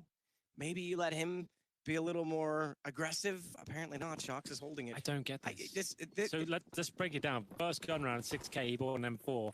Now you're desperate for a round, and you've got Kenny S in prime form right now, the last month, and he's not using it. He's the player with armor. What's happening here? Like, is it Shox not wanting to give it up, or Kenny not feeling it today? I can only speculate. There must be some sort of logic behind it, but Kenny actually has armor right now. Shox doesn't. Like, give him the AWP. He's got more chance of finding kills with it and surviving. So it would make sense, right? Yep. It's confusing to me because yesterday everything looked actually quite good. Yes. They looked well prepared. They were giving Liquid a run on an overpass as well. Now they're just, I mean, what is that? He's standing out there, gets blinded, no response. He has the AWP, he just gives it away. It confuses me too because one of the things that I thought was going to make G2 better was guys like Shox and Kenny saying, hey, we need to work as a team. This makes me question if Shox is the one saying, hey, I want the AWP today, I'm going to go nuts. No, you can't play like that anymore, bro. Yeah. You're an old, washed-up human. Okay. Kidding.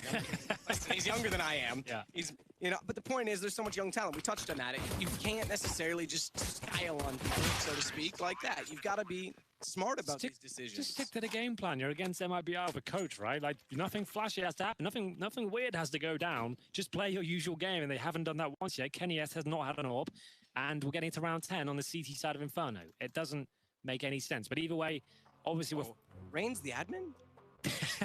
Nice. That's gone. For a second there, you had me. I was like, wait, what? Round 10, and yeah, G2, this is not good enough. This is, I don't know what's going on over there, what they're planning, what they're doing. This is just falling apart in every facet of the game. If you take an eco right now, just hit the reset button right now. Yeah, just say go back to the basics. Exactly. Get back to the playbook now. It's not too late. You're only down 3 rounds. CT side, you can get things going, string it together, but just throw whatever you're doing out the window and go back to the book. Well, Kenny has enough for an AWP next round. He has 4,500 at this point. Loss bonus is racking up rapidly.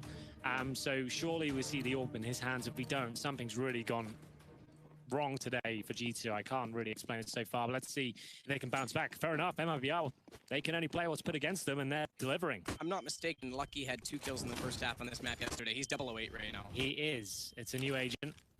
And the flashbang approach once again seems to have similar results. The trade kill this time, Zeus. That's all he has to do. We normally see when coaches are playing, if they can just get 1 kill a round, like that's filling their quota and then some. So he's already contributed this round. Shoxy with the Deagle, probably good for a kill here, I would say. There's the first, not the second. And we'll have a 3 versus 2. Plenty of time for the clock. Don't have to push through smoked here. Don't do anything over dramatic. He will be Taco with the gap, finding Kenny S. And Amanek maybe gets a kill, but without the armor, he'll be dropped relatively quickly. Kenny has to buy the AWP now. Let's go back to the basics. What works? It's the game plan. That's what should be happening. Buys the M4 again. There's either something that's gone horribly wrong today, and he doesn't feel it. But he has purchased a weapon. So we're back to normality now. Shock's going to afford a double AWP. I wouldn't mind that too much. That's okay. Him on the secondary, not a problem. But just the primary, when Kenny's there, that doesn't really make sense. We're back in the normal setup here. Reality has been restored.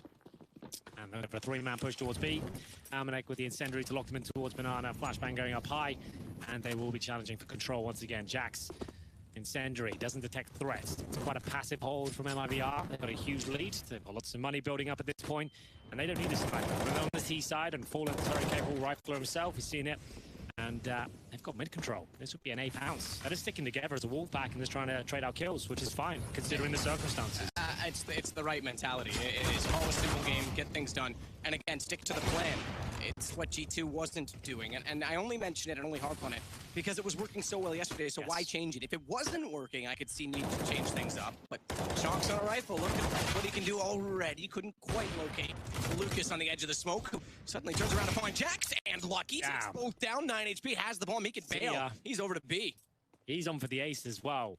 The mind games begin. Kenny has lost track of him.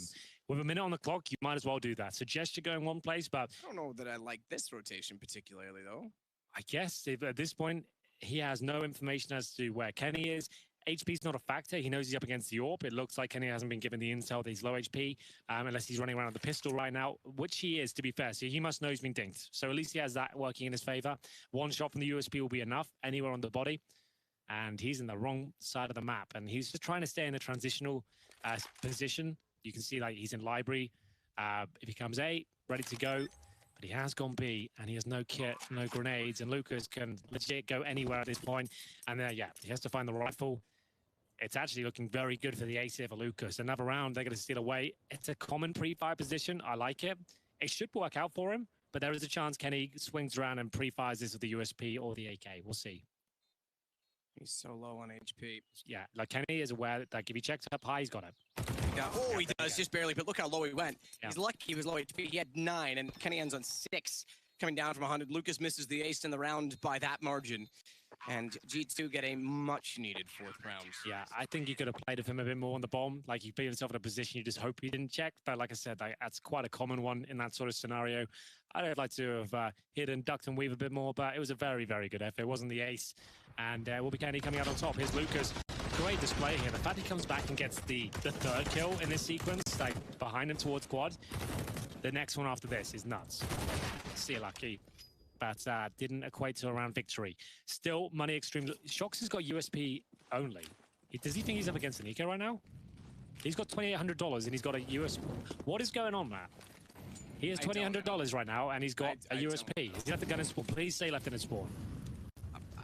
I'll go check. Yeah, I can't on mine, but that's unbelievable. Dude, he's got $2,800. What's going on here? You could buy a FAMAS, a shotgun, an SMG, a Deagle. Get it together. You don't need a dad to tell you how to spend your money. You're all adults. The coach... Everyone else is fully invested. And he's... After the last time out, I thought they were getting on the same page because they all took the eco despite having about 4,000. They waited it out. They got back to normality. Now I'm confused.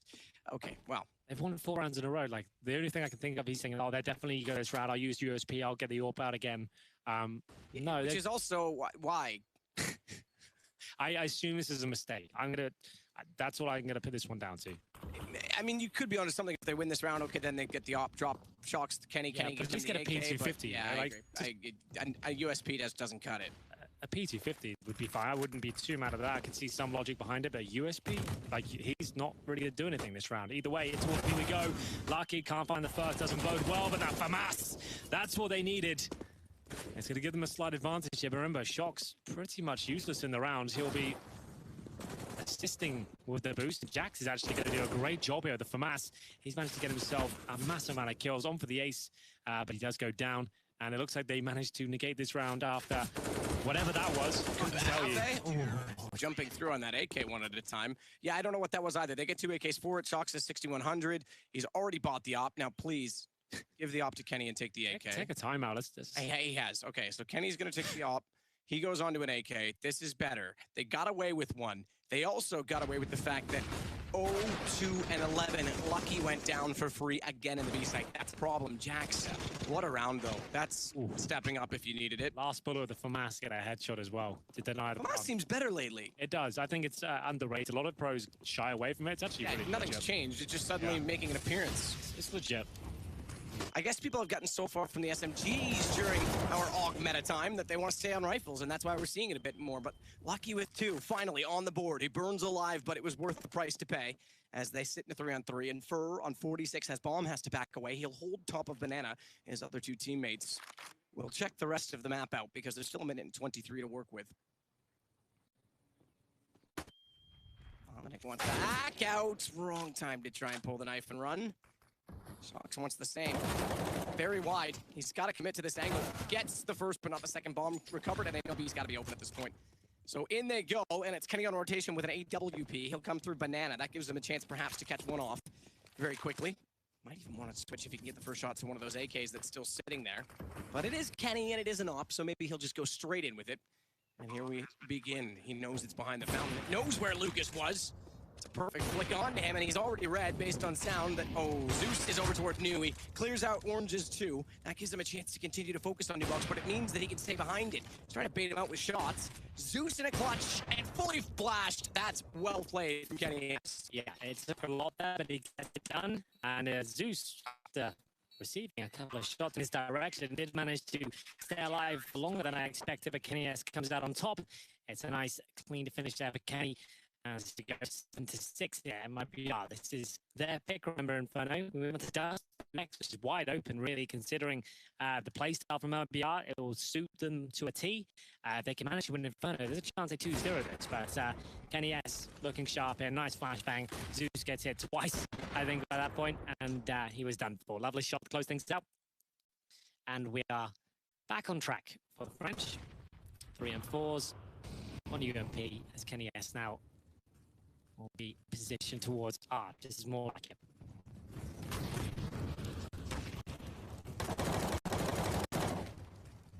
Lucky fired through. Damage done. Greater amounts to an IBR than inflicted on G2. They still sit very healthy in their positions, but spamming a lot to try and inflict more. Taco slides out to get Kenny. Op misses. Krieg does not.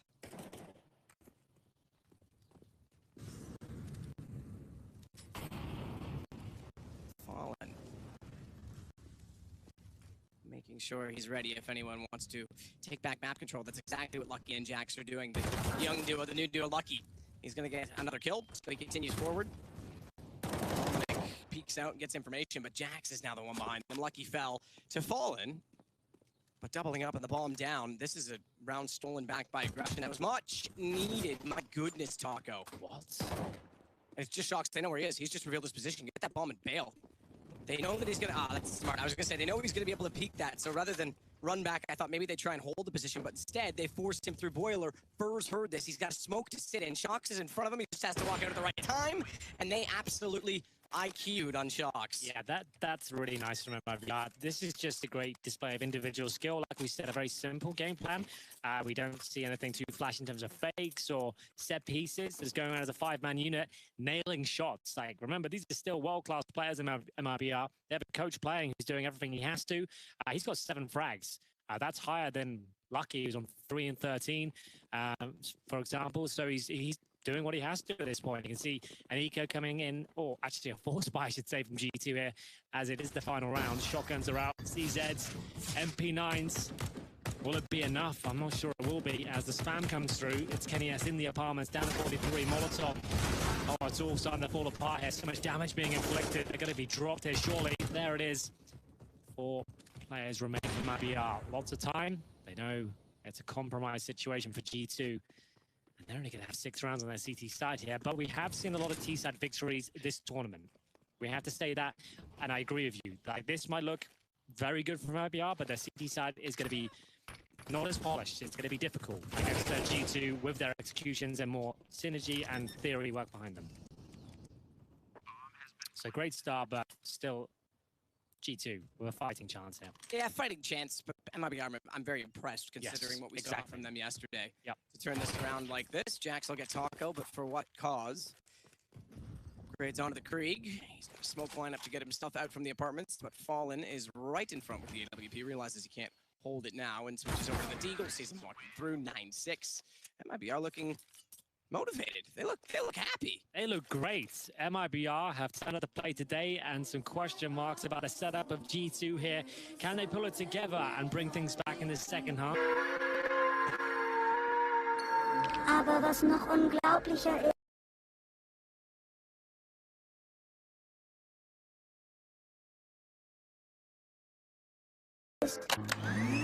diesen spacigen Staubsauger haben wir mega günstig auf eBay Kleinanzeigen gefunden. Wo gibt's das denn? Entdecke jetzt Elektronikartikel und andere Angebote auf eBay Kleinanzeigen. Conny, das ist Alex. So, alle an Bord und bereit abzulegen?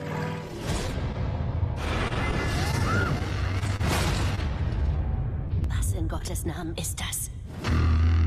Hier ist was echt Übles passiert.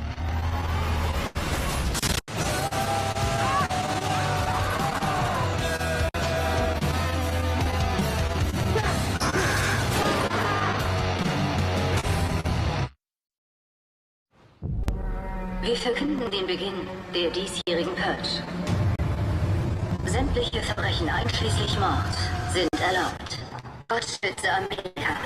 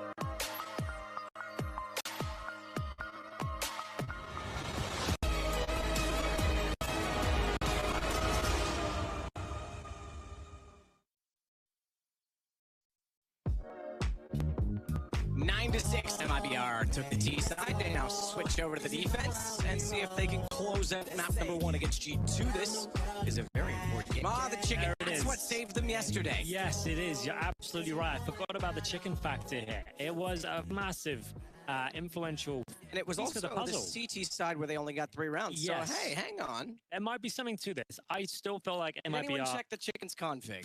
I'm just, let's make sure it's all fair play here. We'll get into the pistol. The PD-50's out for Shoxy. They've got 2 smokes and a Molotov suggests a B approach, but doesn't necessarily mean that's exactly what will be happening. There's a smoke towards Arch early from the T side, so could be actually heading for a fast A attack here. Smoke towards Library. They've already smoked Arch. They're going to go through quad and apartment, so a flash over the top, and we'll see if it works out for them. It's Taco to defend. Taco to defend valiantly. Adjusted his aim to fire down to Ominic. That's where Lucas was. So the door, Lucas does a fantastic job of finding the last bullet shot on his second kill. Still it's a 2-on-2, and the HP very firmly in the favor of MIBR. The bomb site, not so much. Kenny has the bomb toward his teammate. Need to get that down safely. He'll be the one to do so. Shox holds on 11 HP, but no peek. And wait for the commitment, and Fur, rightfully so, finds both. Wow. Okay. USPs. That ain't bad at all. It will be a victory from IBR, and I would say much needed one. Sure, they're in the lead right now, but their CT side is going to be difficult up against prepared G2. We've noticed that their tactical aspect has looked very impressive in the last month, and they've managed to get the bomb planted. Will we see a similar approach that we did in the first half? AKs in the second round seems to be a very prevalent part of today's game. Jax has purchased 1 AK. Galil's are out as well, so yes, indeed, we will see that. Taco, great work, you're right. There's Lucas, who's stealing the show here, finding so many kills. The squad is Fur will close things out, known for his pistol work and his precision. And now they've got to fend off the 3 rifles of the Frenchman. Aggression from Lucas, looking at that incendiary down towards T steps to buy him control. He's suddenly got that, and they're going to pull 1 player back towards A now because they've got full control. It's to be Zeus holding the UMP and 1 smoke. He's got a defuse kit as well. And they've only got 1 rifle on the CT side, so in terms of firepower, G2 have the upper hand. But if MIBR can win this, it's such a huge deal. They will be in a great position to actually close out this map. And remember, Dust 2 next, the way they're hitting shots right now, and the fact that there's a couple of players on G2 not turning up at all, this could be interesting. Lucky still 3 and 15. Similar scenes yesterday. For now, though, G2 mid-control. Taco defensive in the library. They'll smoke towards the arch. Oh dear. Great intentions. Yeah. Kenny just makes a better door than a window. That's their last smoke as well. That couldn't have gone any worse for them. I think they're trying to fake back towards B with those smokes, and now they've just been locked out. This is falling apart for that 1 smoke failing. I was like one of those, like, when you see the little kid playing basketball and all of a sudden the NBA player comes out from the side of shot. Denied, son! That really was heartbreaking because that was their whole strat was fake towards A, take vision away, execute towards B. Now they just have to walk in together after losing a bunch of damage. They've lost the first kill. These UMPs, MP9s are doing work here. And Zeus, remember, needs to get 1 kill around. That's what he's looking for right now.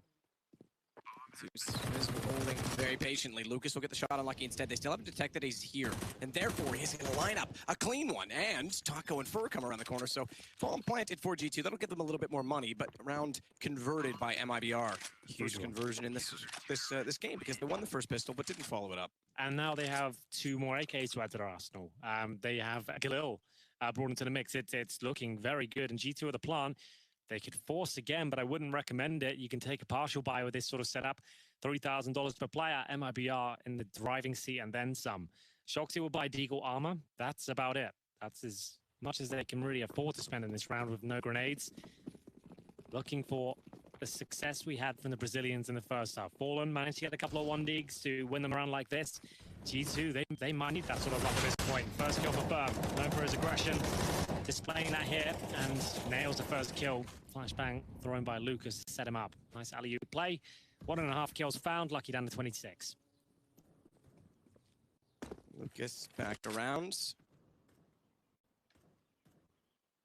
Fallen waits with the Galil. He's going to peek out a couple times on the shoulder just to make sure that no one comes out the boiler door, because that's the only place they can peek from with the smoke down at the top of the ramp.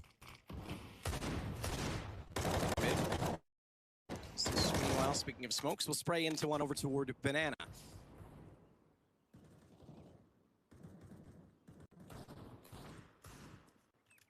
Jax is getting a little comfortable on the wide side of Arch. Fallen, very patient. Great shot from Jax. Fallen's patience does get him 2, but at the expense of his teammate, he finds the 3rd, however, and closes out the round. So all's fair. That ends well. No harm, no foul. Ooh. Do or die time, though, for G2 at this point. 12-6 down, T side. It's been an interesting approach. I couldn't really tell you why they're trying to mix things up, considering the circumstances on their CT side. It was just, that was like familiar of G2 from 2018. Those are the kind of mistakes they were making all year long. Yeah. And this, I thought they had rectified those and stopped making those colossal errors, but here we are. That seems to be something with the French scene that holds them back so much, is just these very insistent mistakes. Whether it's economy's certainly been one for the last, I would say, even 3 years since we last had sort of LDLC into Envy, French, you know, major winners, top of the scene. It's always been something that they've struggled with. So yeah, you're right. I thought as well, with newer talent coming in, things would change. Great play from Lucas. Good sequence. Sneaks out from the Arch. Finds all 3 in the first gun round, but Kenny's not done there. Smokes down. Very, very chaotic. He's going to get the bomb and get away. And there's low HP on Lucas too. Can't go back out, but Fur can. Flash down the angle. They find Omnic over on the side as well, and MIBR find another round on the CT side. Clean one as well. 3 AK-47s now. Lucas just looks like an absolute beast in this game. That's wild. Holding so strong. The latest addition to the squad.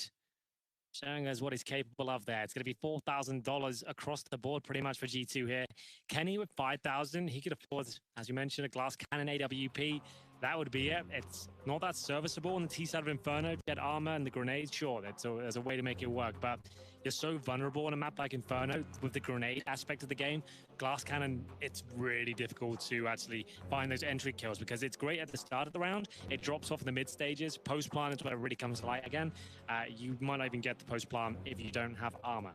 They will take a partial buy here. It's one of those snowball rounds. We're seeing more and more of this recently. MAC 10s and CZs, and you just choose an area, rush together, try and catch them off. It could be 3 players in apartments or a straight up rush B. Those would be my 2 options here, but we'll see what they've got in mind. And they're just looking for one quick kill, get a rifle, quick plant, and see if they can overwhelm the CT defense. Looks like the B rush to me, but we'll see how it goes. Held off. So now they've lost that pounce element at the very start of the round. They're going to have to try and get some basic control like they would in a default. Then have the same idea once they get close enough to a bomb site. But the problem is the rifles are now established. That's kind of what you have to try and avoid. Good flash, though. Yep. I'll get them up Banana. Fur backs off because he was alone, so Fallen's going to rotate over. Discipline required, and that favors what G2 need. Yeah. Because, yeah, he could have sprayed down with the AK. That would have been a menacing thought. Flash through smoke. That gives Fur the peek he needs to go because, again, Fallen is still outside of the site. He finds Kenny pushing through, and damage done on Jax as well by Fur before he went down. And Fallen, he'll continue to push forward. Smoke still in position. Rotation only at CT now. But Lucas is trying to do damage where he can. Banana will be part of it also. They've got Taco heading in that direction. Stonks is getting sneaky. Beside the tree, pushing out. Zeus is watching for a long flank to see if anyone went down. I'm surprised he's still looking that way, though, because does he think Shock snuck out behind him? Zeus is going to walk directly into this and get taken down. Now they're actually pinched in. Fallen's got to turn back. Jax gets the shot. I think that wins the round. The push on the smoke. Shocks. Has he done enough, though? Mac Denny elects to use the deagle. They're on the defuse. He's got the first. He's got the lineup easily done. And he finds number 7. They really needed that one. It took absolutely everything there, but it comes to the final moments. I think everyone went down on the CT side, but it's Mac 10s and Deagles that finally get it done for them. I'm just curious as to what Zeus was looking for, because they already had Banana. So unless they thought there was a really late lurk in apartments, he just let Shock sneak away. Yeah, you're right. Shoxy delivers as well. He could see, he could take his time on that final shot as well. It's a beautiful one. G2 finally get around in the second half here. They've got Kenny S in the AWP. They've got a full buy here. Up against a compromised situation from MIBI. I can see Lucky with some confidence. Right at the top there by the barrels. One kid available on the CT side in terms of control. No aggression from the CT forces whatsoever. It's Fallen who will hold towards the quad side with the AWP. Comfortable for now, but will he be challenged by Kenny? He's on the other side looking for anyone. Trying to get intel on the CT forces. They'll hold Lucky for the flanks towards B. While they continue their default here, smoking towards Arch, and in response, there will be a smoke towards Boiler, so Fallen can focus purely towards middle here. Oh dear. Yeah, focused firmly toward his own death. Kenny already at the bench, closer than Fallen was ready for, and now they'll rush it out. This would break the economy as well and crack the game wide open. We mentioned their T-stat yesterday is where they pulled things back on Liquid. Map 3 was a rather dull start to it. And here we go again, because Taco's fallen. Lucas couldn't manage a kill. They've only gotten one so far. HP low on 2, but they're gonna have to save. They're already over toward B. They're not gonna contest. Nope.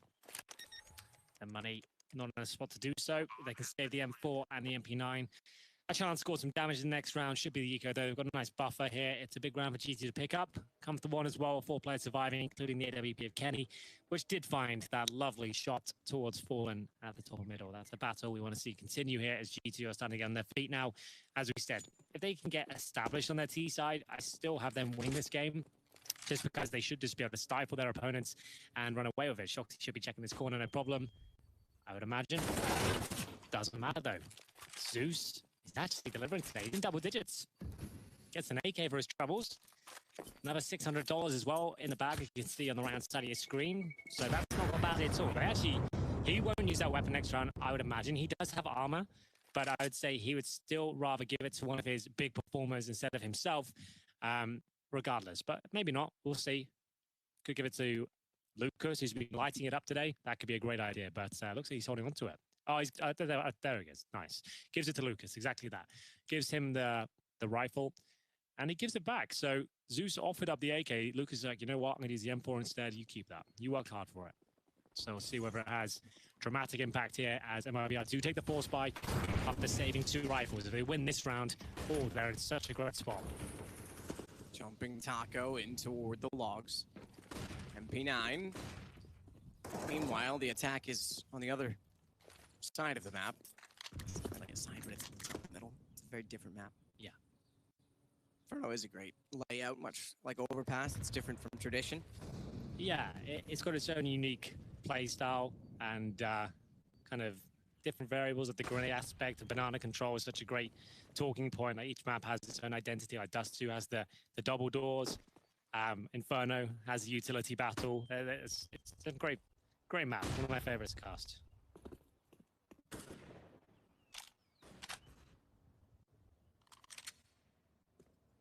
Jax.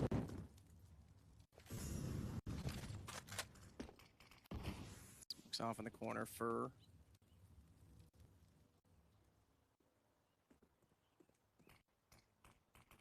go back out toward the smoke. Is a gap there? No, not quite. Maybe he'd be able to surprise them immediately, but he certainly has help. He's gotten to the cubby, and he has Zeus to flash him back out. Finds one, gets away, blinded himself, smokes himself off. It would have worked if Jax weren't so close. He might have been able to work back over to where the armor.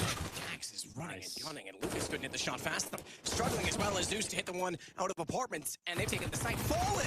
He's got 2 on the MP9. If he took them both down, I'm not sure how lucky still has 58. Yeah. But that would have changed things considerably. Yeah, there was a chance there for sure. It's going to be GT winning the round that the force buy doesn't work out. It was close, though. That moment, the crossfire was established. They assumed the bomb site was clear, but still, they managed to hold on. It's Jax with 3 kills. So nice to see him lighting it up. Still 24 in total for him, 18 deaths. Shox, Amanek, and Lucky to survive. Shox will recover the sniper. And we'll get into round number 23. It's going to be 13-9 with Taco just saving the SMG. That's about as exciting as it gets. Here's the scores on the screen for you right now. The big performers, Lucas and Jax, going toe-to-toe. Lucas had some great moments here. As we'll continue on the first map of this best of 3. This is the pick of MIBR. It's been quite a controversial one for them. Never seemed to have amazing success on the map, but they always seem to pick it and beat those. Which is always surprising. It seems that their map pool has never really been that defined, but in this particular scenario, why not? It's a map you can just walk around as a pack of 5. The CT side plays relatively simply, like you can just replicate, slide Zeus in there into your normal setup, and you can move things around as well. You want to keep it dynamic. When you're with the coach playing, you want to have Fallen moving around with the AWP and kind of applying pressure in different points of the map, so they don't just think, oh, let's just keep going where Zeus plays, for example. So at this particular juncture, though, they'll have to take the eco. On the CT side, 1 MP9, a couple of Deagles, a Zeus for Zeus. See what works out for him. Zeus for Zeus. Been a while since we've had him playing and been able to say that, but there was the time when Zeus using Zeus was a thing. Playing That's against right. Navi. Oh, past the flames. Kenny gets Taco, burns him, but Taco found a kill before going down, so gets us into a 4-on-4. Fallen, Deagle wants a shot down Banana. Shocks, he was falling out of the air, therefore he got the damage in and could not fire back. Fallen knew he could re-peek off of it. The smoke down as well. If they had one bit more utility, like a smoke or a flash, you could maybe get a rifle out of this, but Kenny's just patrolling that area now. He'll throw the Molotov and he'll try and recover weapons at this point. He's going to go throw everything away. Yeah, there you go. Get out of there. Throw both the guns away, and now CTs can't recover them. That's really smart from Kenny. It was a risk, but it's worked out. It has, and despite being a man down, they therefore cannot strengthen the CT side at MIBR by going to get those, and they are going to continue to attack toward Banana as well. Double stack of coffins. So how does this one work out? Fur will be hidden. It's Fallen to bait him in. So that's going to hope that Fallen will maybe get a dink in, take all the aggro in this position, and Fur can swing around. He's also in anti-flash position, right? So if Fallen gets flashed, he can peek up and be fine. We'll see how this goes down. I don't think there's much of a chance, though. Well, they've confirmed they're in Banana, but Lucas going down means now just 3. Deagle works for, gives him some help. Kenny with a quick scope, no scope, whatever you like, through the wall, through the coffin, finds them retreating toward ruins and brings it back again to a 2-on-2. Low HP Fallen still with the Deagle. I don't think this goes anywhere in favor of MIBR. And we said when the economy got low, that could crack the game wide open for G2. We're seeing it now. They're up to 10. Surely, as Fallen goes down. Absolutely. That was the eco, but still an uncomfortable one there for G2. Took quite a lot to get back into it. The double stack towards coffins did yield a frag, but only the one. It took whatever it was, quick scope from Kenny through the coffin, through the smoke to actually enable the plant, but they got it done. That's all that matters. And they've got relatively healthy cash. That was the shot towards coffins there, and the PD-50 to close things out. Low HP Fallen could do nothing about it. Round 24 here. Back into the gun rounds for on the AUG. No kits, glass cannon for Fallen, and Lucky. He'll be making his way towards the top of B. Molotov to fend off CT aggression here. Waiting for the Molotov in response. He still drops the smoke. Just trying to protect himself from any swinging players here, give himself a gap. For boosted up. And because they haven't really got much at all at B to work with, they got Fallen with 1 smoke and no armor, and they have Fur with a flashbang. So they need to hold on to that smoke for as long as they possibly can. Fallen will be playing towards the emo position, so he can throw that cleanly. Hoping that setup will be enough. It's certainly going to be difficult, though. A approach so far from G2. Smoke towards Arch. Nokus waiting for his moments to throw his smoke, but comfortable for now. They are gold dust at this point. Can't really afford to throw them away willy-nilly. Sharks.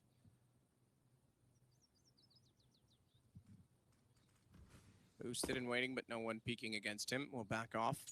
46 seconds, and everyone still at 100 HP.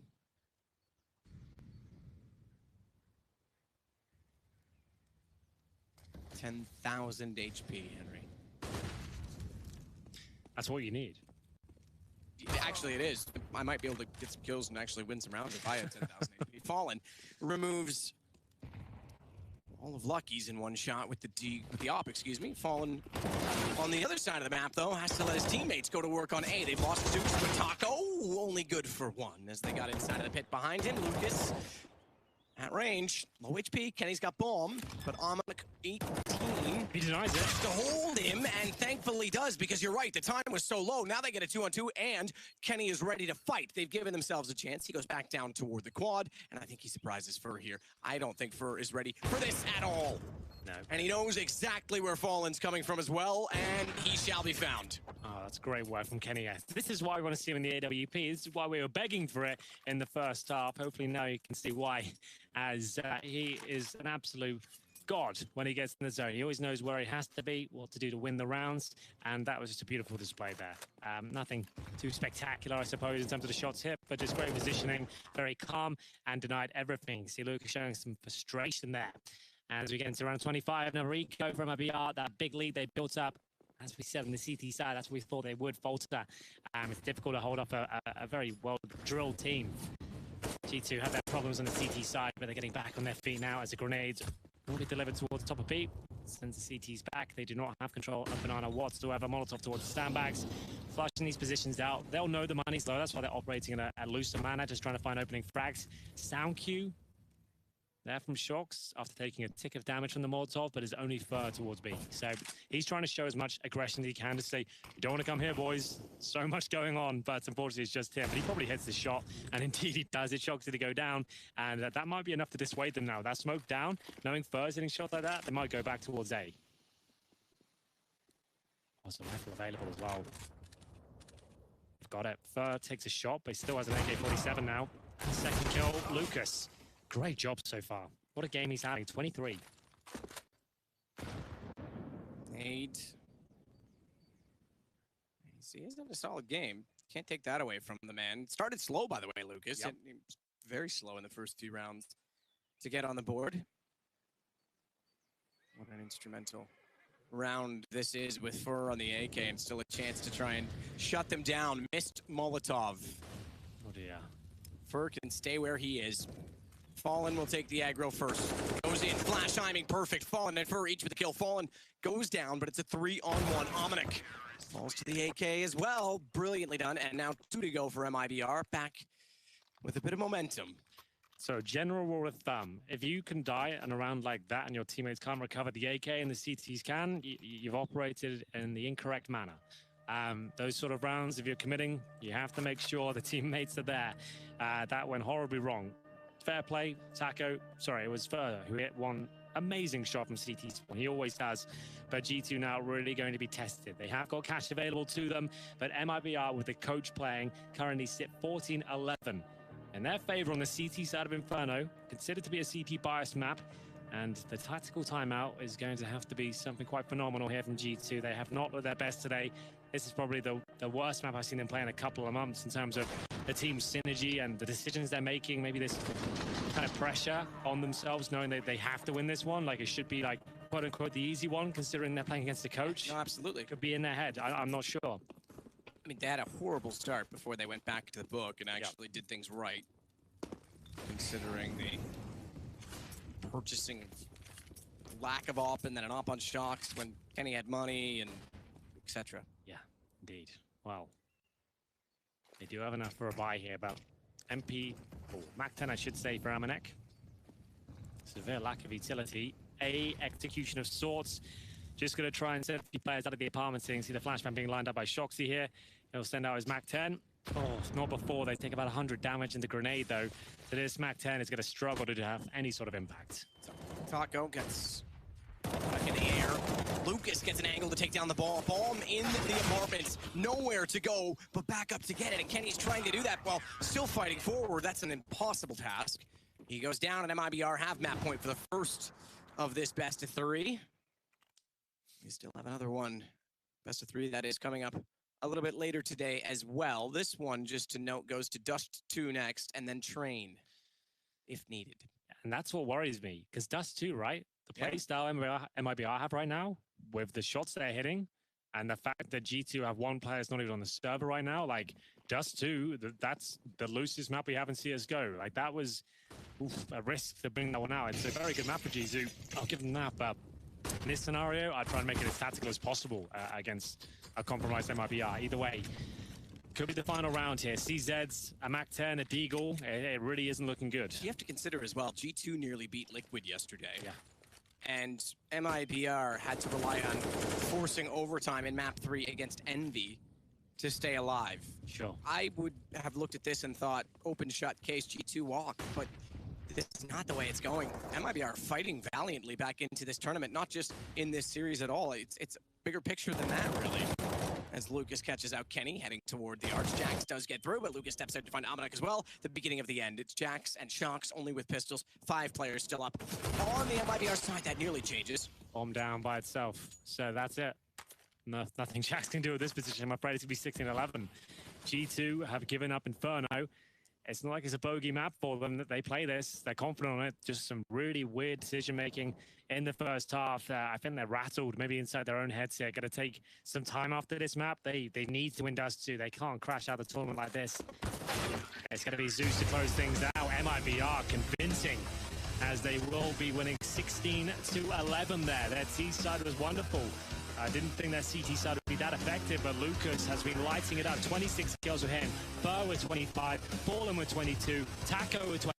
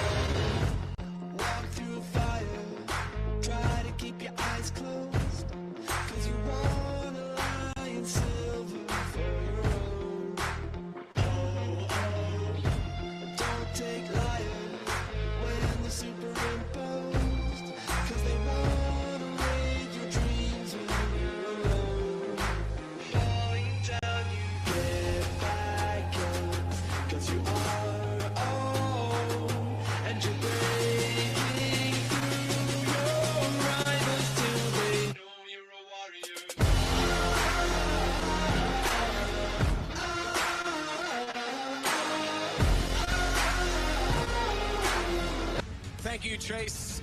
I think I love you too. I don't know what that means, but I do know that I love Counter-Strike, and we've got Dust 2 between MIBR and G2. Well, it will be lucky with the long spawn. All the teams do favor that part of the map on the T-side pistol. They've got the 2 smokes. The PT-50 suggests that's exactly what they'll finish up. It can all change, though, very quickly. And as they make their way towards that area, those 2 smokes using the crossover, Flash, try and get the picks of the PT-50s. That's where it should be heading. It's Zeus on the other side of the equation with the defuse kit and flashbangs here, not the smoke. So we'll see how this one goes. CT's a lot of presence by the long doors. They don't want to let anyone out of that position. Fallen just waiting with the USPS. Not that I need to include that S. That may or may not be my alarm going off to let me know that I'm supposed to be out of bed now, Henry. Oh, I'm glad you are. Well, me too. Otherwise, we'd have a problem, wouldn't we? As Jax heads around the corner from quad, Lucas is on the ramp, but he's got other problems in the fact that Fallen is still on long peeking. Lucas electing not to counter peek off of that initial exchange. Jax has only gotten in position now. Kenny's going to get a shot as a result. They're going to get the bomb plant. Could have been perhaps a little more aggressive on the MIBR side, but I say that. And Fallen and Zeus finding incredible angles. The jump shot as well as Nick dinked Shox down to very low, and you're pointing out that Zeus has another hat-trick on the pistol. Look at him go. He has a pistol menace. Yeah, we said it before. When he had to play at the major, I think for SK, like he was just getting CZ kills all over the place. Pistols just seem to be where he likes to play. Those are great shots as well. And Fallen, he denied the plant. I didn't see the shot. I'm not even sure where it came from. It was a wild round to say the least, but it will be MIBR 1-0 up and G2 on the force buy as they got no bomb plant down there, no rifles, CZs, MAC-10s. You have to try and get through as a 5-man unit and talk about that snowball effect, see if they can get a kill, maybe find a rifle, and go from there. But Fallen, he's taking the game to them. It's going to be a nice opening kill on the in-game leader, Shoxy. And now they can fall back. They've got a nice advantage, and they have 2 M4s here. In terms of utility left over on the T side, 2 smokes, B split, about as good as it gets for them. That's if they can even break through the middle doors. This is looking rough for G2. I agree with the analysts. This is a disaster for the French. Like after such a successful couple of months they've had, this is so disappointed to see them play the way they did on Inferno. Yeah, I was encouraged yesterday. I thought yesterday, man, here we go again. They're getting revenge on Liquid for Pro League. They could have 2-0'd it, right? That's the other thing. Pro League Finals, they were in that. They absolutely could have 2-0'd it. Now they're 6-24ing it, Lucky. I mean, it's not gone well for him in this event, that's for sure. And that's certainly a talking point if they want to have depth and they want to get a run. I know that Deva Dudek used to play quite well with Omnic. I'm not sure I've heard the best of his attitude inside of teams, but it's, you know, there's guys out there. You mentioned Happy. I know you love him and you're a big fan. Right. But there's guys out there. So Lucky's going to have to pull up his stocks. He has to, yeah. Had a really quiet day in the office. Yesterday, first map was rough as well. Yeah, there's definitely a conversation to be had there. Either way, full eco surely now for the G2 squad. And indeed, just speed to 50 these Deagles, 1 flash. Try and get that bomb down, boys. I don't like the force buy in the second when he didn't get the bomb planted. I feel like AKs in the third is such a more powerful approach in this map. But they went for it. It really hasn't worked out for them because you don't have the firepower to even get opening picks. Shadow advantage for Fallen. And he'll take that kill for free all day long. He isn't even falling back here. He knows he wants the ult going forward, so he's willing to risk it. He drops out smoke to suggest he's falling back and getting out of there. Every kill he gets at this point is just money in the bank. That's $1,200 for him as we now go to a 5 versus 3. Amanak maybe only have 1 kill here, not quite. Clean sweep looking likely. As I said, Fallen, he doesn't actually mind too much if he dies here because he can just bring out the orb in the first gun round. At this point, the clean sweep might actually cost him around. I'm not sure. We'll see. As they're trying to push it, and it will be Fallen to get it. So he's got loads of money. I would say with 7K, he might still just buy the orb, like just so they have the momentum still in their favor. But he does buy it. I like that. You shouldn't be relying on trying to build up bank when you're in this situation. You want to win rounds and use your star players on a map like Dust 2 as well. Fallen needs to be firing all cylinders. He can do a much better job with the sniper than he can with the MP9. But he got the kills to justify the reinvestment. They throw away some SMGs, and now they've got a full array of rifles. Shox around the corner. Molotov through it. He is isolated. He is blind, but he has spotted the one in the pit. They'll flash themselves back out, but you're right, that nade. Oh, goodness. Unlucky. Yes. For Shox. Lucky's going to get boosted. Try and get on top, or at least use the headshot position, but Fur is aware that they are there. And down goes the ball out of the hands of Kenny's hands as well. Now he knows there's a second player as well there, right? Because the boost suggests there is, but Shoxy does keep them in the round somehow. Lucas will have to deliver here. He gets good positioning on the first. He knows the second's there. Damage towards him. One more bullet will do it. Just trying to stay alive now. Self-preservation is key. Don't let him get away with the bomb. That's okay. They know he's been tagged up. There's still a question mark as to where his position is, but they have the advantage. 1 minute remaining, and the problem is there's a CT and T spawn, and they could be heading towards B here through the mid doors. Absolutely, and I think they will. He needs to spot them right now, Taco. Oh, he still gets him, I think. Yeah, he's got him. Easy. First one down, second one just going back with a fight. Not a bad fight from Amanak. Surely run to B now. Taco's a Bianca, so you'd think that would be the go-to maneuver, but still, waiting top and middle. Yeah, okay. I think maybe someone told them, Hey, bro, if he's in to a T-spawn, rather abrupt stop there. if he's in T-spawn, you should probably get him B, I would say. And the CTs know it. They'll be flanking him. Amanek can still win this. I'm not saying this one's impossible. Following the AWP, well, it takes a couple of missed shots. Problem is, he hasn't planted yet. Like, he's given them so much time to triangulate around them, as there will be a player at the tunnels already, and it wasn't the cleanest of kills from Lucas, but nails it regardless, and that'll be a 7th on the board, 4-0. This is just looking messy from G2, and fantastic from the likes of MIBR. They're having a great game. Lucas managing to get 3 kills in total. AWP still in the hands of Fallen. Bomb plant and maximum loss bonus will enable another buy here. Best spawn available for Amanek, but that long take they just did there, the fact they get 2 players isolated in blue box and there was no backup, they're just taking nade after nade and trying to boost and getting flashed. It's difficult to watch as nothing. I think it was, even first said that. He said that G2's best map is Dust 2. They should be winning this hands down. Yep. It's early days, but they're still looking like they're disjointed. Well, Amanek through the smoke, running them down. Fallen knows he's there. Shadow shows, misses the shots. Amanek fires a bunch of tiny but very deadly bullets from the MAC-10 toward him. Zeus will get back up. Does get 1 kill. Rotates onto the ramp and wants to slow them down, working on the site. Cheeky little flash, or rather, excuse me, smoke, I should say. Thought it might give him an angle. He certainly should have been ready for them to push over to the right side at Goose, but he goes down to Jax. Now Lucas has to try and make amends with that, but first snuck in, the bomb wasn't planted, and MIBR find their 5th. Great stuff. Zeus there doesn't find a bucket of kills, but he drops that smoke, the incendiary, to deny the plant as well. That was enough for his teammates to rotate through. And Fur, he seems to be hitting absolutely every shot right now. That was a great round. MIBR, this is competitive now. That's the start they needed. And remember, GT bought into that round. They got no plant there. Fur, this was a shot I didn't think he'd hit. I thought the trade would come in from Jax, but no dice. As we'll have another one of these interesting rounds of the CZs and MAC-10s. Trying to group together, find a rifle, run away with it. Normally heading towards B with these sort of plays. He's trying to take down an AWP. Hope he misses a shot. He can flash him in. Fur could be in trouble. A little bit too aggressive. That gives away a rifle at least. Now Taco might be in trouble. Dribble smoke comes through. Follows up with the incendiary. He has the advantage in terms of them coming through the screen. Lines them up. Can't find both the kills. And this is actually looking pretty good now. But the problem is, can they smoke the doors in time? Zeus needs to try and deny it.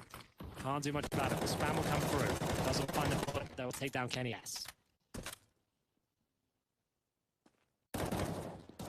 Rotate back across the smoke. Zeus will work his way back into CT. They know bombs planted at B. Just spotted him. Good find from Lucas. And that puts us 3 aside, but still well outside of the B site. Yeah. MIBR, though, still going to go for this one for sure. I know Kenny's low. Needs to start picking up the pace, though. 2 still towards tunnels. Over the halfway mark. I don't think they're going for it. We've got still 1 player all the way at the A crossover. So, yes, looking for exits. And so this is quite nice. If Fallen watches for anyone exiting out the bomb site, those guys got the tunnels. They're not going to win this round, but they're going to make sure it's expensive. Fallen should at least get 1. He probably won't challenge for the second. We'll see which way they exit.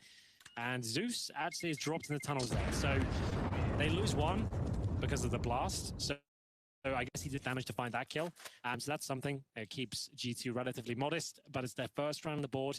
And it took MAC-10s and CZs and a bit of push through the smoke towards that B bomb site. It's where it seems to be the most effective. Round 7 now, and a double AWP setup. Taco and Fallen. So Fallen is certainly the flashy AWP. He'll get the close range, quick scopes, and find opening picks. Taco's more of a turret style defensive AWP. He'll be holding towards the B side, the window, and maybe even the platform. Just holding up, trying to get the 1 or 2 kills required, drop his smoke, and buy time. So those are 2 very different play styles coming through. Kenny S, he is a Dust 2 specialist. He is amazing on this map when he gets going. This is a technical timeout. We have a slight sound issue to resolve. If you are just joining us, we do find ourselves with a 1-map lead to MIBR. And indeed, that's not the coach. That's actually one of the players here. It's Zeus has been brought in place of Cold Zera. He stepped down, and it's just out of necessity. It's one of those problematic situations. We've seen it a few times this year. We've had Yanko having to play for FaZe, etc. We've seen Zonic play for Astralis before, threat for an IP, and now Zeus once again playing for MIBR. Famously Malik with Envy. Yes, indeed. That was one of the more compromising ones, unfortunately. I'm trying to think back to the most successful ones. It was Astralis that made it to top 8 with Sonic, right? Yeah, that's right. And then Threat, the same thing with NIP. They got top 8, I believe, with him playing. Correct. Yeah, so those some great storylines. We had a stand-in make a final with Mouse Sports at one point, did we not? I don't. Oh, that's when nothing played for them. That's right. That's nothing. right. It was nothing in Brazil. Yeah. Sorry, Jordan. I know you're in the green room listening. You're just not memorable. No, that's a very good point. Mouse was nothing playing. They got to the final. You're right. That's nuts. Yep. He's the best mercenary ever. Look what Complexity. Complexity did. Yeah. Still got it. Maybe that's what we need. Maybe we need to bring him in for a TriCast and let him ring for us, and then we'll carry us as well. Yeah, exactly. Well, it's Zeus with the technical issue. Apparently, they couldn't hear him on TeamSpeak, so... So what happened was probably the person in charge of muting TeamSpeak muted Zeus, thinking he was the coach. No, I'm kidding. That's probably not what It's probably not. just It's a nice idea. Habit. Yeah. So we need a match medic here. That's been done already, so we are good to go, I think, ladies and gentlemen. Second map, G2. This really isn't a good look, I have to say. Shoxy and his boys have looked rattled today. This is not the team that's been presented to us in 2019. They've looked like they've been getting it together. The theory's been done. They're not force buying all the time. They're doing the correct tactics and maneuvers to win rounds and big games and actually make a name for themselves in 2019. This is G2 of old, what's being shown today. It's not great. It's messy, it's chaotic, a lot of panic. Zeus down to the CZ.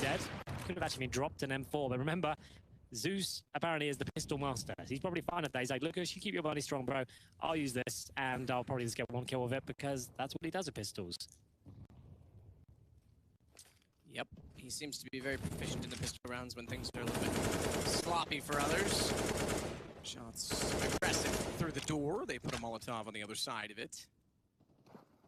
So 1 round, and things can quickly turn for G2's fate in this game. Just need to build off of it. Lucas will position himself inside of CT spawn.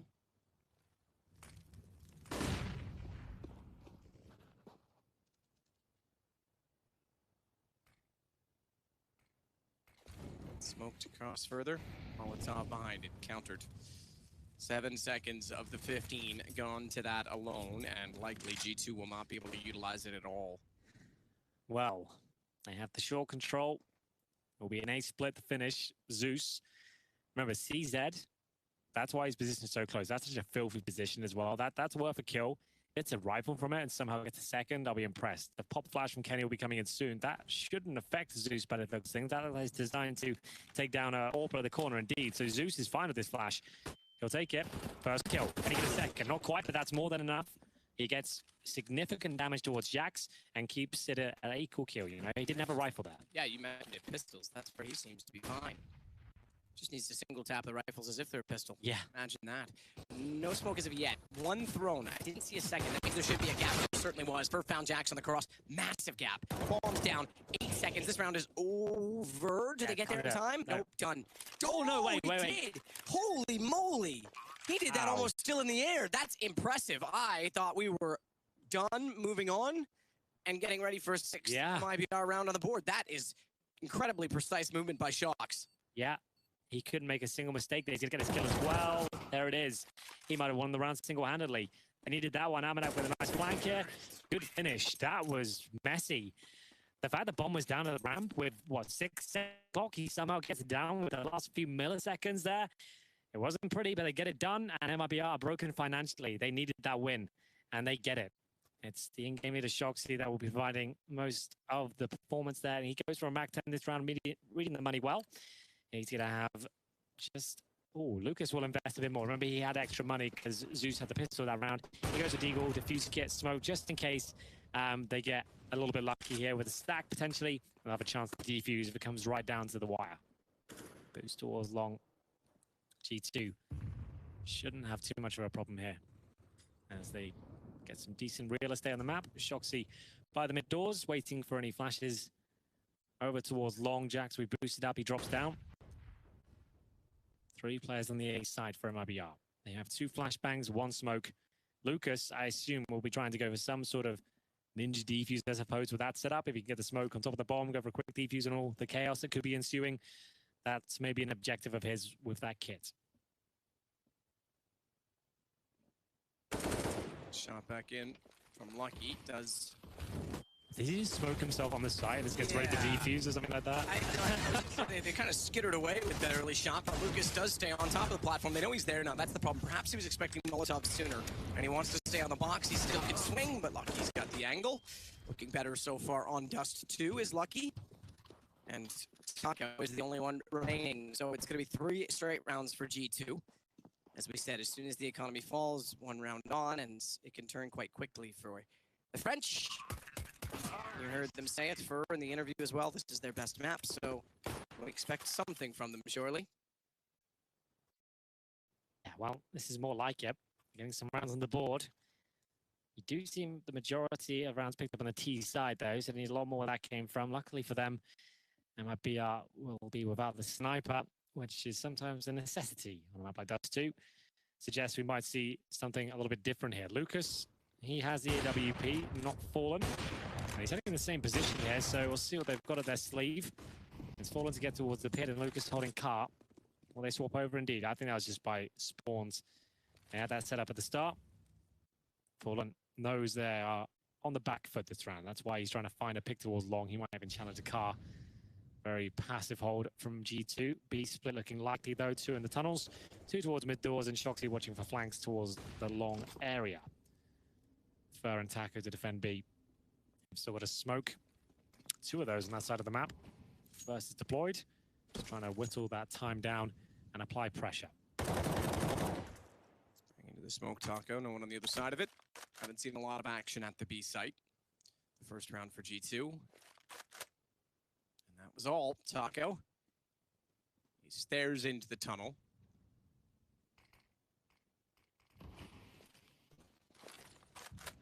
Counter flash. 8 on top of it. It's Amanuk, but not for a ton of trouble.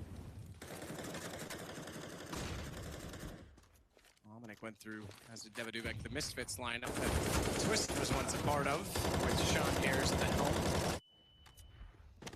Lucas has Amanuk, 33 seconds. That's going to scurry him away, and they confront Zeus at the mid doors, who doesn't get a ton of damage in, but slows them again. And the rotation is back toward the A site. They need the support on the platform. Fallen to hold it on his own. Zeus, more damage, but no kills. 3 survive. 12 for Jax, 21 for Lucky, and Fallen not able to find the kill means the bomb goes down with 11 seconds. As Kenny gets Lucas, Jax will find Fallen, and suddenly is boot on the other foot. Yeah, Fallen normally hits those. He hits that shot, that's round done. He knew he had to as well. G2. That round looked like they actually were going to fall apart in. They had 30 seconds on the clock where they were in the B tunnel to start to go up towards short and hitting some remarkable shots. It's Jax that saves the day there. And luckily for them, Fallen will be missing a couple. And enables them to get their 4th on the board. MIBR will save an AK and an M4. Still, G2 pull another round back. They'll keep 3 players up and Kenny S on the AWP. Currently sits at 5 kills. So we'll see him really get into the groove of things, looking to go to train as the 3rd. I would say that's likely, considering this is G2's pick, but that's now 4 rounds in a row for the Frenchman.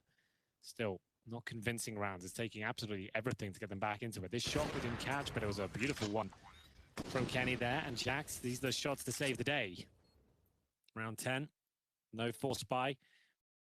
They do have a K and an M4. Taco might be boosted up towards short. He's the B player, could just be at the back of the site by himself, but they stack A. So Taco Fallen heads towards that side of the map, and Fur, aggressive of course, rushing towards the top of middle with that rifle. Is shots. Amanuk wins out the exchange. AK versus M4, despite being shot first. He succeeds. Fallen was tagged.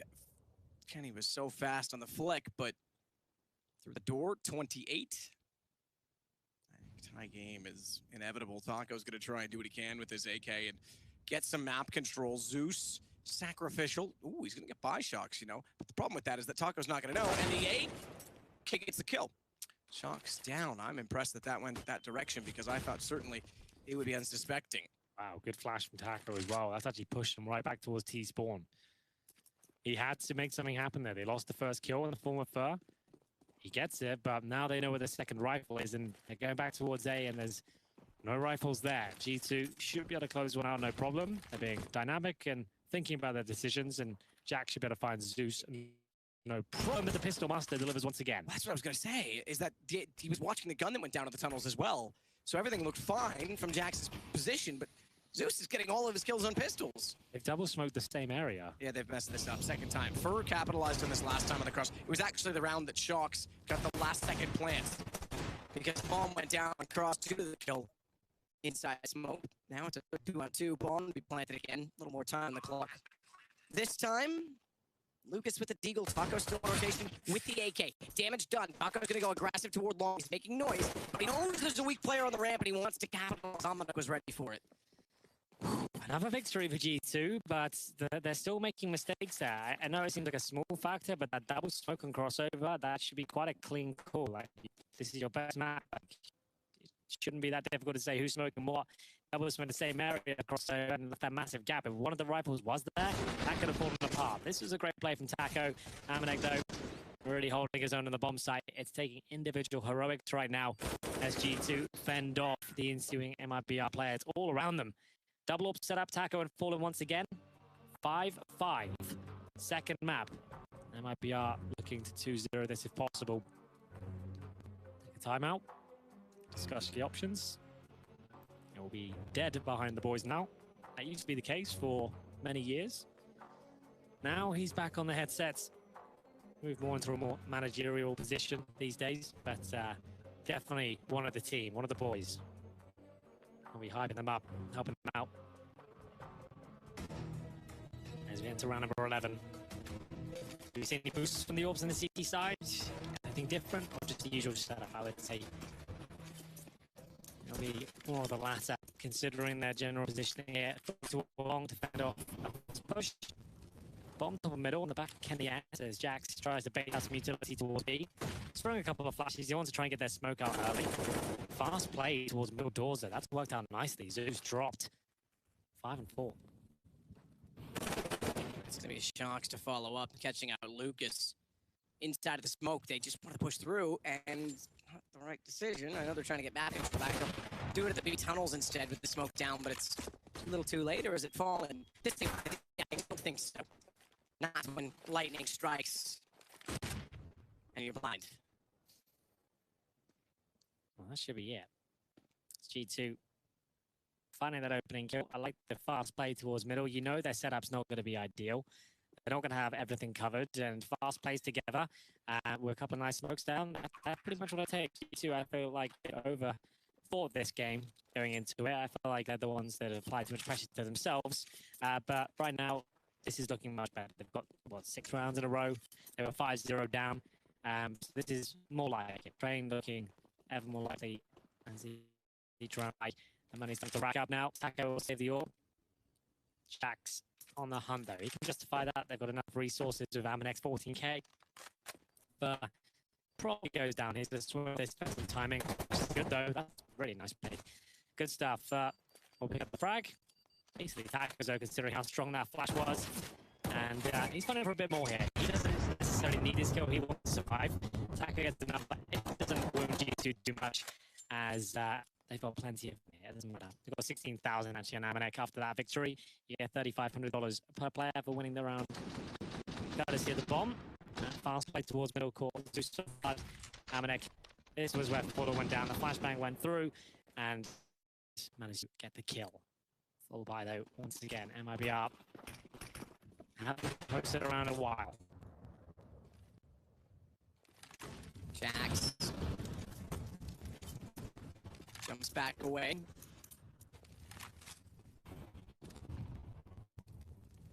Lucky. Gonna wait it with the AK to see if anyone will push through again. They start to. They are. Here we go. Flag down that New York taxi. Go taxi. Lucas gets the shot through the windows. That's cool. You see that free fire. The cars and does to a paper mache. You go straight through those bullets.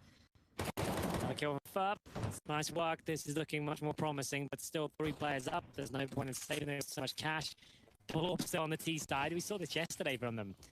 See if it can find them a couple of kills, some access towards a bomb site potentially. Shock's not seeing the jumping player. Likewise, Zeus not going to be able to see him. Looks away exactly when they would have. Still don't think Zeus did spot him, though.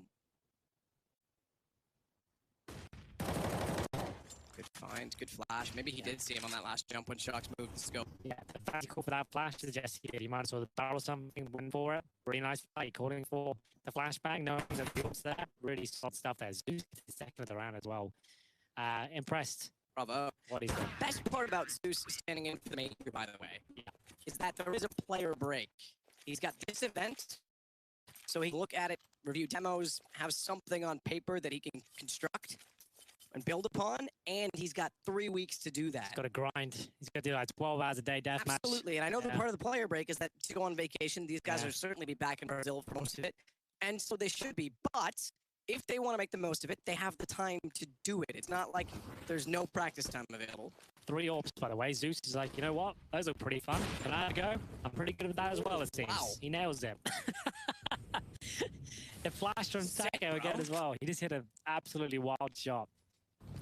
3 orbs. Zeus is feeling it. I'm digging it. 6-6. Game's back on. It was 5 rounds in a row for MIB to start. Obviously, G2 took the lead, so back into it now. 3 ops is certainly peculiar, but that's what they're going to stick with. Molotov down on the stairs. Shocks can't go forward. Kenny, lucky. Another one. And the tag was fallen close enough, or rather Zeus down the ramp to hear that. I think they were, because they're adding more utility to the pile. And certainly a Molotov thrown back out against them means that they are there. Good play from Shocks. Got by the fire, got down from the smoke, and he catches them out inside spawn. Zeus gone. Taco. Oh, baby. All too easy at that. He finds Kenny as well coming through the window. Knows there's another inside of the site. Waiting for the smoke to fade to find Fur. And he actually has time to reset his aim to the corner. But the longer that takes, well, turns out it doesn't matter. Taco's got the kill. I was going to say the rotations are on the way. MIB are 7 rounds. That was lucky from Taco, but still very impressive. The one corner they didn't check and all the chaos there is where he's positioned with the AWP. That is not a good feeling, but it comes on by and he probably can't believe his luck, but it all started here. Zeus, that is a great shot. So you can see this is the only position they don't really check. They don't clear this one out. He's like, all right, if you're going to give me the kills. The second one was fantastic, to be fair. But the first, he gets the bomb down, he buys time, and there we have it. Shot through the door. Kenny S nails it, but still alive and kicking on 13 points of health. He'll have to change up the game plan now and play in a slightly easier position, trying to get 1 kill before going down. If they do head toward that B side of the map. Money's starting to be a problem though for GZ. They had 16k a few rounds ago. All it takes is a couple of round victories, a few drop weapons, and they find themselves with Galils and Mac 10s here. Kenny S though with the orb, and Fallen changing his position up. He's very vulnerable to HEs there. We'll see if they want to throw them in that position at all. Fallen is waiting as patiently as he can in by the stairs. It's a tight position to play, but he does have Jax, or rather, excuse me, have Zeus above. Fallen gets the second shot as well. Zeus went down. He was able to tuck himself in the corner and not have that thrown at him. A Molotov, a nade, anything. Oh, I thought he was going to drop to get away. I'm going to got him. He could have got away as well. I think he stayed a second too long there. But Taco nails at least one of these if he gets this second. Oh, that was a moment. I thought he hit that. Totally optimistic to jump out thinking Long was just going to be open like that. He was the one that was covering it, but he was stuck at the car. He nearly got that. You're right. I thought for a second he was going to as well. Lucky holding the door, low HP on Fur. I don't see a world where Fur finds that kill. And now we could have a 7-7 game as Lucas works back in with an AK-47. Just to note, Zeus has 10 kills. Fallen has 8. So, not bad. And Zeus has brought the AWP out as well. It's just like, yeah, watch this. Lucas, great game, or great series so far. A little bit quieter on Dust 2. He is running out of time, though, here as the 2-on-1 falls against him. They're in this one, 7-7. They've got a bye there. It won't be the prettiest. They won't have 3 orbs, that's for sure. Taco asking if he legged Lucky that right. I don't think he did. No, I didn't quite get there. I don't think his eyes even had time to adjust. He flicked back so fast. Yeah, it was just like Lucky was... it seemed like it was such a delayed kill on his half. There was a chance that that flick comes in. I know he's not. He's talking to the team, but that shot where he's leaned in by the chicken, it looks like he was actually just talking to the chicken. It's like, look, we need you. need You were to there step for us back up. yesterday. Why are you not helping us out today? Why aren't you baiting by noise Move it around. near you? Give the chicken to Kenny. It's Dust 2. Let's get going. Kill totals are pretty decent across the board on both teams, but you're right, Lucas is having a good series. I think I saw Ominic on 14, was it? Yeah, it is. So he's at 14. The rest are actually quite low on that side of things, though. Lucky, again, only 4 kills. He has 10 kills over this whole series so far. That just doesn't cut it. Shock's on 8, 6 for Kenny S. So, again, the off not really coming into it. The fact that it's 7-7 is almost surprising when you look at the kill totals on G2's side. Yeah. Yeah, it hasn't been a good series. This is their best map. I haven't really seen much to say about that. Amanek will find the first pick, though. Nice, fast approach towards middle. Catches Fur out. And double orb's still up, though. Jax will make his way through. No smokes down, trying to surprise the A bomb site, and that's going to work out nicely. No one's there at all. Everyone's towards B. Should be no chance that Lucas can find more than 1 kill here. That should be the absolute most. And flashed off. Bomb should be going down at this point.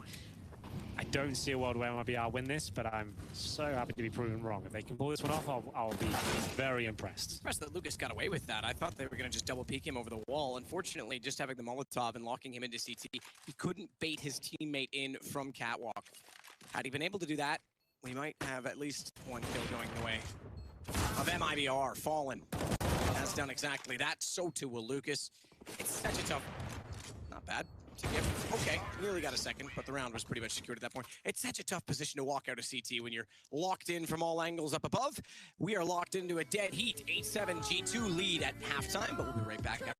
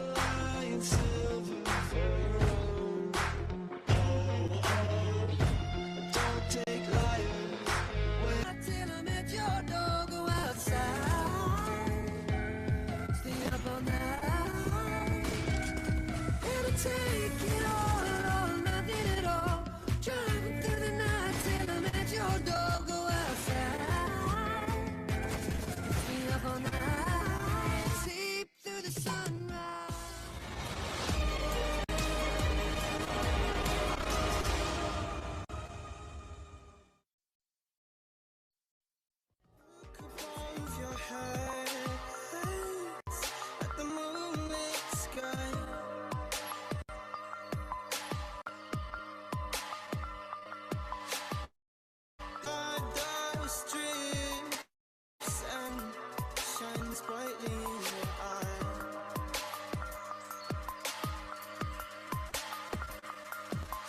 So baby, stay with me. Where the sun doesn't go down, and we will drift away until the day the world stops.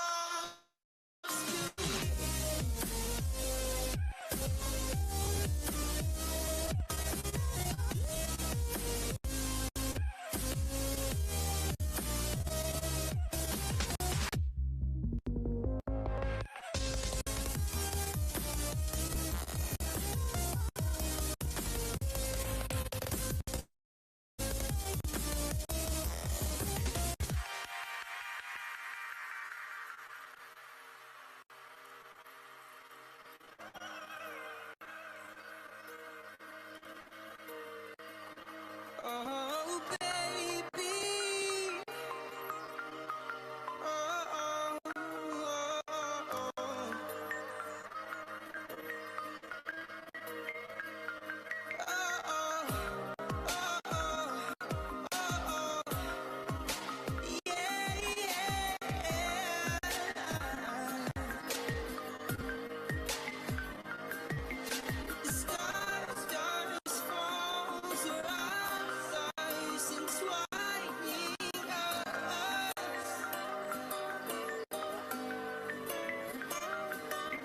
So baby, stay with me where the sun doesn't go down, and we will drift away until the day the world stops spinning, spinning, spinning, until the day the world stops spinning.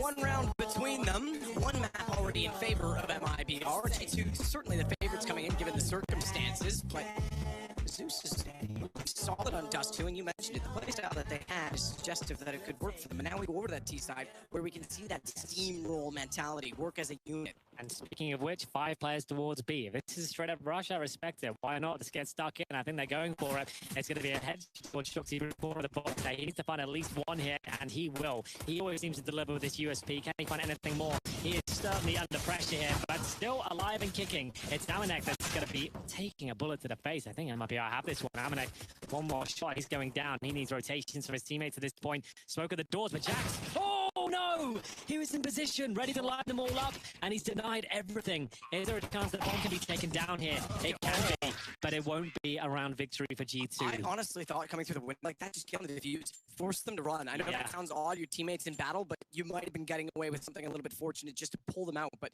either way, yes, you were right. Jax had the lineup, and it was exactly then that he got taken down. Here it is. He's waiting for that chance to go for the godlike play. Just about to pull the trigger as well. Even the one kill there might have been enough, but he gets nothing. I like that Fallen even checks that though. At that point, you think you don't need to. That's why trigger discipline works, because they think, or have a full sense of security, if you will. Gotta be careful with that scouts, because missing shots, they're approaching T-spawn. Jax has the kill on Zeus. Fortunately, Fallen does hit one.